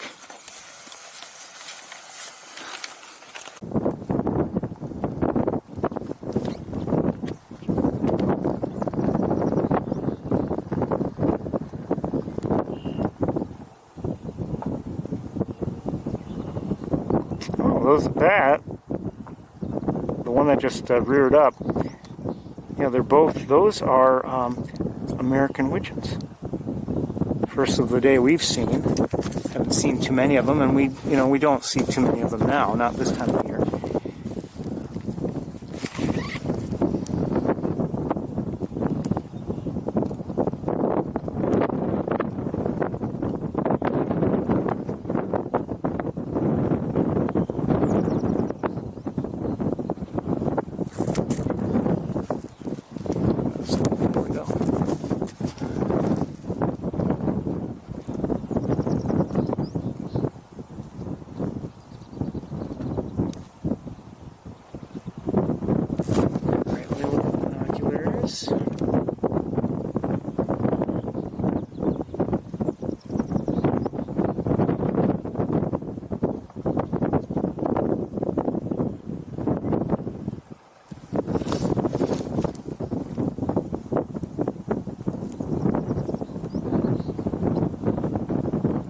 Another Canada goose way out there.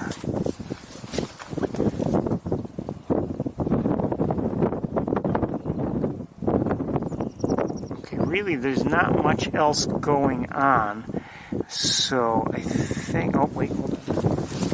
There's geese also.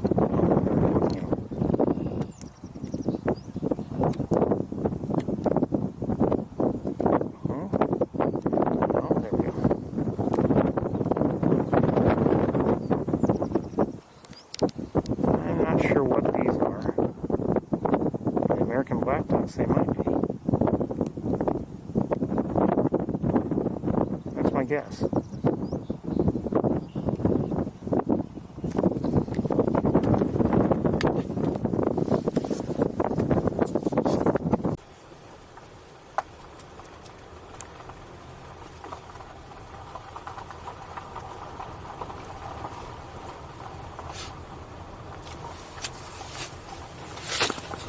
Now you might say, what? Why are you here? I mean, we haven't seen much here lately, and that is true. We haven't seen all that much. But there's some things that are possible. There's some possibilities here, and it's worth coming here for them. I think I just saw a tree swallow.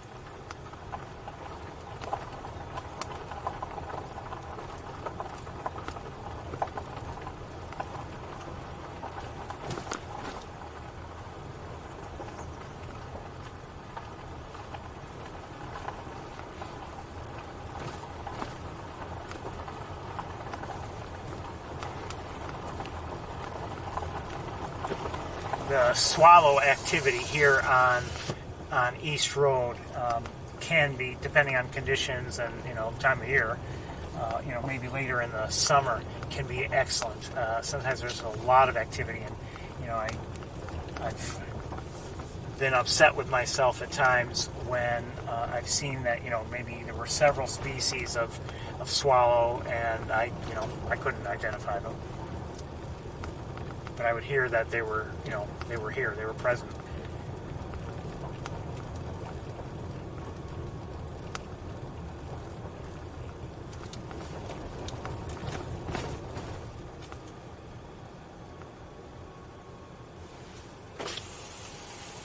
American robin. Another one.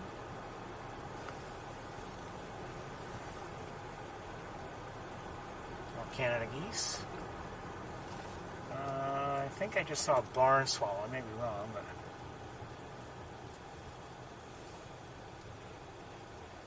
yep, I think so. Barn swallow.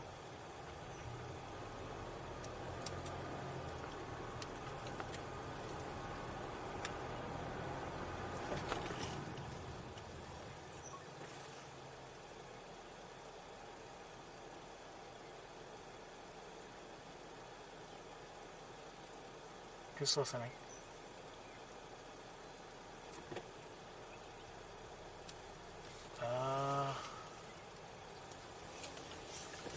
Hold on.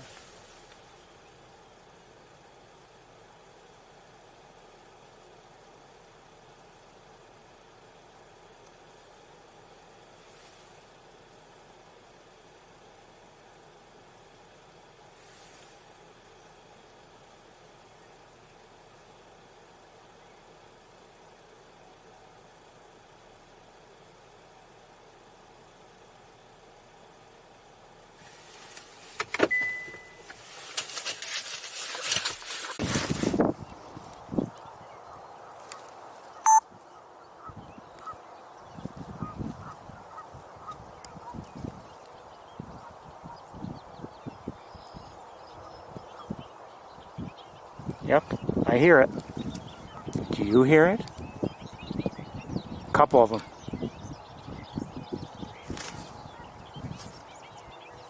I just don't know where, but I hear them.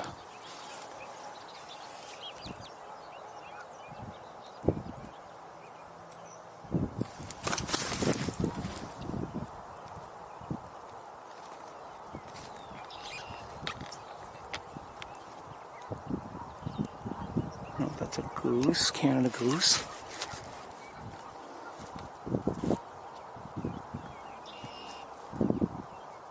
Does anyone know what we've heard? No, I never did fire up the chat room here. One second.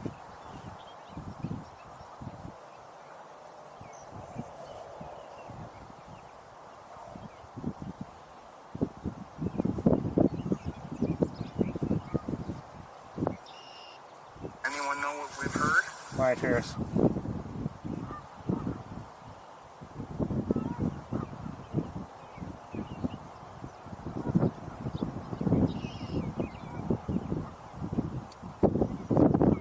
Nope, not Sandhill cranes.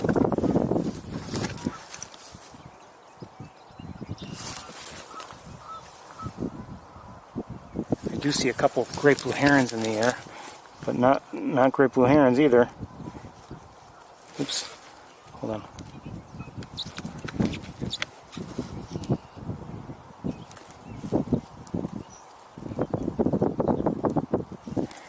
I'll tell you now, Bobolinks.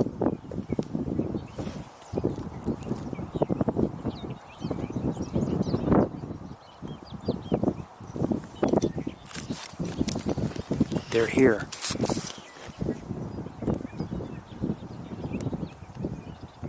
And it's one of the reasons we can come here, or we bother to come here. I have not seen one yet.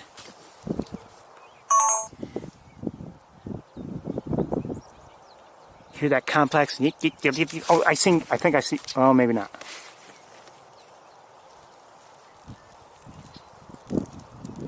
No, it's a swallow.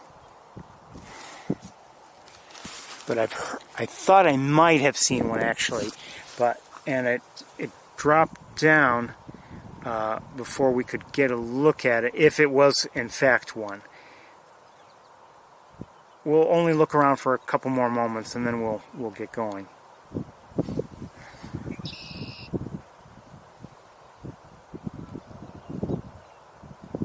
Anyway, these are the first bobolinks I've seen this season, seen or heard, and I've been looking for them. Expecting to see them this time of year, but I'm not seeing any right now. We're gonna get going, I think. They don't sound like they're that close to us anyway, but I've heard at least one or two of them, I think, and we've seen them in this field before, so it's not a shock to see them again.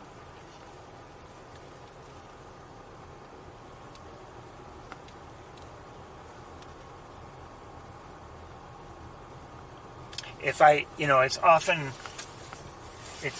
their complex song, the male's song, has been compared. I see some grackles and I see a mourning dove. Anyway, their very complex song has been compared to some of the vocalizations from, R2-D2 from Star Wars.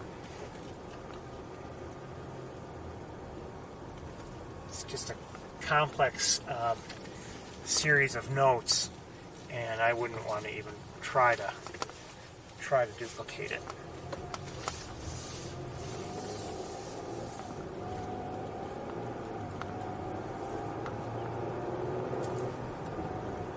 It is almost 6 o'clock. Time-wise, we are in trouble. I mean, we're looking at maybe 7:30 if I head directly to Ithaca now. Maybe a little earlier than that. So that would leave us very little time in Ithaca. And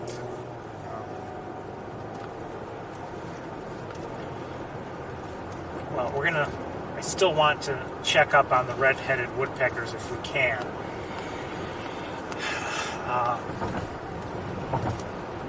I'm sorry about all this.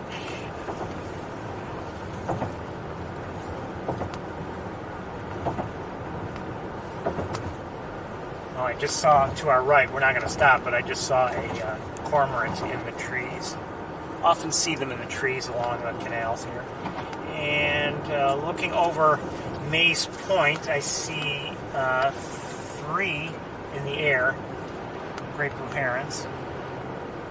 Hey, tree swallow was right over the road, and another one. It actually looks like it's going to start raining here. I try to show you as much as I can, give you, try to give you a good variety. I mean, we probably, we haven't really looked at the great blue heron rookery in a bit.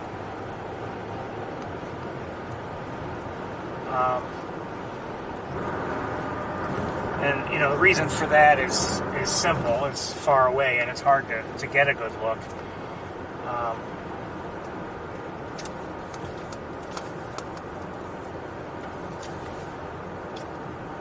We may.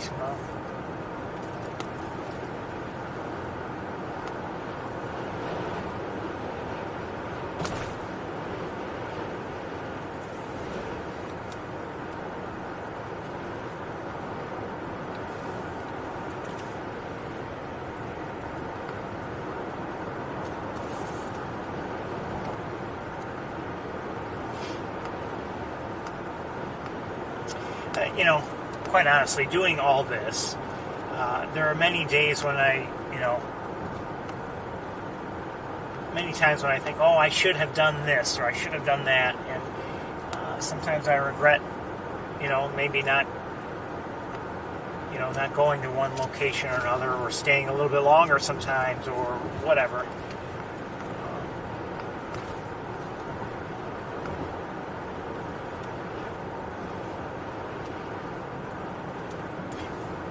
One thing about this is, I can only be in one place at a time, and sometimes, well, many times I'm going to be in the wrong place. I should have been elsewhere to see such and such.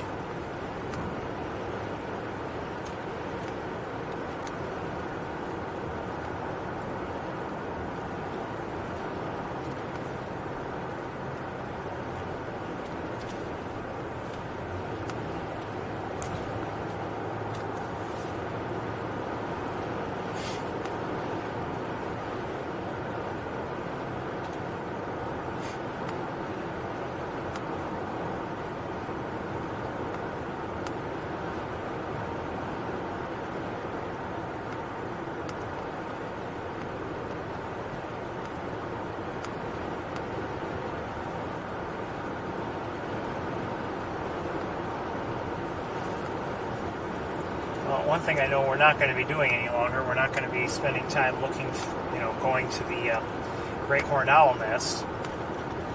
I didn't see them, and I think that's that for this season anyway. I was glad that we did get to see them a couple weeks. It would have been nice to see them out of the nest, certainly. I don't know how long they spend, how much time they spend near the nest, but you have to remember they're primarily nocturnal, so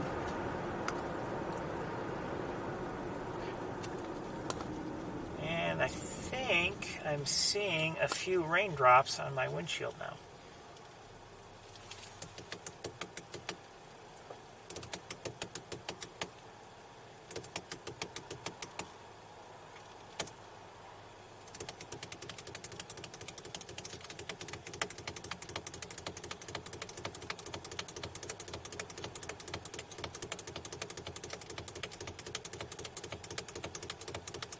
Let's go, Light. Let's go. Let's go. There. Thank you.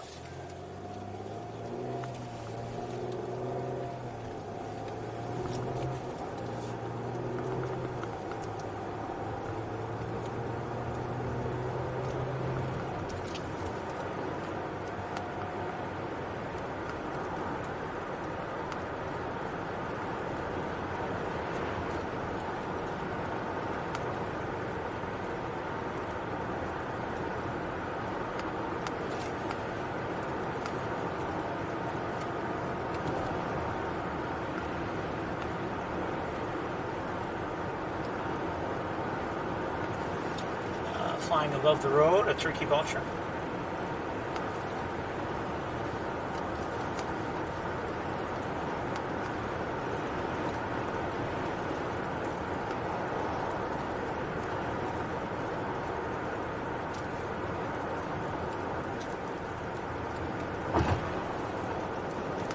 Oh, hey. I don't know what that was, but it's too close to the road. Alright, railroad tracks again, so, you know.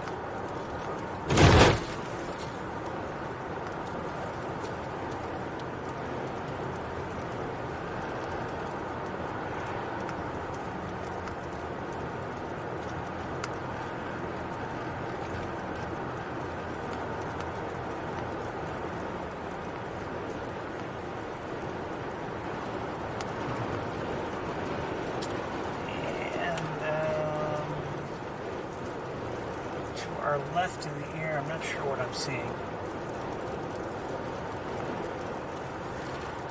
Raptor of some sort.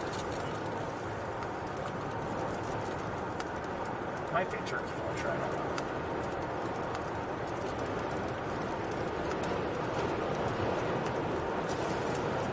It's not just me driving, it does feel like the wind has picked up.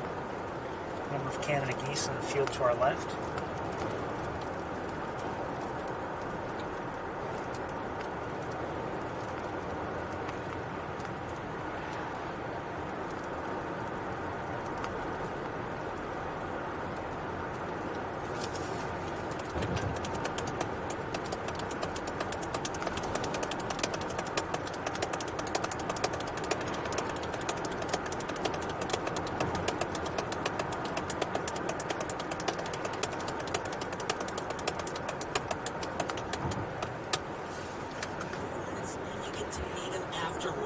You cannot ask for a better night. Right now, text the code word wolf. Yeah, sure.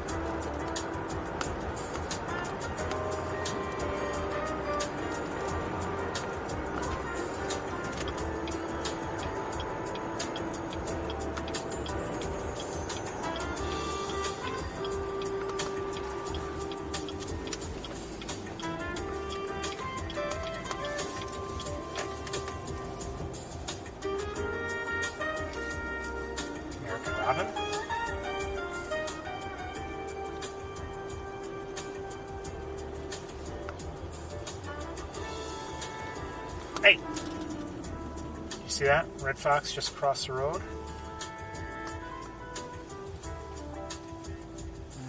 Don't see it now.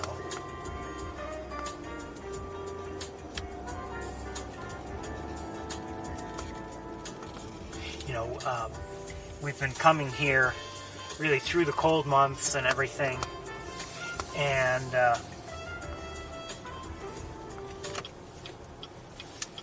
you know, it's been fine, but things are going to be much different now that, you know, the weather's warming up and people will start using the park more and more and more. And also just this boat launch area, so things will be different here, no question.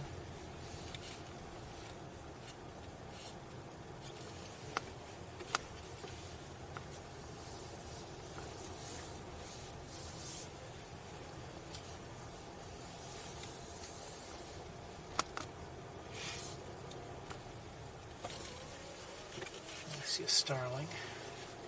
See some grackles. And you know what? One thing I don't know is how we might have issues with vegetation blocking our view. Well, let's stop right here for a second.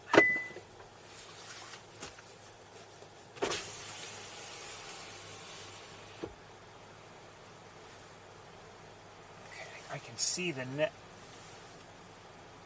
I can see the nest. I can see something else too. Hold on.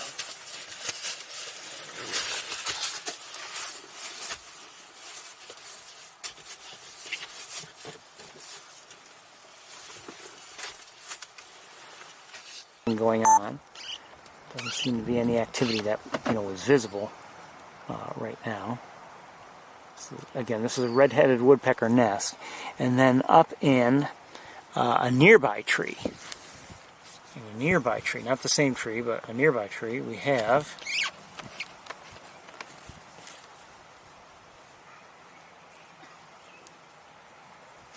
hold on, I get it here.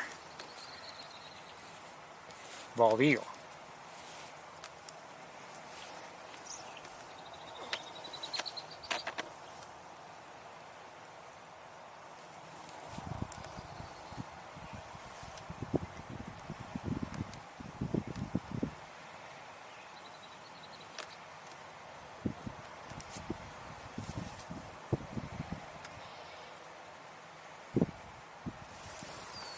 Now, while you're looking at the eagle, I'll look around.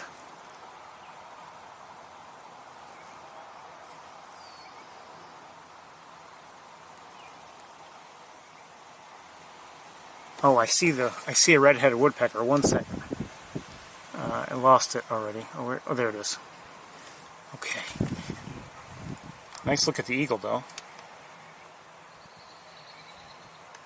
And the red-headed woodpecker is...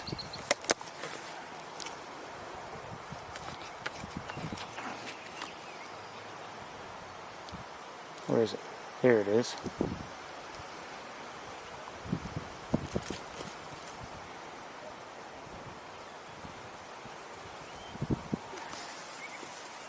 Now, while you're looking there, I'm going to continue to look around.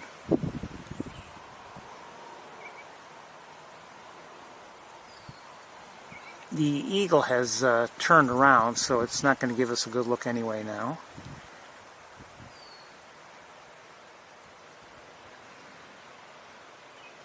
The red-headed woodpecker is really pretty close to its nest, but not on the same tree. If it were to look, would it have a line of sight? I don't believe so. I could be wrong, but I don't believe so.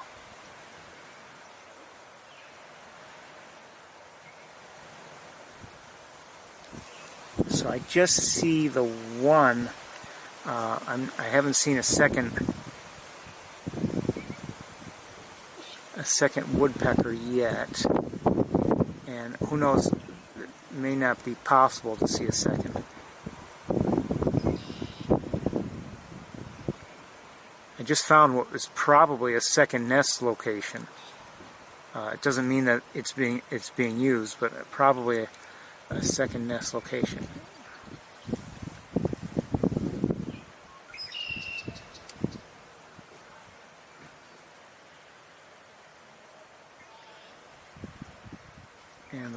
hasn't budged. We're going to move ourselves and see if maybe we can get a better look at this woodpecker. You just leave everything in place, and there's a chance we'll get a better look. I'm not sure.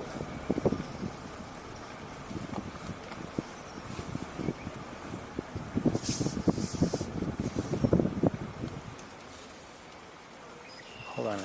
Let this vehicle behind me go, and okay. I'm not sure if I'll be able to see the woodpecker from the road here or not.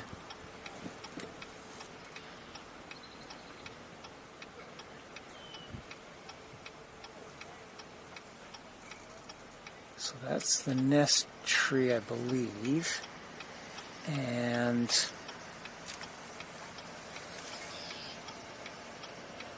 well, I don't know where it is. Hold on. I think I've lost sight of it. I don't know where it is.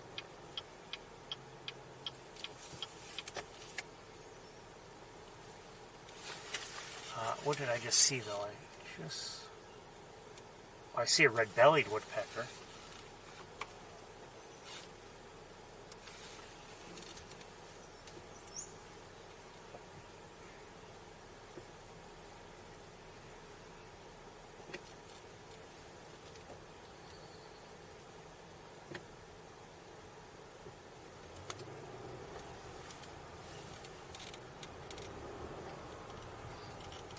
Well, if the woodpecker is visible from the street, it's not obvious to me.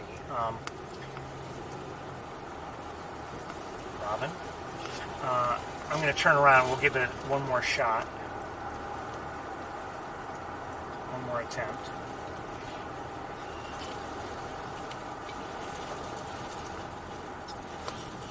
Turn around here.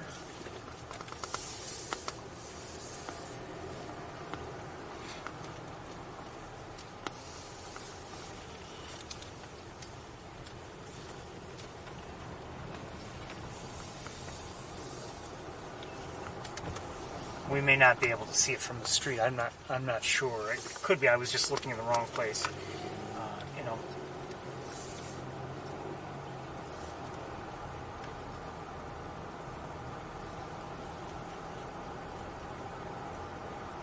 Raining just a bit.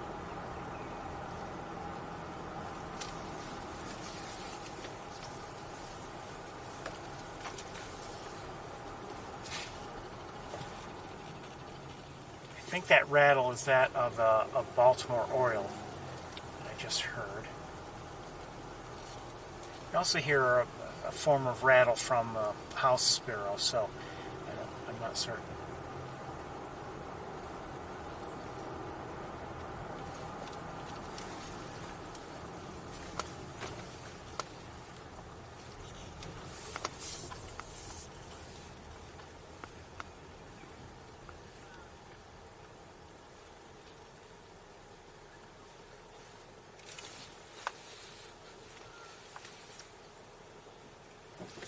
Turn around again, I guess.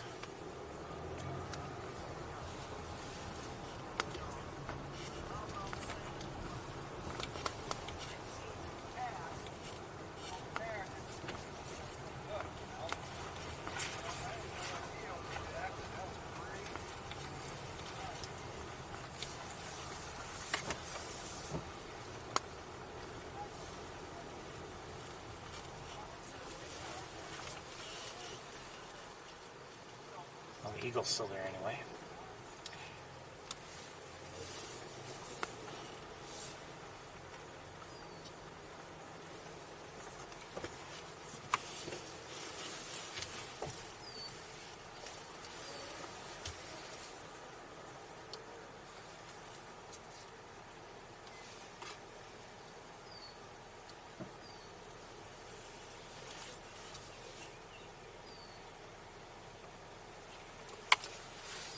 One second.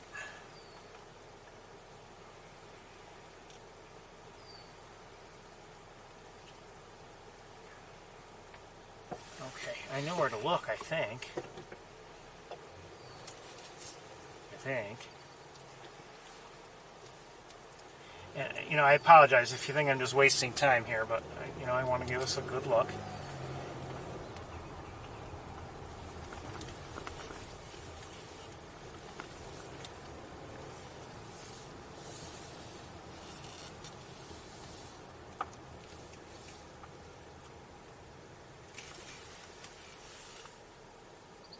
Okay, I do see it now, but the question is, will the lighting be good? The lighting's not great, but let's take a look anyway.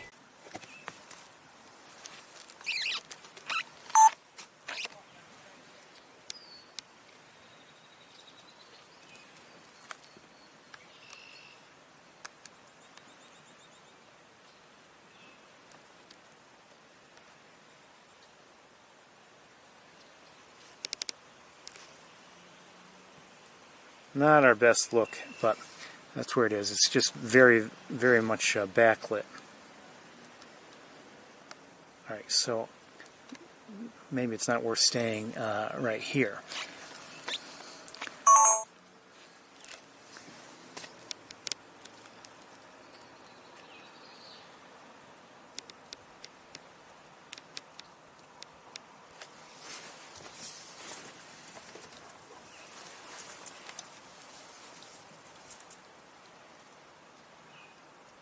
It's going to be almost 8 o'clock by the time I get to Ithaca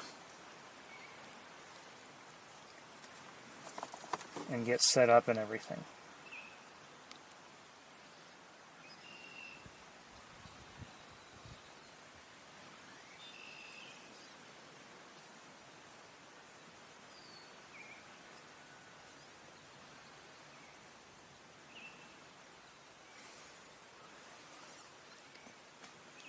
So we have a couple of options. I can try to get back and we can look around for a short time, or we can stay here in Ithaca, in Montezuma, and just maybe go to one or two other places.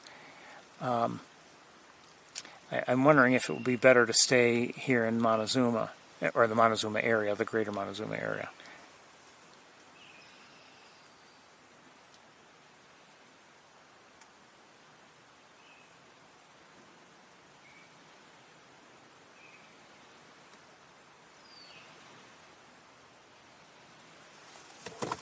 I think we'll stay here. Might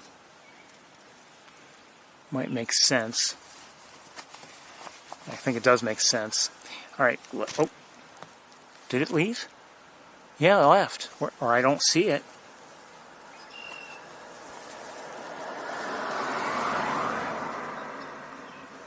It might be on the same branch, but just out of my view now. But I don't see it any longer.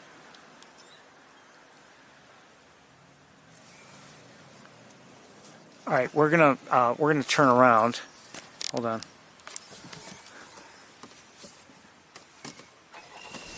Yeah, let me check the chat room for a second. It went up the tree? Okay. Well, if it did, I don't see it. No, I don't see it. All right. I think we're staying here, but we're not. We may not go all the way till dark before we stop, for various reasons. You know what? I need to do.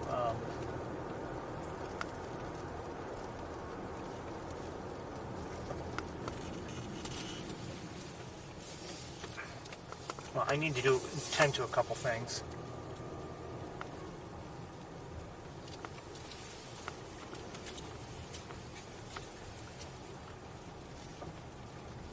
I need to tend to a couple things now, so hold on.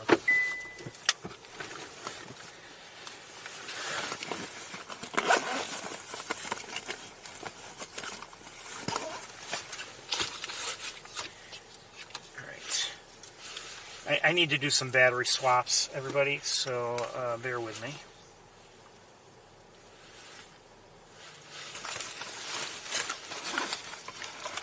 When we take a break and I drive to Ithaca, well, there are other things I have to do. I mean, And that's one of them.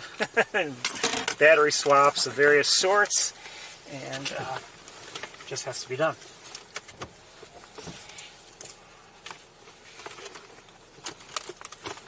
And you know, while I'm at it, I might as well swap this one. Now, you know what, actually I don't know if I need to swap it just yet.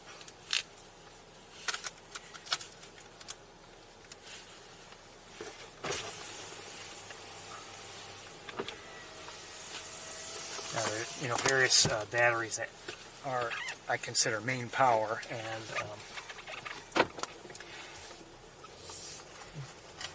they only last so long, and without a break, I would, you know, have to stop to change them just now. So we're back in business. Again, we may not, maybe we won't go to dark all the way. We'll see how things go. I see, okay. I was going to say I see a vehicle. It's driving very slowly. I wonder, but I don't, it doesn't look like they're looking for birds. I think they're just slow drivers. Now, in a way, I regret that it took so long, because who knows? I wonder if there's been any activity at the nest.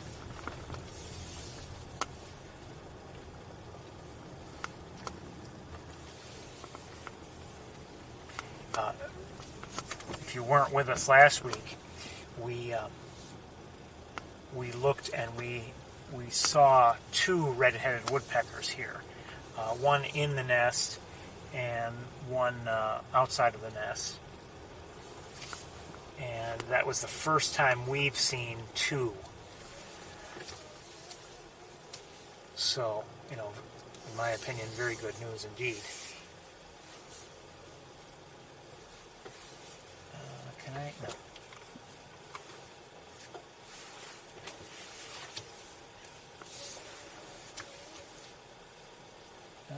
With the naked eye, I don't see any activity at the nest. Nothing, you know, but that's not necessarily surprising. 1 second, I can't, can I see the nest? No. Oh, barely. Wait for this guy to go forward. Okay, that's better.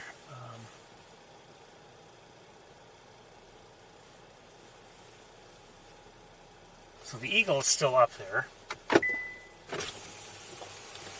And as for the red-headed woodpecker, can I see? Oh, I can barely see it from here. It is on that same branch, but up a little bit higher. We'll take a look. We'll take a look. Maybe if we move forward, we might get a better look at it. I'm not sure. You can see it's right there.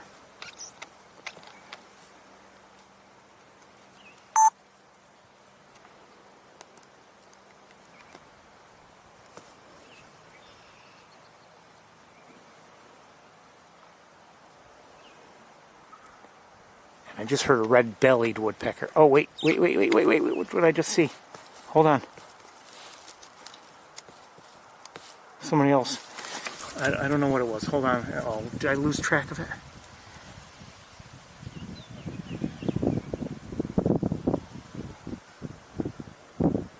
Oh, a blue jay. Okay. I thought it might have been something else. Now,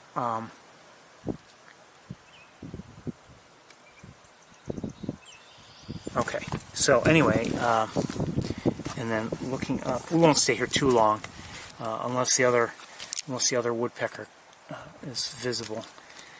And it could be that the other woodpecker is just in the nest and tending to the young or the eggs or whatever. That could very well be the case.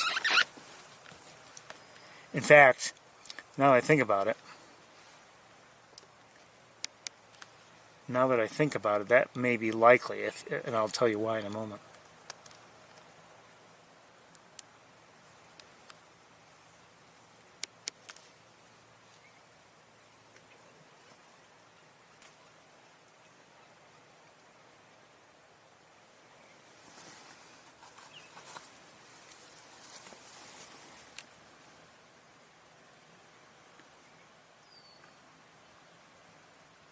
Oh, wait a minute. The red-headed woodpecker, I no longer see it. I don't know where it is.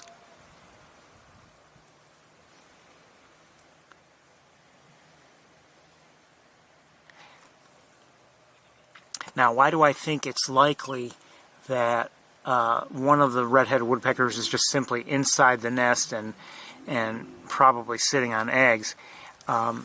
It seemed last week, remember, we saw one, from within the nest coming out and, apparently bringing out material. Now, who knows what that was? Was it, droppings from young or something? Or was it just simply working on nest excavation a bit?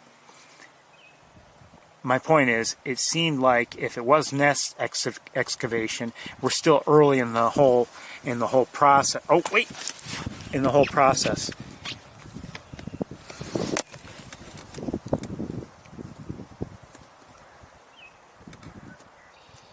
Hey.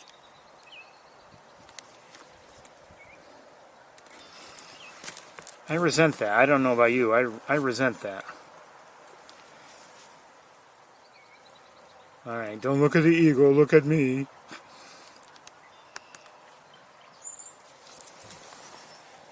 What did I hear? Did I just hear a cowbird, maybe? Possibly. Possibly. I'm not sure. Anyway, we'll continue looking here. I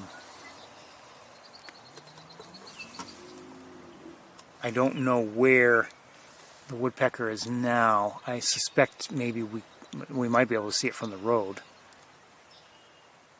I do see a couple Canada geese here, by the way, closer to the water.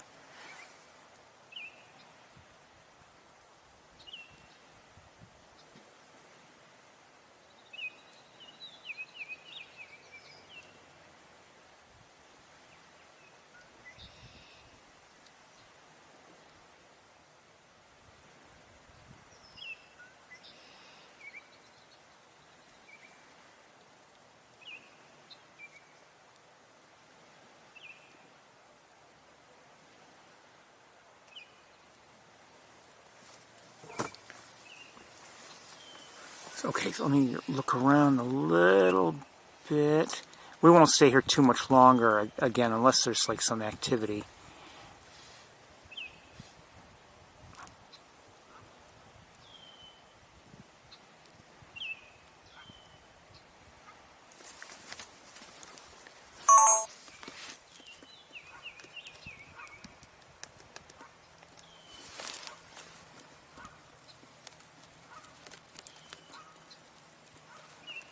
Didn't expect to have a view of an eagle here today, but this is the best view of an eagle we've had all day.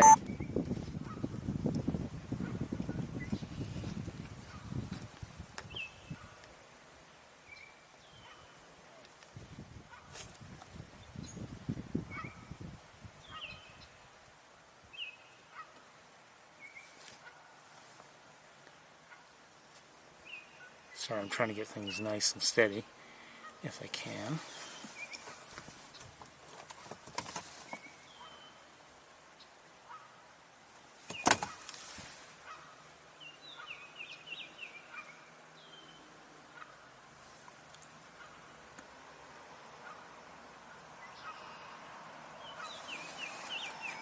I think we're hearing an oriole sing. We're also hearing a Canada goose.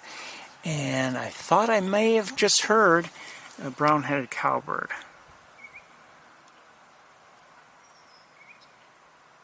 Actually, I think I see some cowbirds. So, okay, no surprise for cowbirds.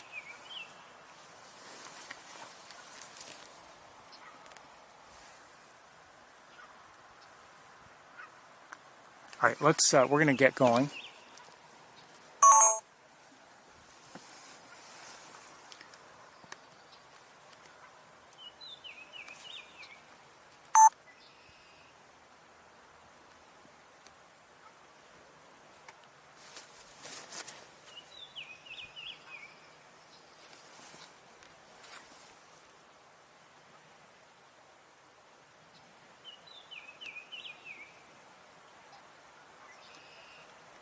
we only get so many looks at a bald eagle in good light, and so I don't mind getting one. Let's look back at the nest. I don't believe there's any activity that we can see. No.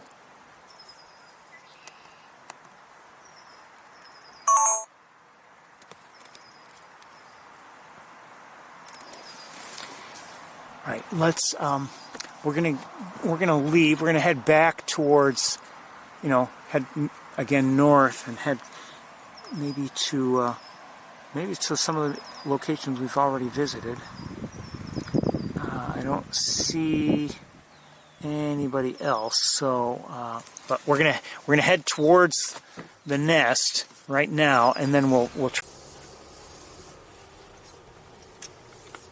I mean, there's a decent chance we'll have a better look this time around at the woodpecker that is out.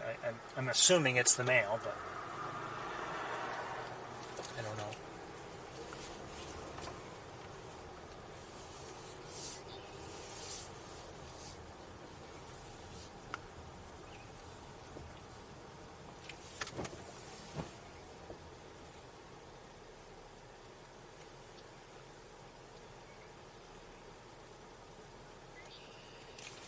I need binoculars. 1 second here.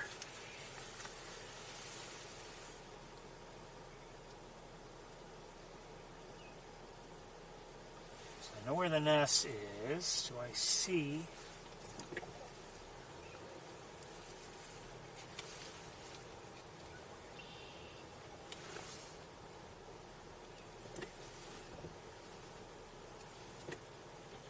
I don't see our woodpecker, though. I do see the eagle.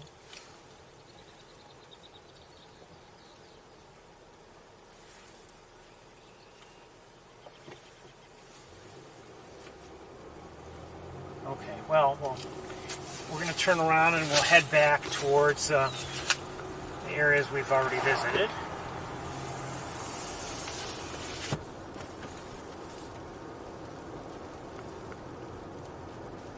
Starting to rain just a bit. And as I look south over the lake, it looks like the visibility is limited. As I, looking back towards the north, it's not. So I don't know, I don't know which way everything is going, but it could be that the entire area will be covered in rain. I don't know.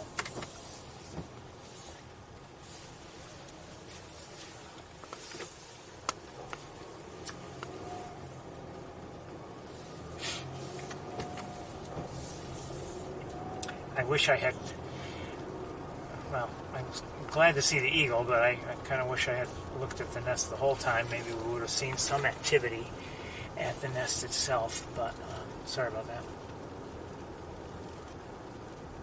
You're doing a bang-up job there, Ferris.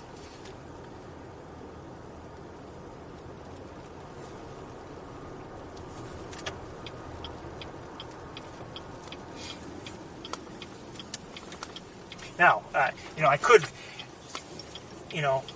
head, along the lake there as we have in the past, but again, this time of year, it's not really worth it. There's not nearly as much activity. In fact, very often there's no activity to be seen on the water, unlike in winter where there's a lot of activity. A couple of robins. So, I've often mentioned how, we never used to come up here in winter. It used to be that we would,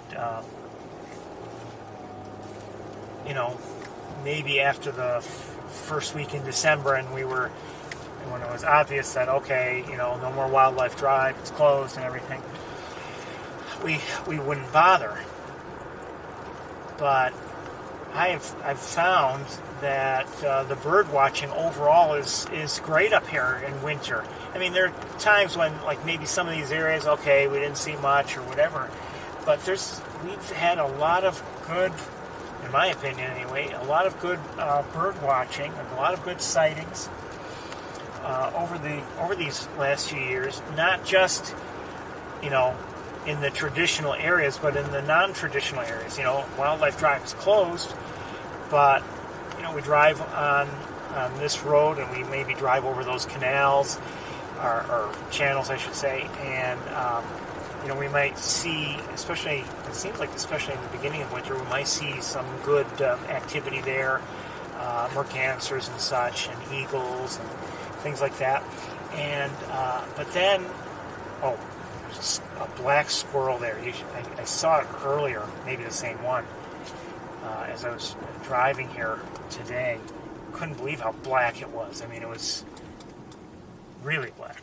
Maybe I should have stopped. Anyway, but between areas along like 89 and then again along the lake itself, some of these side roads, there's a lot of good bird watching to do. We didn't even see a snowy owl this past season at all, and which is unfortunate. It just didn't happen this year, and I don't believe it's just my fault. I think people were not saying that they were seeing them anywhere, but there's a lot of good bird watching to be done in these areas in winter. And I'm just glad that I've come to realize that and managed to take advantage of it.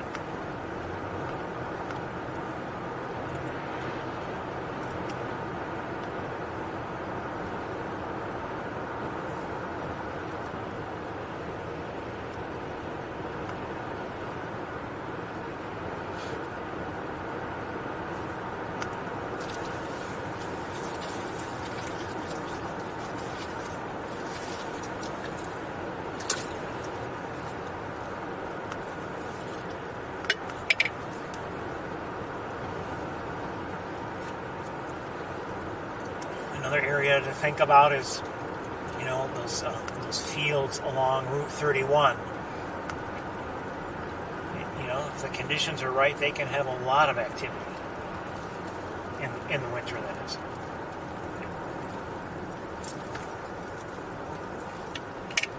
They could still have activity now, this time of year. But in summer, with crops growing, I wouldn't even bother, to be honest.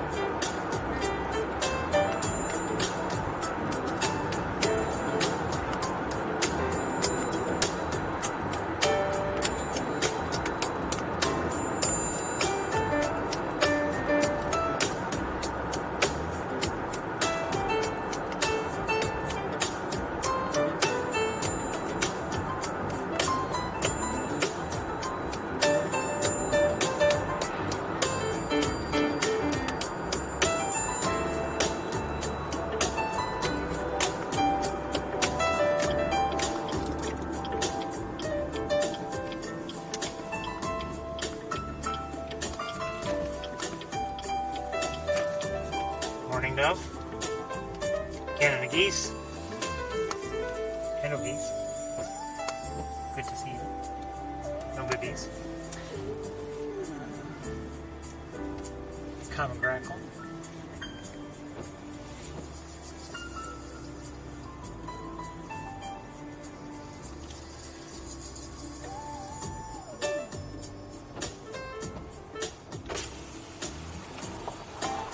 Mallards, 2 of them. Male and female.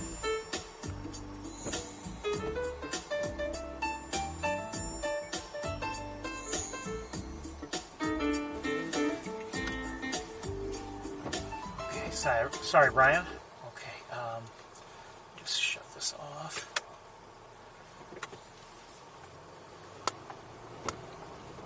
I see the terns. We can maybe take a look at them, a quick look.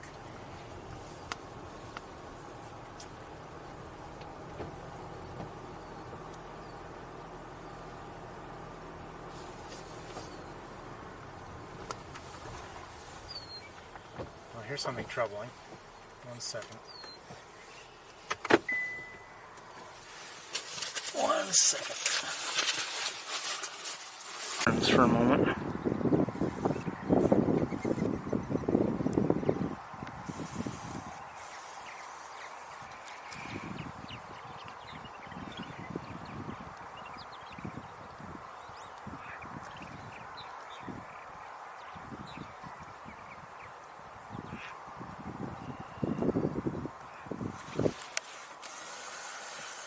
I've got to check on things, I think.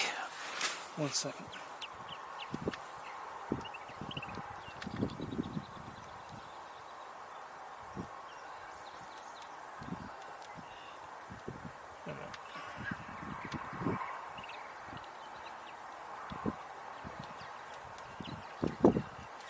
Okay. Oh, and there's a... Don't know what kind of swallow that was. Oh! Took off for some reason.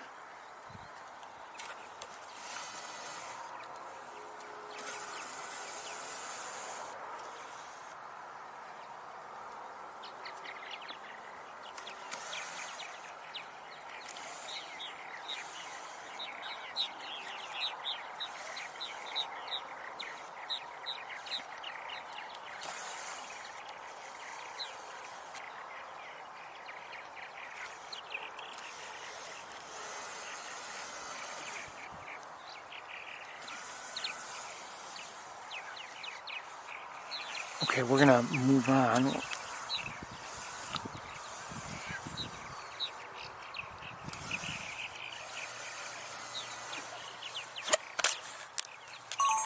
Okay. And I need to check on something. 1 second.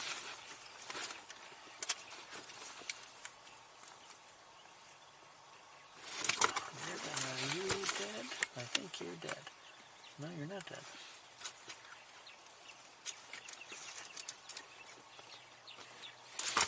Okay, whatever. All right, let's continue.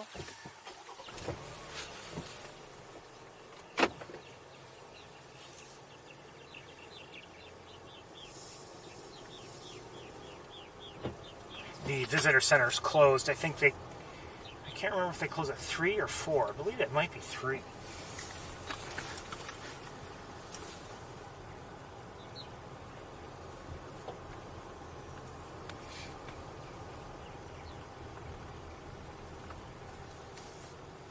Starlings, European starlings.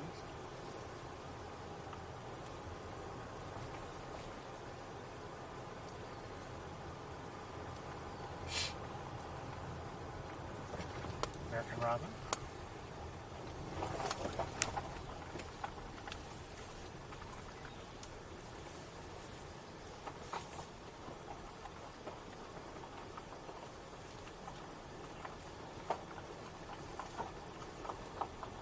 There are people ahead of us, I see, on Wildlife Drive, so it's not like we're here all by ourselves.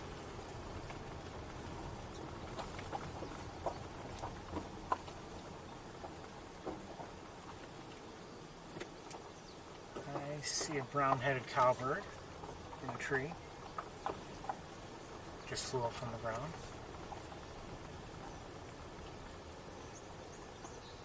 Just heard a song sparrow, and I believe I had heard an American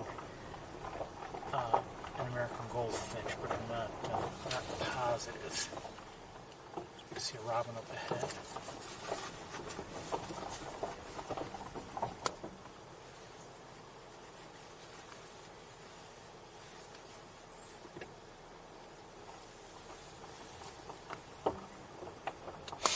Maybe a couple of robins, actually.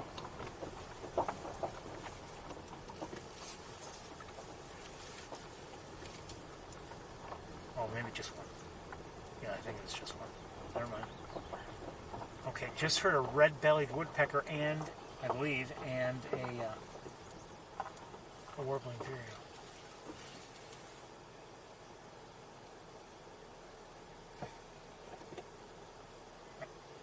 I thought I heard red-bellied woodpecker.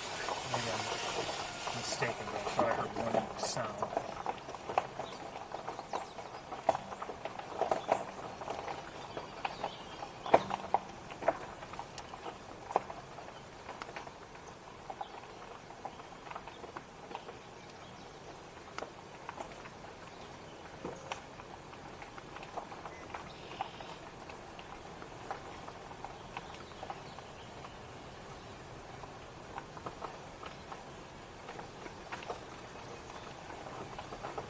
I was hoping to go to Sapsucker Woods. It would have been nice to have a walk there, but that's the way it is. A couple robins are on the road now ahead of us. But if you don't mind. Excuse me.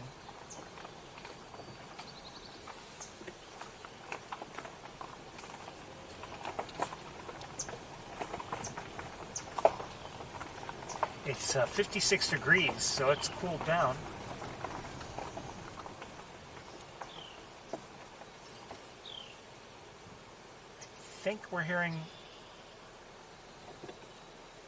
I think we heard Carolina Wren.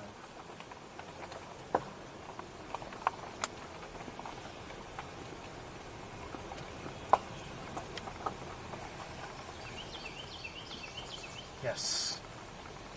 Carolina Wren, different vocalization this time.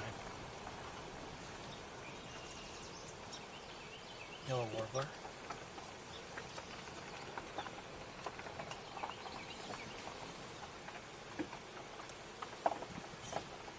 Common grackle. Red-winged blackbird.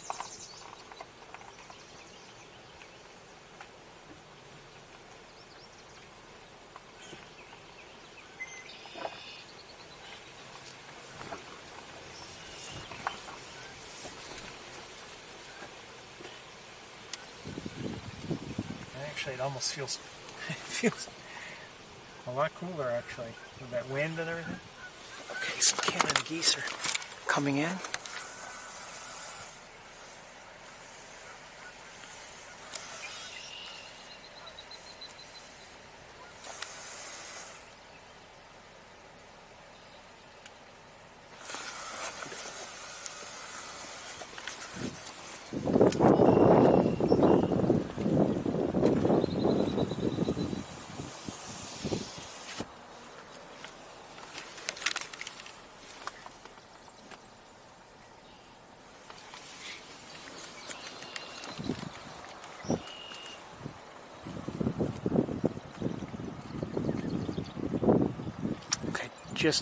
I heard a marsh wren again.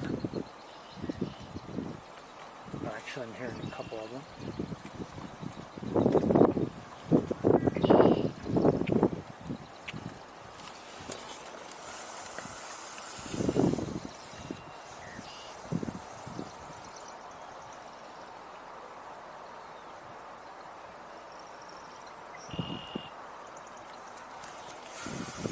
That was a Canada goose, of course.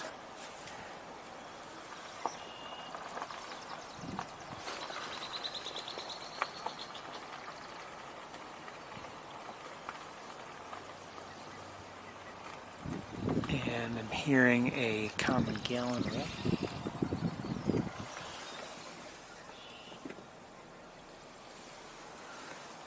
you know, I'm seeing some geese come in here. Oh, sorry. And we saw some, and they may be some of the same few that were flying around moments ago. You know, you have to remember, I mean, just like we see elsewhere, you know, it could very well be that these geese were in nearby fields, and now it's time to come, you know, go to an area where they're going to roost, you know, a body of water, and maybe they're coming here for that. So that's very possible. So I mean, you know, they do that year round essentially. Now, when they're molting and they cannot or are unwilling to fly, I'm not sure if it's one or the other or both. You know, they just kind of stay where they can, you know, walk to a roosting spot.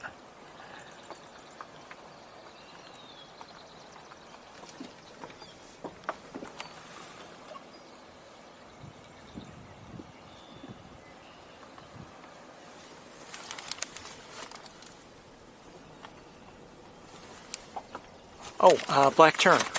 2 of them. At least.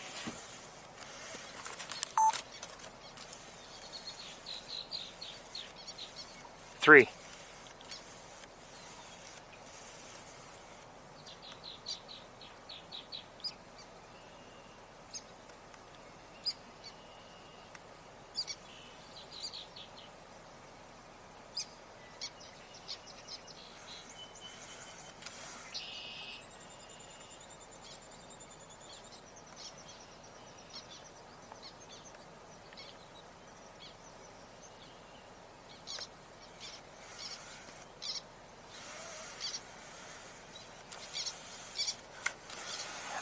Again, I don't know if they're considered endangered, but they are definitely in decline.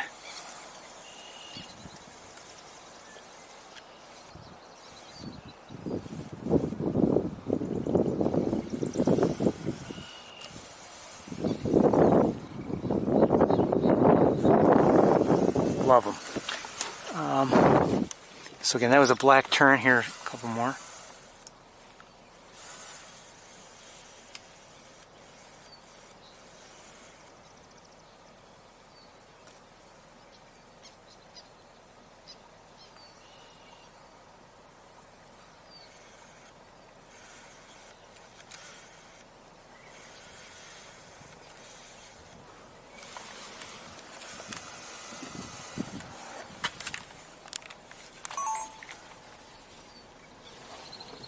Hold on a second, I gotta check something out. Oh, I see another sandhill crane, or a sandhill crane, and we're gonna take a look at it. And in fact, I need to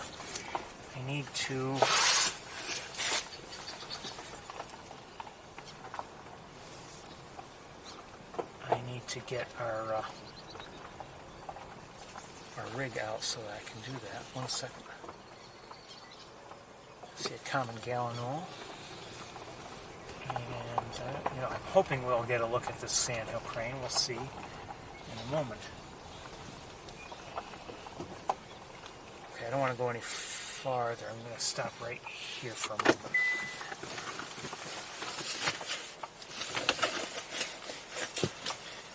Come on.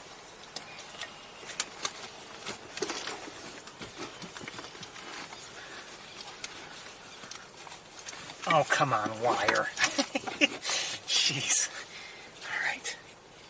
Okay, we might get a good look at it.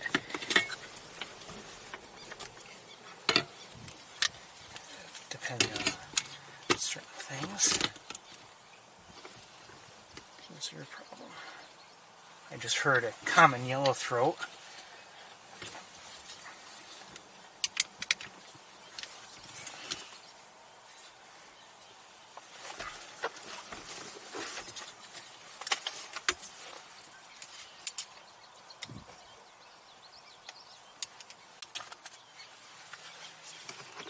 Okay, I don't know why we're having problems, but we are.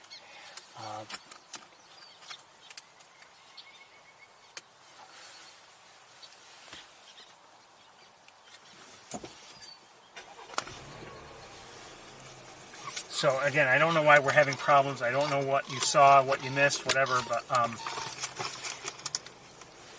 anyway, we are going to move ahead because I no longer. Well, I'm not going to hurry just yet. Let me leave everything in.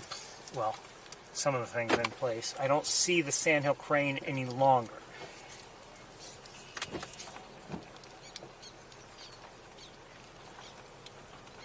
In a way, I wouldn't mind just trying to watch the black terns a bit.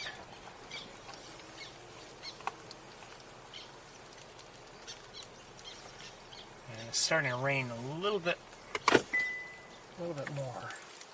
You know what? Hold on one second. Oh, I do see the cranes coming back into view now again. But you know what I want to do is I want to see if we can have a look at the other cranes. This, I have a feeling, is just a lone crane by itself. Okay, it's more fully raining now. But we'll make the best of it.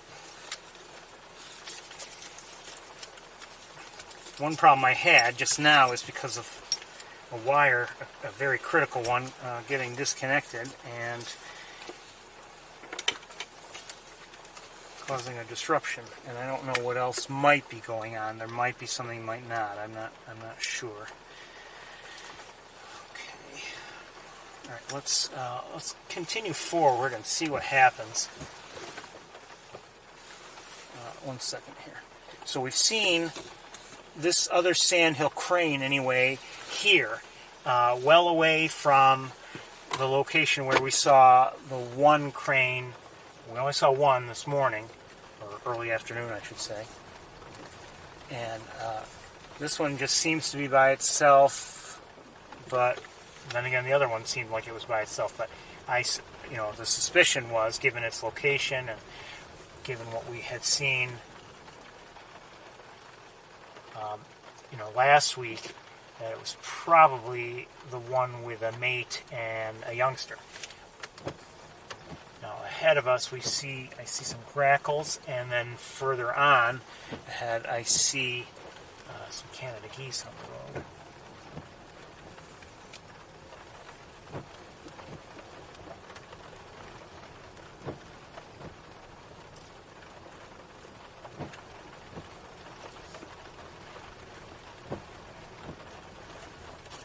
And a red-winged blackbird.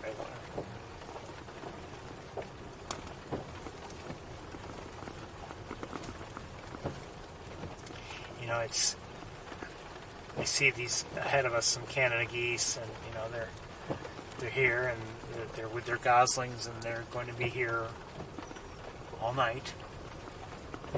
And it's somehow easy to forget that this is. It's real. It's the real world. I mean, it goes on 24/7, and it's not just that they have to protect their goslings, during the day. I mean, it's all day, all night.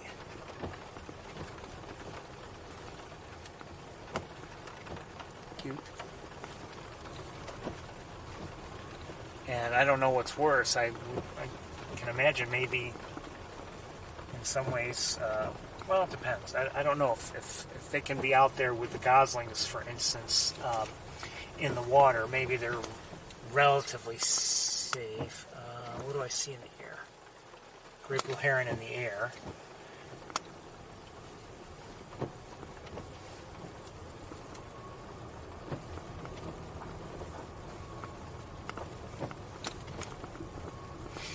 They must have put. I don't know if they put some rock down or if they've done something, but I mean, you can see clearly ahead. Well, I don't know if the camera's picking it up, but like on the right side of the road, it looks like most of the rocks are gone. On the left side, it's a fairly clear line. On the left side, there are rocks. I'd rather drive on the smooth side, but the geese have been on the right side, and I don't want to bother them. But I think we can sneak over there now. Now, we didn't see much on the main pool earlier today, and I'm not seeing much on the main pool now, so we're going to just keep going.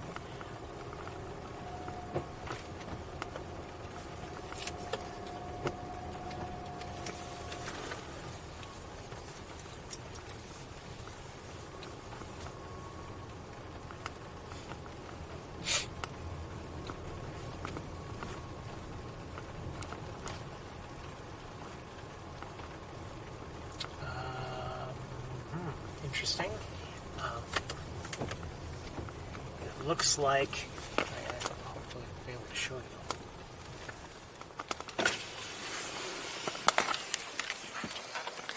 Looks like a lot of swallows are gathering on this tree, probably for the night.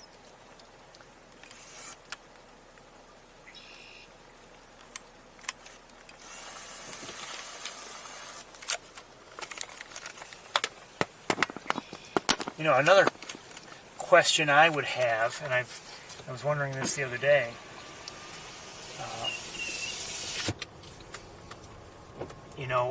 thinking about shorebirds, for instance. Where do they roost at night? I don't know.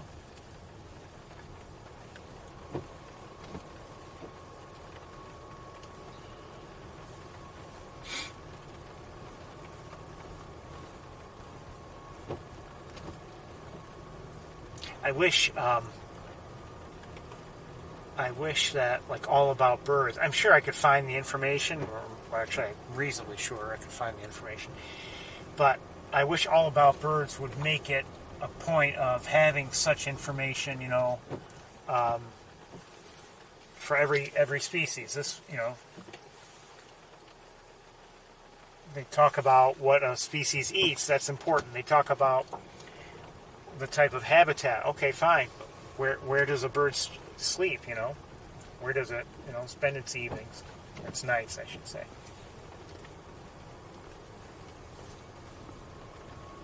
And I imagine, in fact, I know that, for some species it mentions, these may roost in large groupings or does this or that. And that's fine, but I wish they would have that for every species.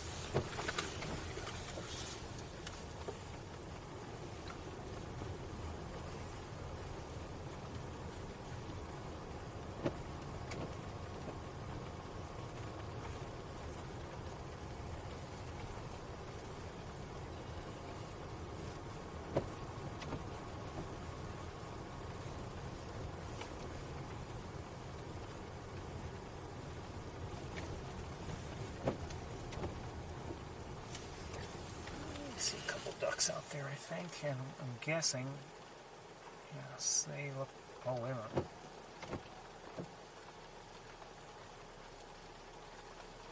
Yeah, they're buffleheads.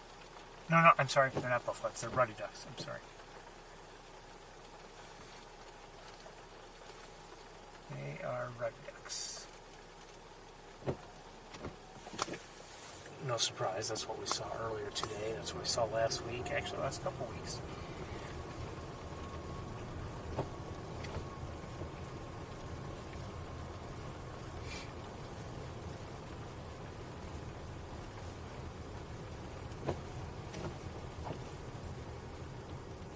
I do see up ahead, I just happened to, well, maybe too far ahead. I was wondering if someone was looking possibly at a Sandhill crane, but maybe a little, possibly too far ahead for that, but we'll see. I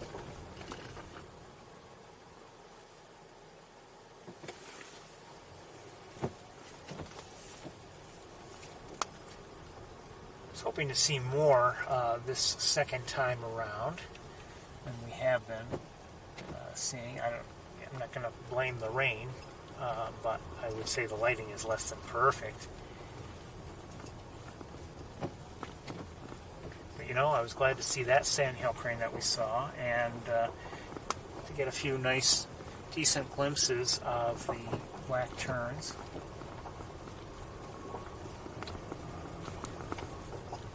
The rain is problematic a little bit because, as it always is, I don't want to get water on the lenses and have to deal with that.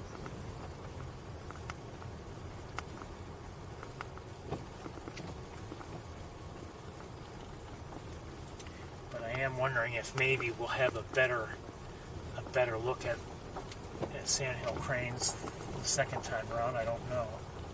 It's possible.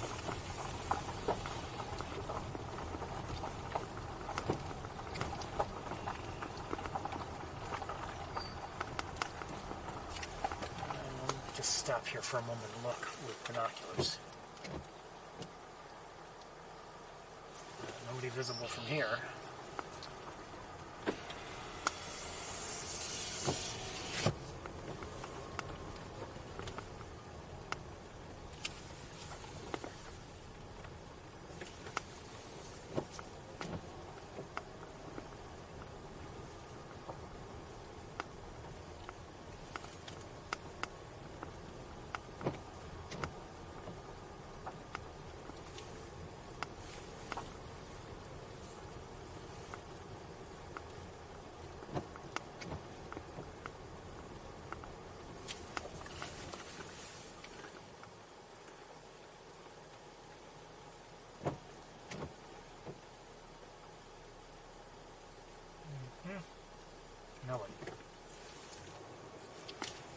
Could be they're not in the same location anyway. I don't know.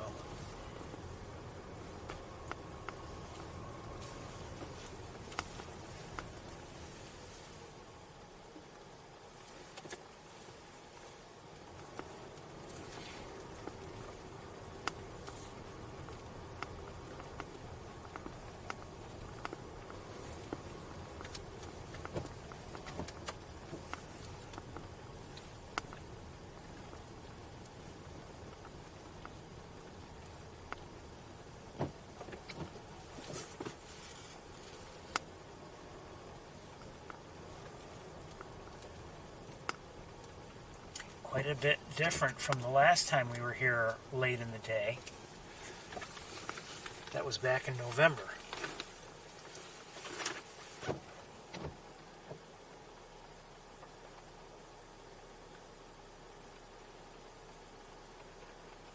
And,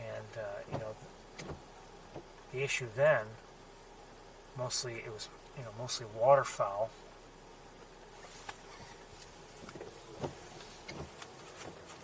Geese and swans and some ducks.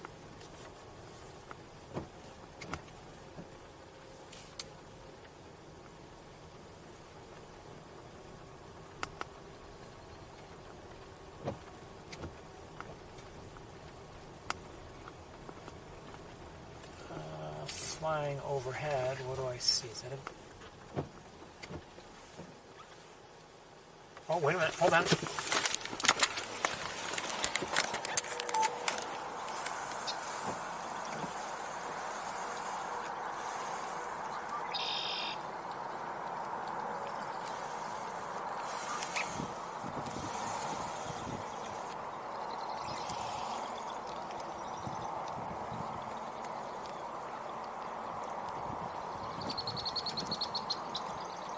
I think we just saw our first black-crowned night heron of the season, if I'm not mistaken.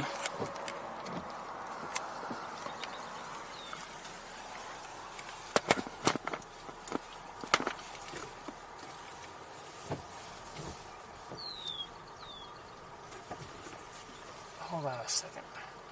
Oh, okay, never mind.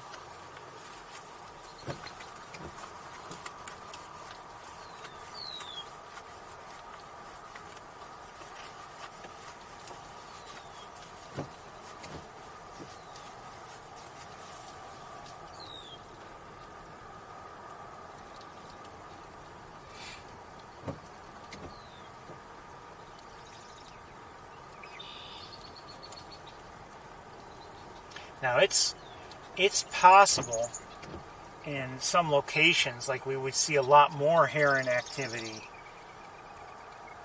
meaning the heron family this time of night, especially like the black-crowned night herons in some spots.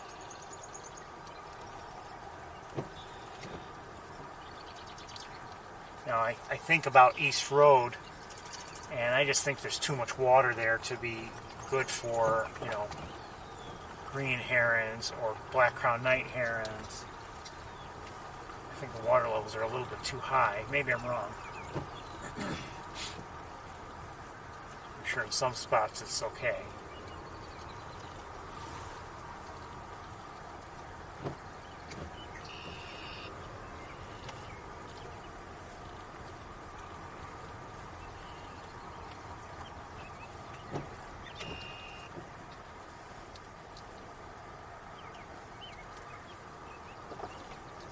I really was hoping to see the Sandhill cranes, the whole family.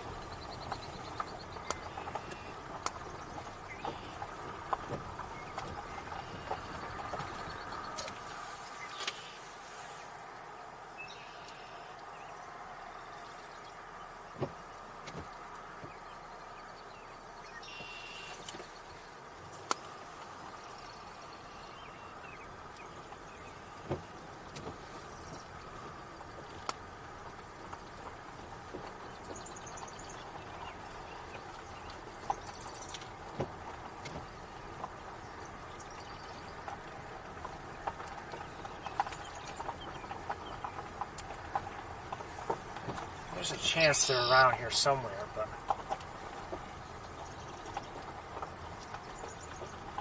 I have a feeling they're somewhere closer instead of this side, instead of the opposite side of the road. I have a feeling they're still, somewhere near in the main pond or right by the main pond, the main pool.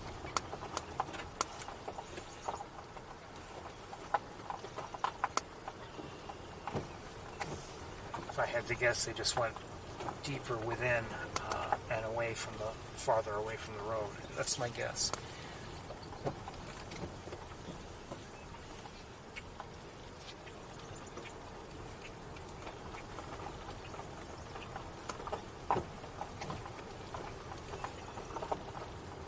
I actually was considering one of these days, starting in Ithaca and finishing here. This wasn't exactly how I had planned things for the day.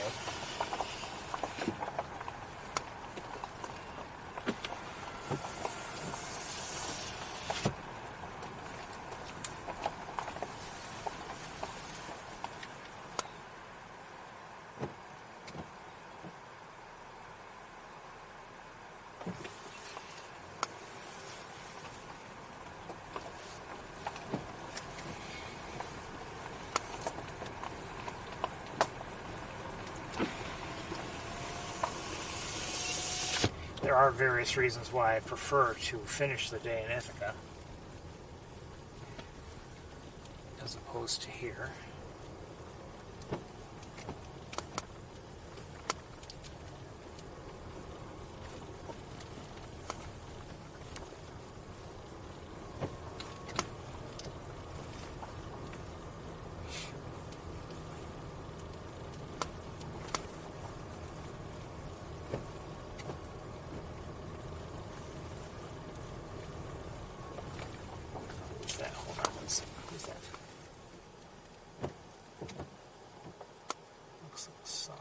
It was okay.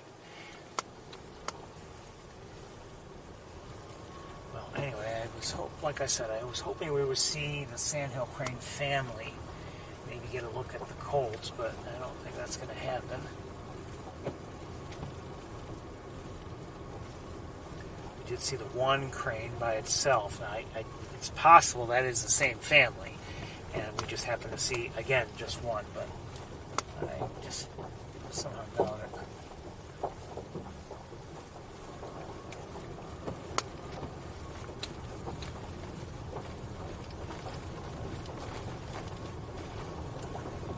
Could be wrong.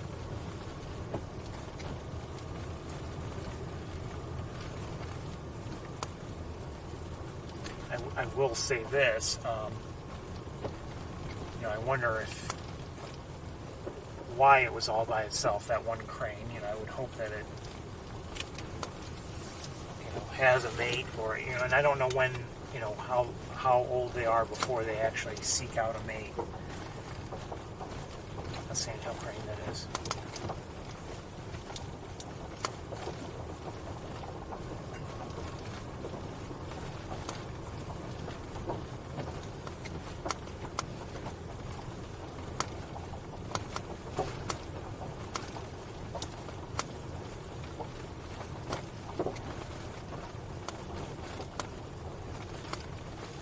Here's a question. Where will it roost?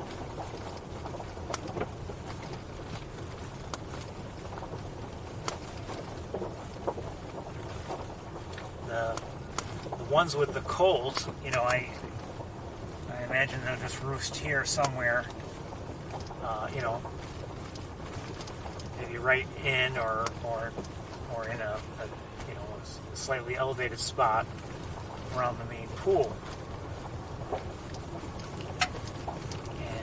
But that if that was a single sandhill crane by itself, free to go anywhere it wants, able to fly, that is, you know, where will it roost? Maybe it'll roost, you know, on the main pool also. I don't know. We have seen, I think it was last early winter or autumn, we did see sandhill cranes come in to the Knox Marcellus marsh. That's, you know, where we look down, you know, from East Road, and it seemed like they were coming in there to roost. That's what it looked like to me. They had been elsewhere, and then they just, like I've seen elsewhere in Nebraska, for instance, you know, eventually gather to roost in a spot like that.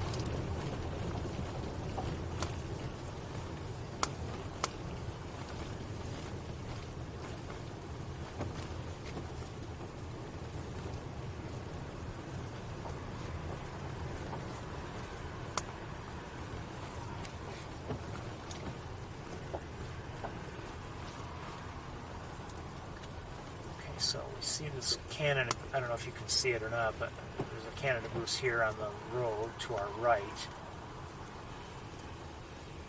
And I would not be, like I said earlier today, I would not be surprised if it's the mate of the one that's on the nest to our left.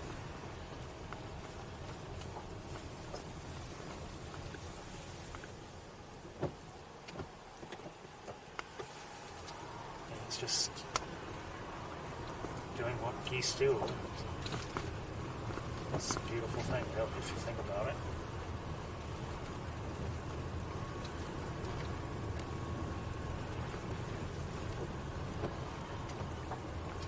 It's really, I mean, I'm looking out now. Granted, I admit my windows have water drops on them, so it's a little bit difficult to see very well, but not much going on.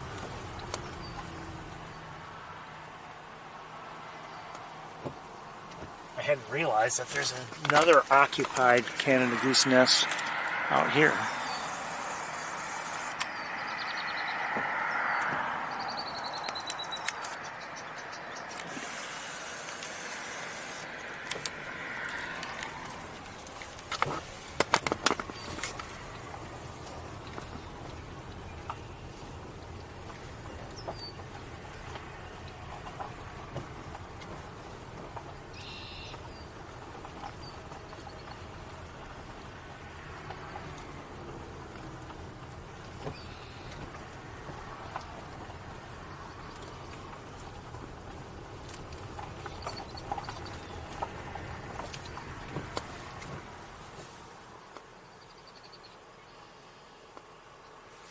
I think the gadwalls that we saw earlier today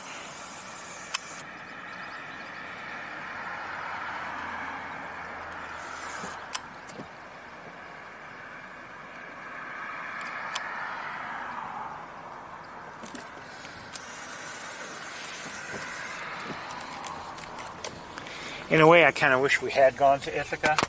Granted, we wouldn't have had much time, but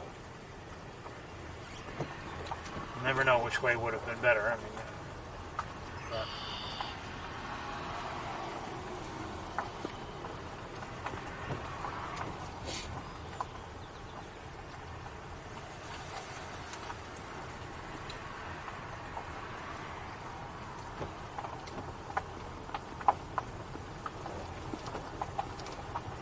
for all I know, it's raining in Ithaca, and we would have had a hard time doing anything. I don't know. More geese up ahead. Here they go. I love them. I wish this wire would stop getting caught on things.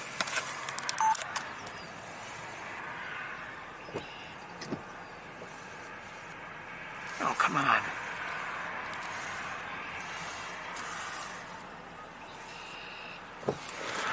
Sometimes autofocus is just awful.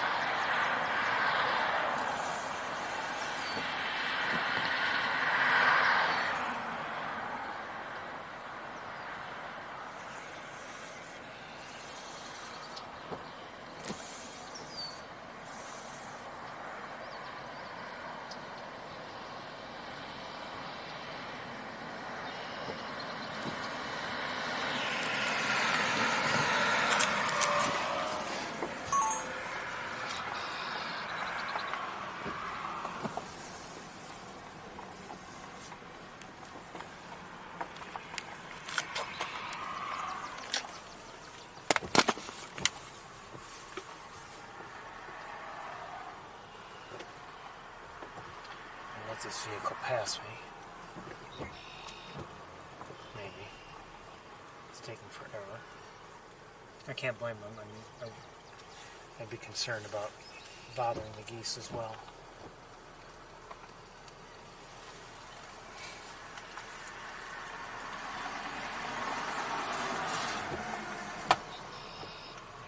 Hoping they're paying attention to the geese. I think they are.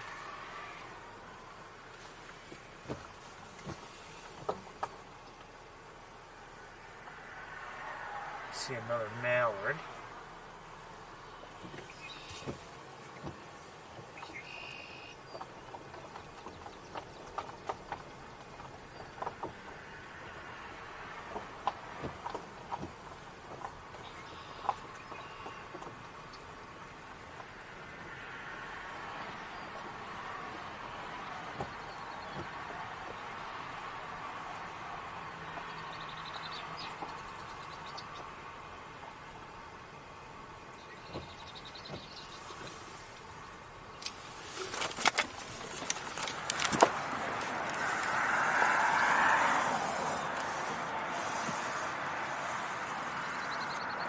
The muskrat.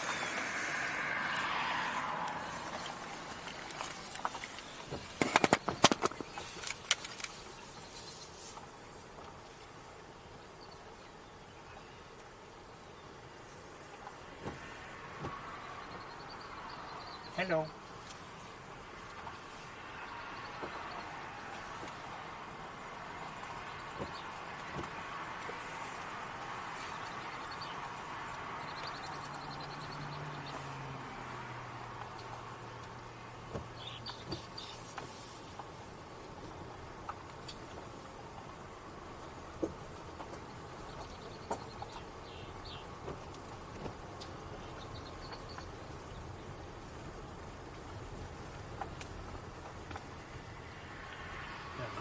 people have parked at this observation area. I wonder if they have any plan to see anything. Maybe, maybe not.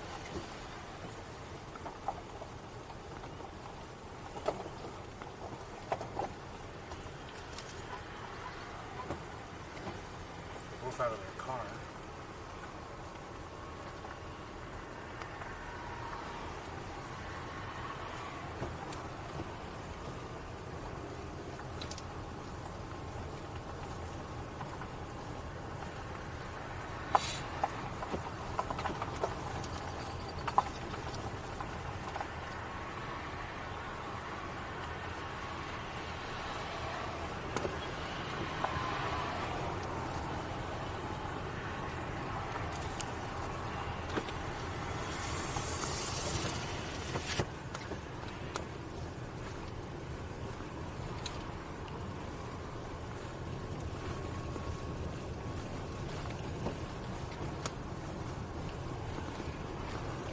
Forgive me for missing out on Ithaca.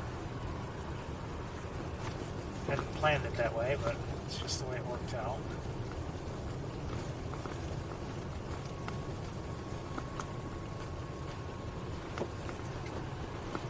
I'd say overall we did see some nice things today. One second, I gotta look at something.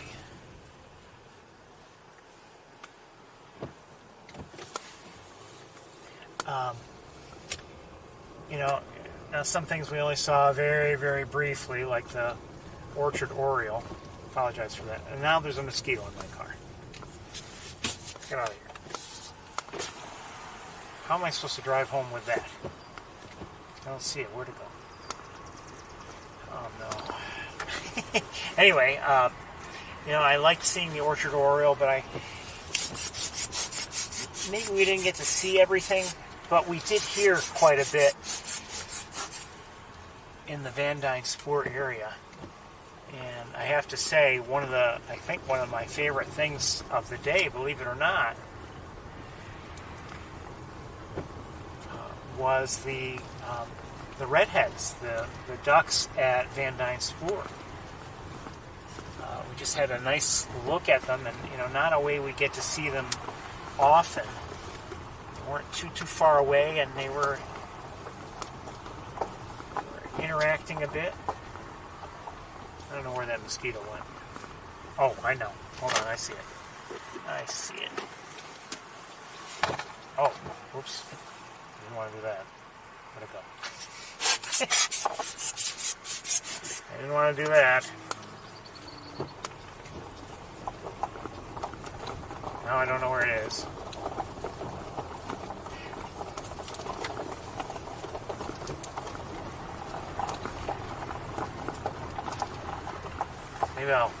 Maybe I'll drive home with the windows open the whole way.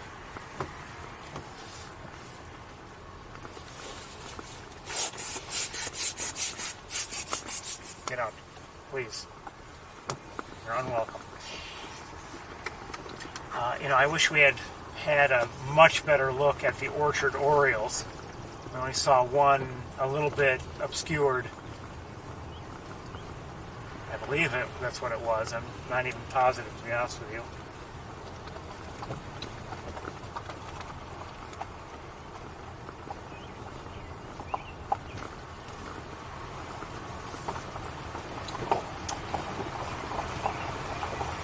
Frustrating in that we heard so much, but we were not able to see all that much. And, you know, some things I was not able to show you that I did see, like the indigo bunting, for instance.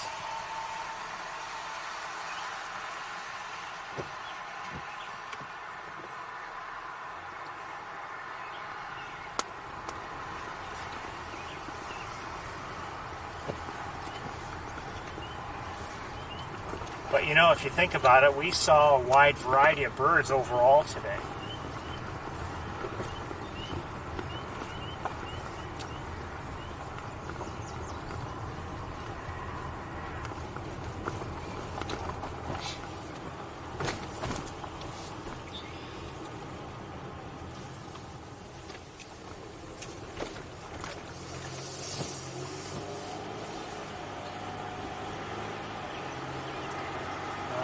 see a couple black terns in the air that look like they're flying maybe, I don't know where exactly, but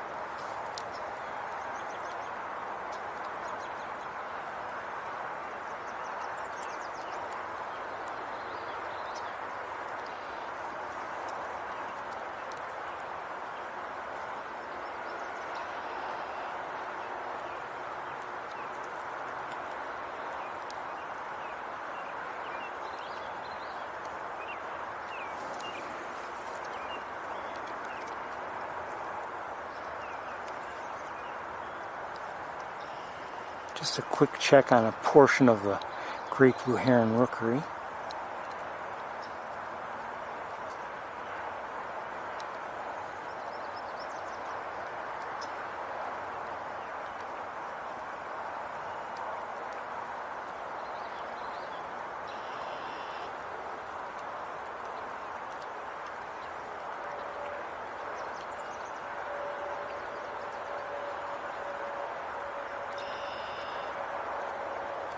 Hey!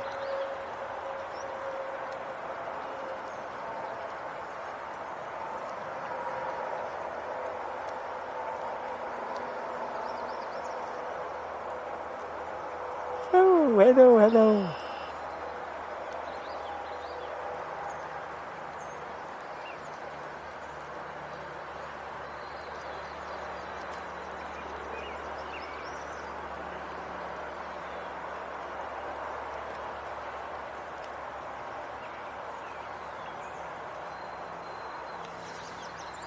I think I just heard a white-throated sparrow, if I'm not mistaken. But anyway, we're looking at a great blue heron nest in a great blue heron rookery, a number of nests. And you can see at least 2 chicks up there, I believe.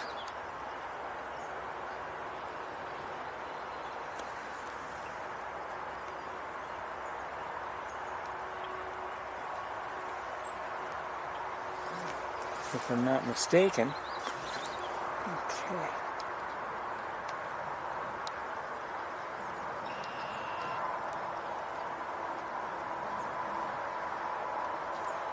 Which one was I looking at?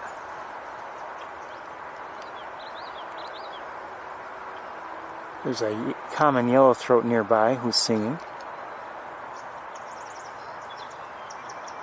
And the song sparrow.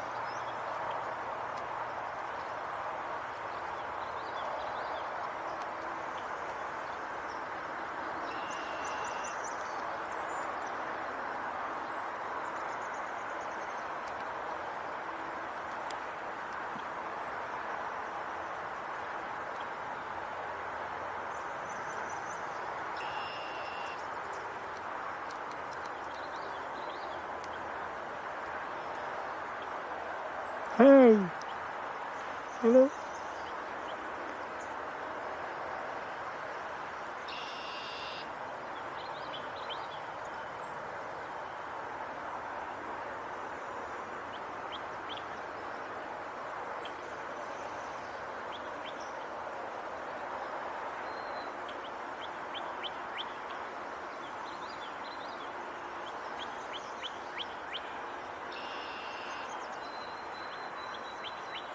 Hearing a cardinal, and definitely did hear a white-throated sparrow a moment ago.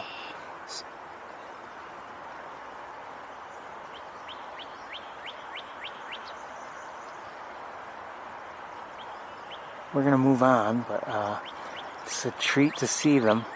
Again, a great blue heron rookery, and we're seeing in a few spots, a couple spots anyway, where the young are moving in such a fashion that we're able to just catch a glimpse of them.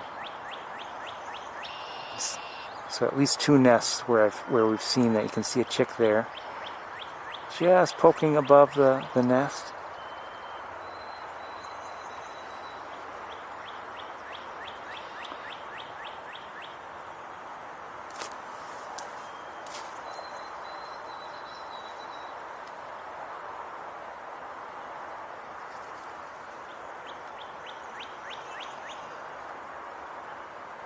Good to see. Hope you enjoyed that. I did. I just saw a great blue heron adult flying up there.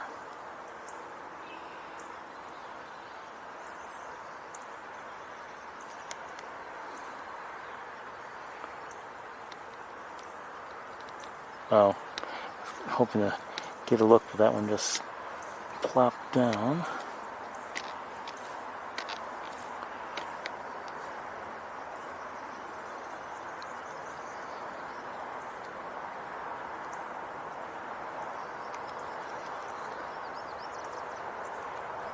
Okay, we're going to move on.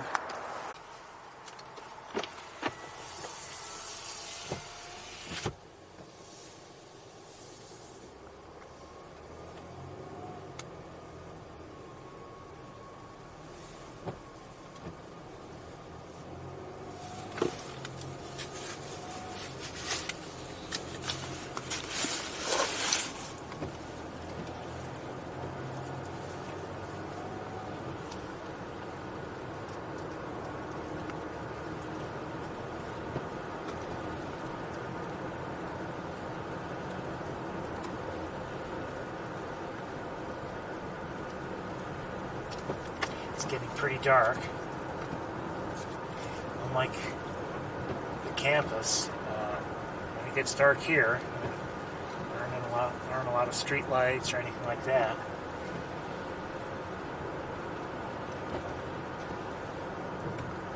It's just dark.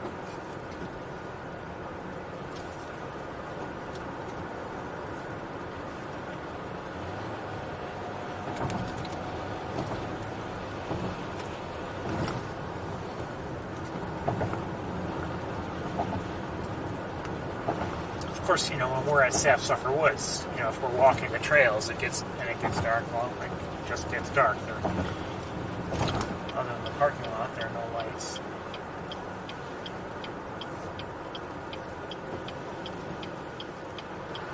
Actually, I take that back. 1 or 2 bridges, or one of them actually has lights.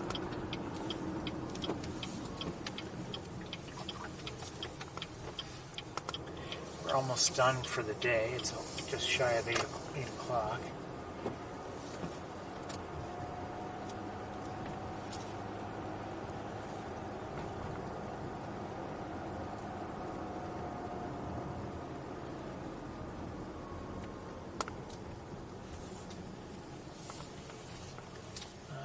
What do I see?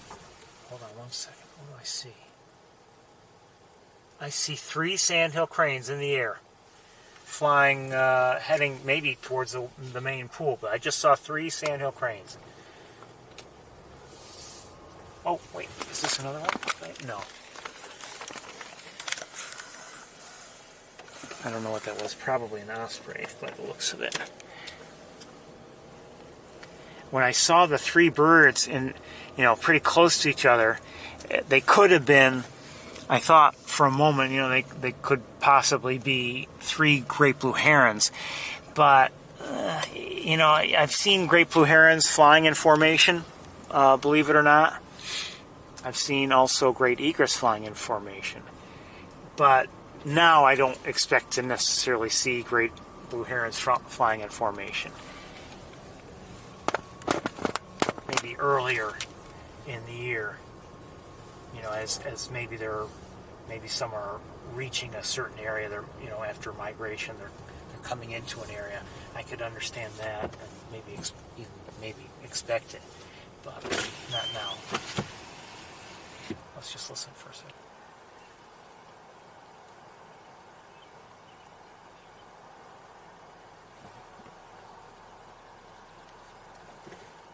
I've heard robin, I've heard red-winged blackbird.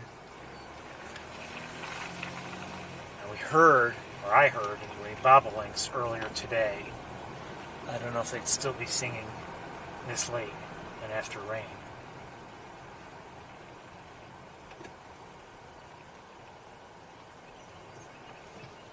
Nope, I just heard one. Just heard one.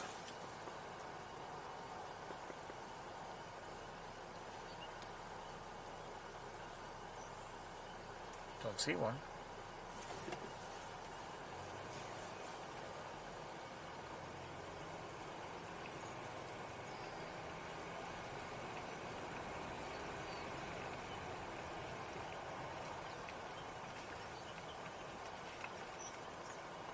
I just heard it again.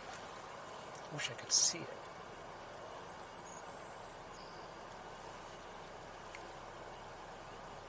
Wish you could see it. Let's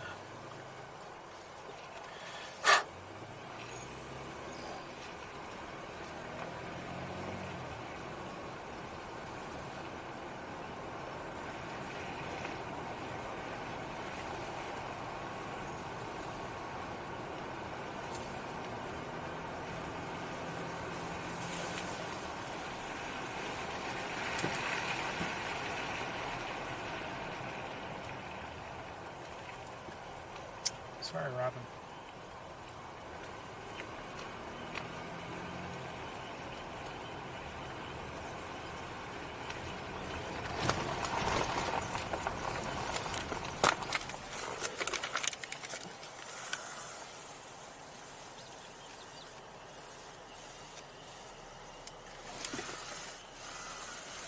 That's a great blue heron.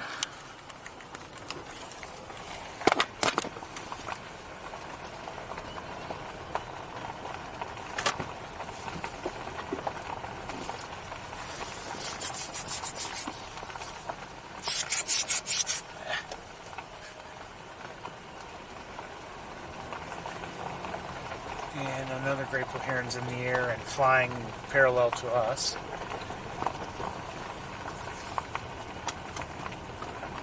Did I just hear a yellowthroat? Possibly. Now you might say, why are you here? We didn't see much earlier. No, but things may be different now.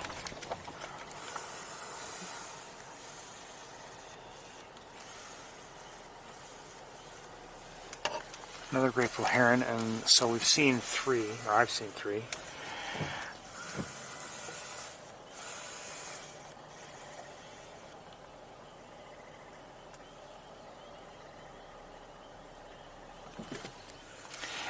Anyway, you know, we didn't see much earlier. No, that's true. But things may be different now, later in the day. Maybe some birds have chosen to come here to roost. Who knows?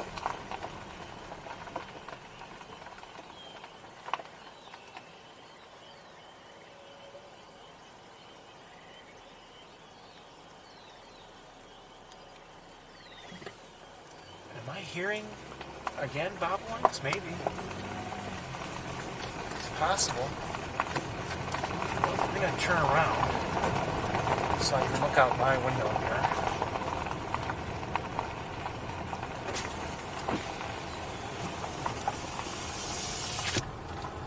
Now the people we encountered on Van Dyne Spoor that I scolded about the mosquitoes, well,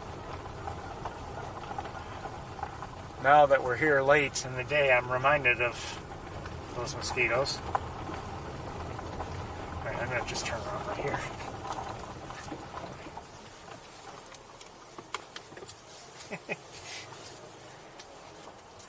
He was in his car. I think I pointed out to him the wood stork. I did hear just now a common yellowthroat. And he pretty much stayed in his car, then he rolled up his windows, and he left. No, he stayed, but he left his windows up. So it's just me.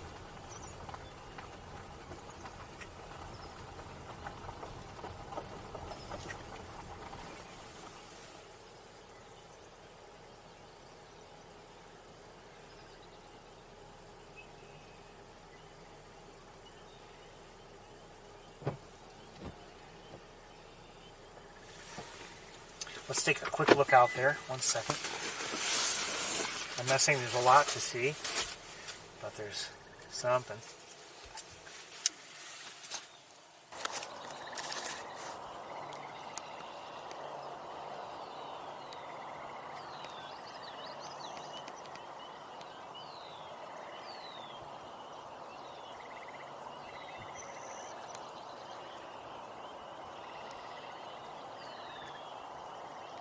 Not sure what these are, to be honest.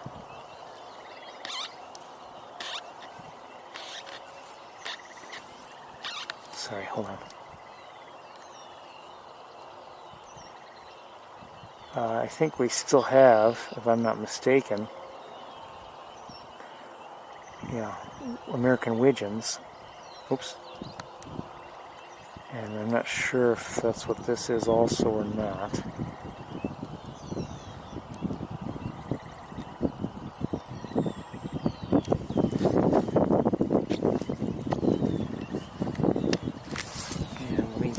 Around 1 second.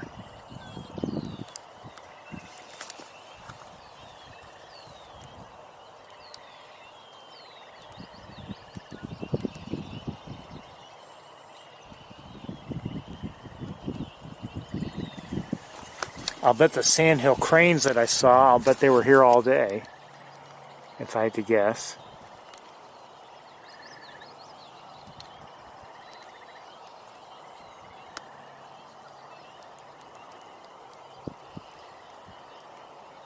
And we just didn't see them earlier. They might not have been. I mean, they may have been elsewhere nearby, and just I happened to see them just as we were pulling in here. But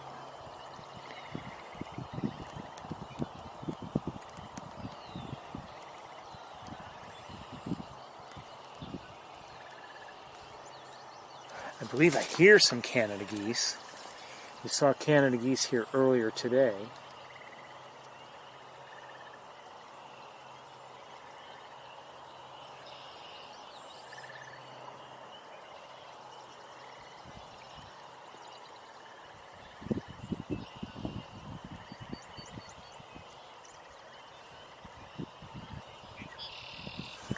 Well, we'll drive back now. If I see or hear anything, maybe we'll do our best to look, but we only have a few minutes left. It may seem like it's still plenty dark, or plenty light up here, but down here it's kind of dark.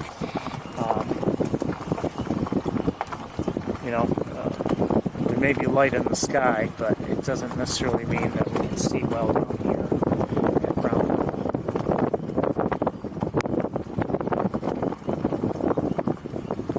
How often is that the case when we're walking around on the campus or at sapsucker?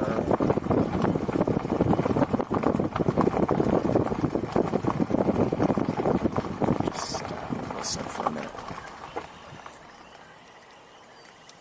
The frog activity, I should say the frog vocalizations, have picked up from earlier today. Quite a bit, actually.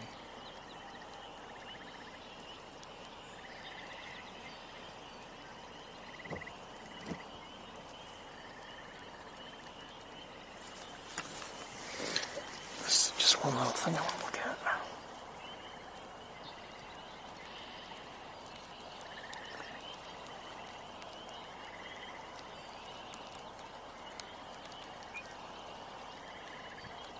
Okay, red-winged blackbirds, okay.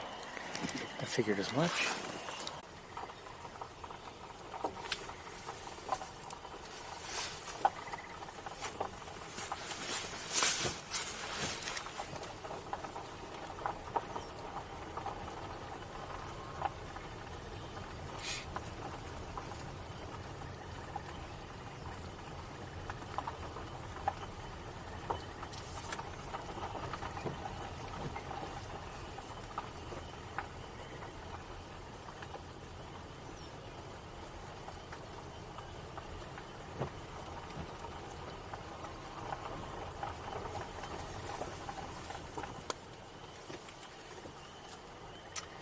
Well, everybody, I think maybe I should call it a day. We'll drive up here just in case maybe a bobolink has managed to find its way close to us, and maybe give us a view, but I doubt that'll happen.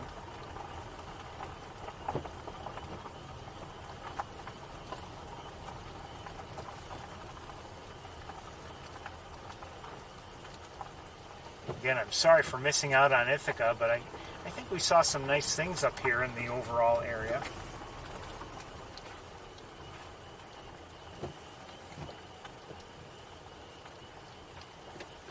The day didn't go quite as I had planned, but that's okay. Keeps things interesting.